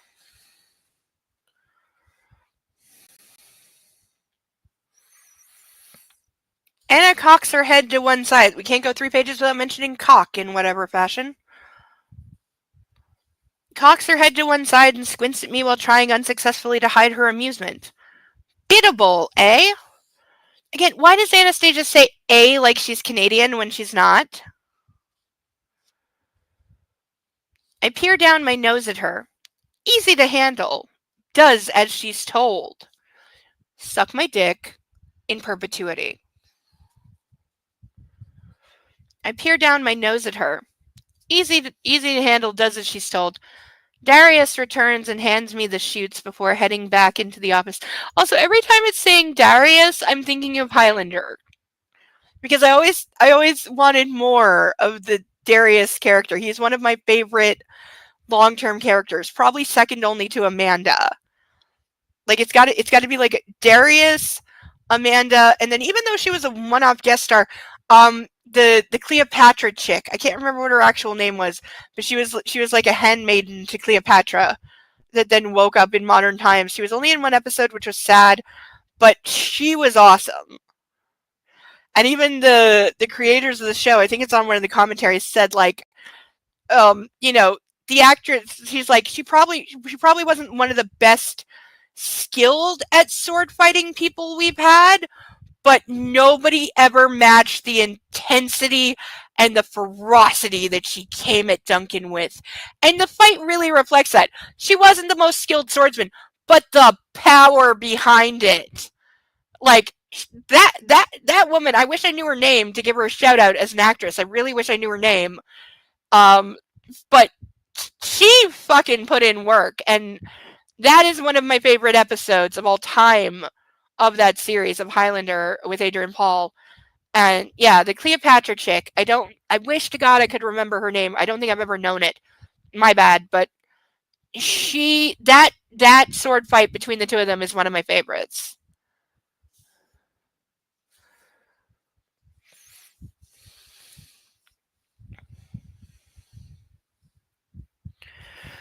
I squat down on the ground with Anna and help her into it, tightening the straps around her thighs. As you know, Miss Steele, I like my women biddable. To a point, Mr. Gray, she says as I stand.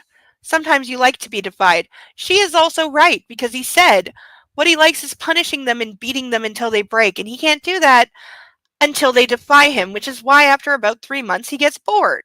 Because that's about how long it takes for them to learn his idiotic rules and get accustomed to following them so that they don't break them, but then he has no reason to punish them and he gets bored because he's not getting what he wants. And that's when he throws them away and or buries them in the basement. I grin. Only by you. I cinch the shoulder buckles up tight. You love doing that, don't you? She whispers. More than you could ever know. I think I have a clue. Maybe we should do it later. I stop and tug her close so I can breathe in her scent. Maybe we should, I murmur. I'd like that very much. Anna peeks up at me through her lashes. So would I. Her words are soft as a summer breeze and she leans up to kiss me. My breath catches in my throat and her lips touch mine as desire flashes through my whole body like wildfire. But before I can react, she steps back to give me some room to don my own chute. Tease. Eyes blazing, she watches me as I strap on my parachute. I take extra care to tighten up my own straps. That was hot, she whispers. Chuckling, and before I make a complete fool of myself and her, I do another circuit of my new plane. This time I'm examining her for anything that looks loose or out of place, all part of my pre-flight checks. Darius, who taught me how to glide, would expect no less. She's in fine shape, like my fiancé. And there's a puppy on my leg again. Because, what, did we forget that we were just cuddled 2 seconds ago? Come on. All right, I'll hold you while I read, but you're going to have to tolerate it. So, be a good puppy, okay? Why are we being so sucky? I know you want to go to bed. I know. Yeah. That's why you're doing the blinky I love you eyes and you're being a little suck. I know. I know you want to go to bed. Not tonight. I'm sorry. I know. I know. But you have plenty of good places to curl up and be a puppy. He objects to this because he's going, but I want to be in bed and being cuddled and belly rubbed with both hands while you ignore the kitty and focus all your attention on me. He is genuinely being a little bit of a brat right now. But it's okay because you're cute. Oh, okay. Just stop laying on my wires.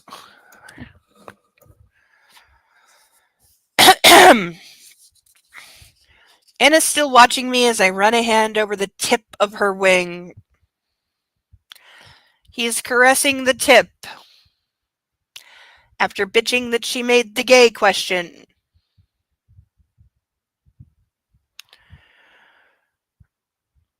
She is good, I say when I return to Anna's side. She slides on her cap and threads her ponytail through the gap in the back. You look mighty fine too, Miss Steele, I whisper as I slip on my aviators.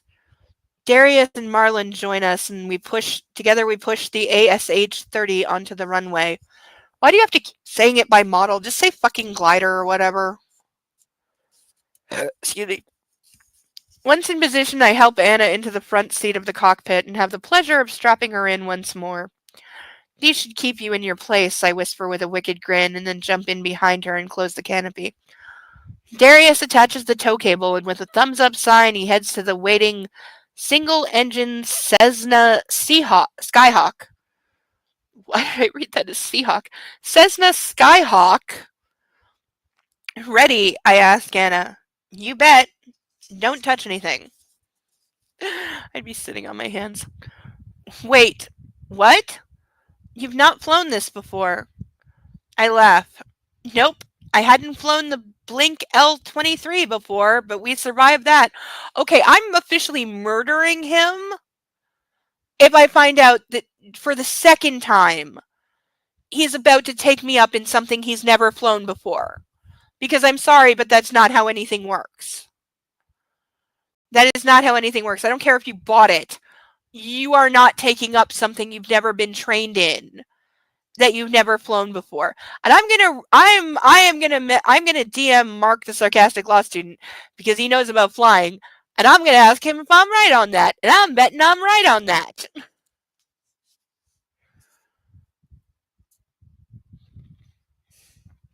Also, somebody remind me to DM Mark because I'll forget. Remind me that I want to listen to the Curl Eye song. If somebody can DM me my own intentions, that would be great because my memory can't be trusted.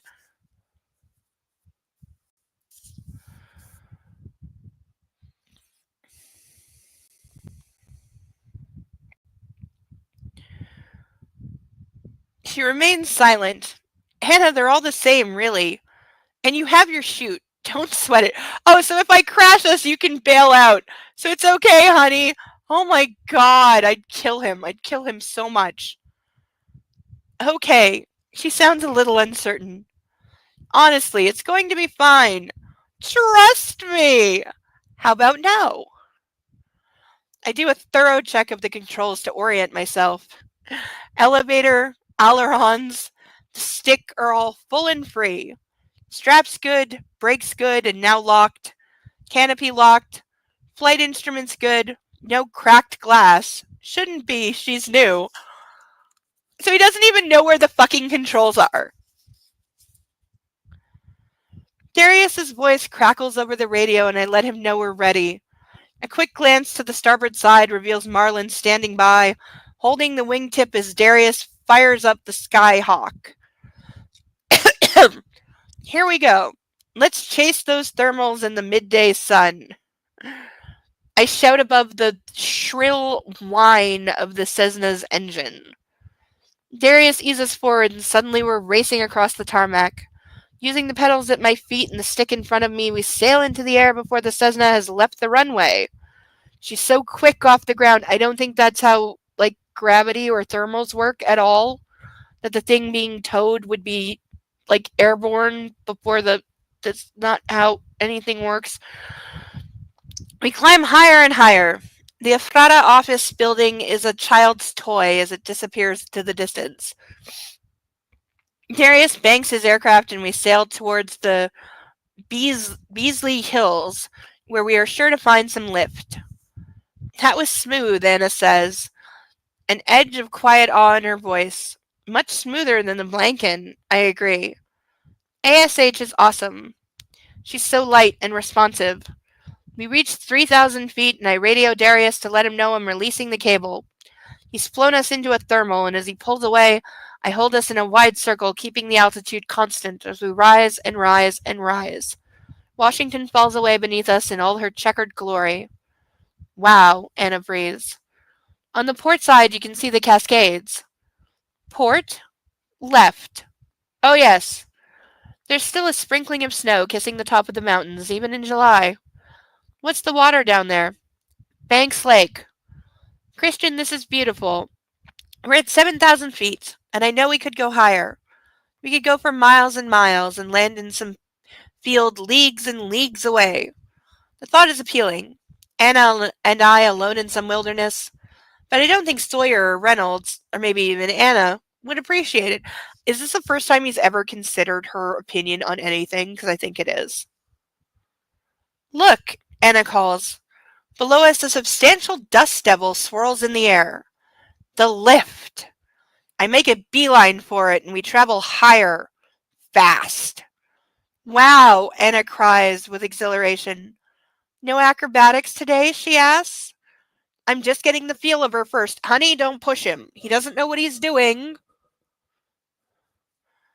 Thank you, said Theo. I thought I was being stupid in saying like you don't use port in an airplane.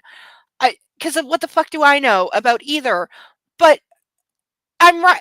Yes. Thank you for confirming that it is a nautical, not an aeronautical term, and that's E.L. James failing to do her research.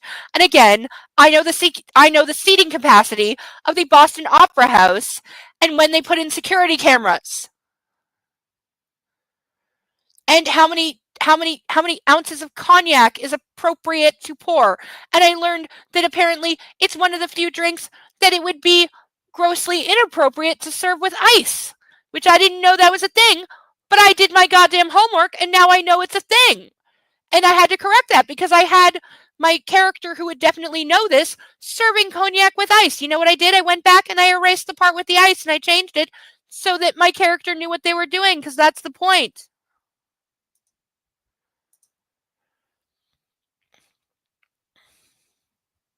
Yeah, like I don't know when it comes to gliders, like how specific that would be, but yeah, that's what I was thinking is a pilot's license is not universal. Just because you have a pilot's license doesn't mean you can fly anything with wings.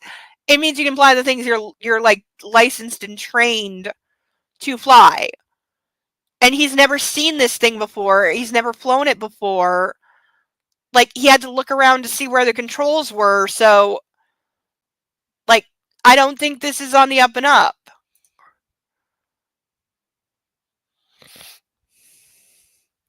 See, would this qualify though? Because this is a glider. It doesn't have fuel at all. It runs entirely on gravity. It doesn't even have a fucking engine as far as I know. You know, so where would that fall? But this has to be a states thing. But gliding isn't a thing here. You know, because we don't really have the terrain for it.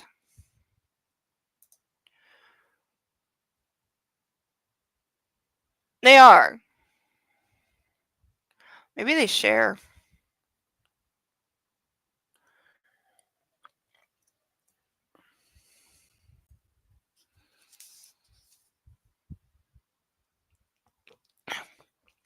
Fuck it. I love making Anna scream. Like we didn't know this. Okay, I'm gonna highlight something with a puppy in my arms. Wish me luck.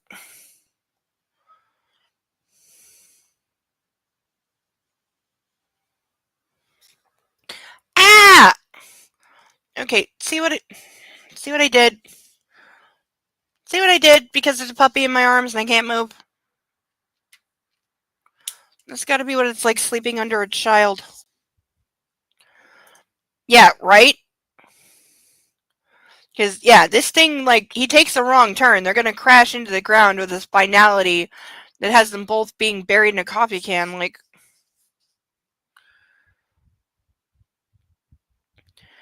I wing over and she squeals with delight as we hang above the earth, her hands stretched out, her ponytail tumbling down the Washington plains beneath us.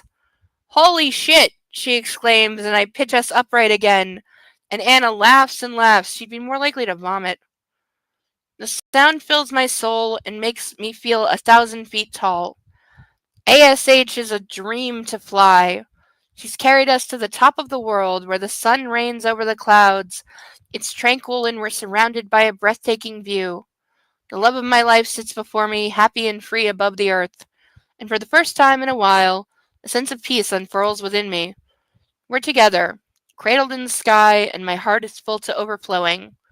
I don't want this feeling to end. This high. It's intoxicating. Focus on where you want to be, how you want to be. I think you have the last few weeks. You seemed happier. Flynn's words come back to me. Anna is my happiness. She holds the key. Thought is too big, too all-encompassing. I know it could swallow me whole if I let it. To distract myself, I ask Anna if she wants a try. No. This is your maiden voyage. You enjoy it, Christian. I'm thrilled to come along for the ride. Was he just offering to let her, like, have control and fly this fucking thing? Are you kidding me? And also, keep in mind, this is a guy who survived a near-fatal crash, like, 2 weeks ago. I'm calling so much bullshit. I smile. I bought her for you. Really? Yes. I have a single-seater glider made by the same German company, but it's for solo flights. This sailplane is a dream. She's fantastic. She is. Anna looks ahead at the horizon. We're floating on air, she says, her voice soft and dreamy. That we are, baby. That we are.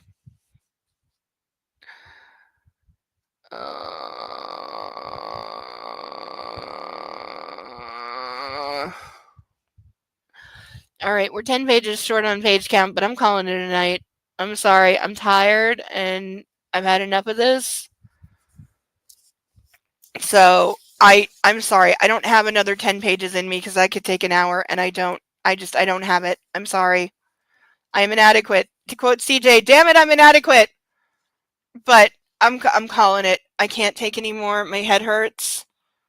And there's an actual break here, so I'm calling it a good place to stop for the evening. Nobody yell at me, please.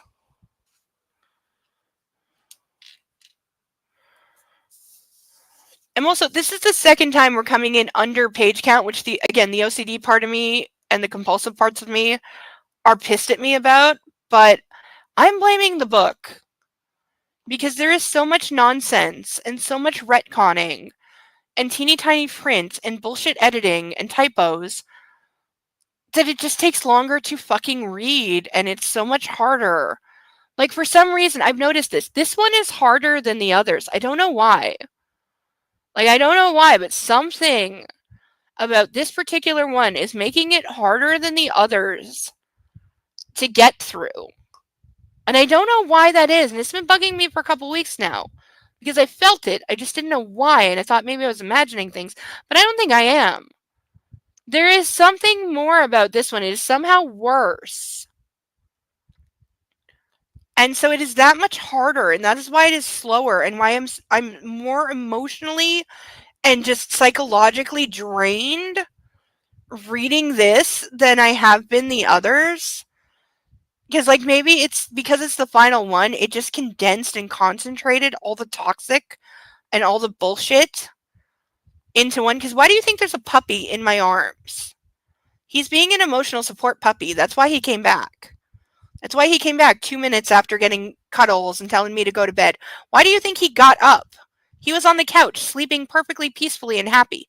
He heard my voice and he got up because he knows stress signals in my voice. He knows the sound because he's an emotional support dog. Partially. He's not an official emotional support dog, but my previous dog was. And my previous dog, you know, because I brought home a new puppy. So he's like, all right, come here, kid. I don't like you and I don't like that you're here. So shut up and listen. And, like, taught him how to be an emotional support dog. So he's not an official one, but he was trained by one in that way that dogs teach other dogs things. And that's why he woke up from a nap on the couch and came over here. And that's why he came back 5 minutes later, because he can hear it in my voice and he's doing his job. He hears his mommy needs me. Mommy's upset. Mommy's emotional. Mommy's stressed thing. So I need to go be the furry thing that she cuddles. And that's why he didn't try to lick my face, even though most of my makeup's gone.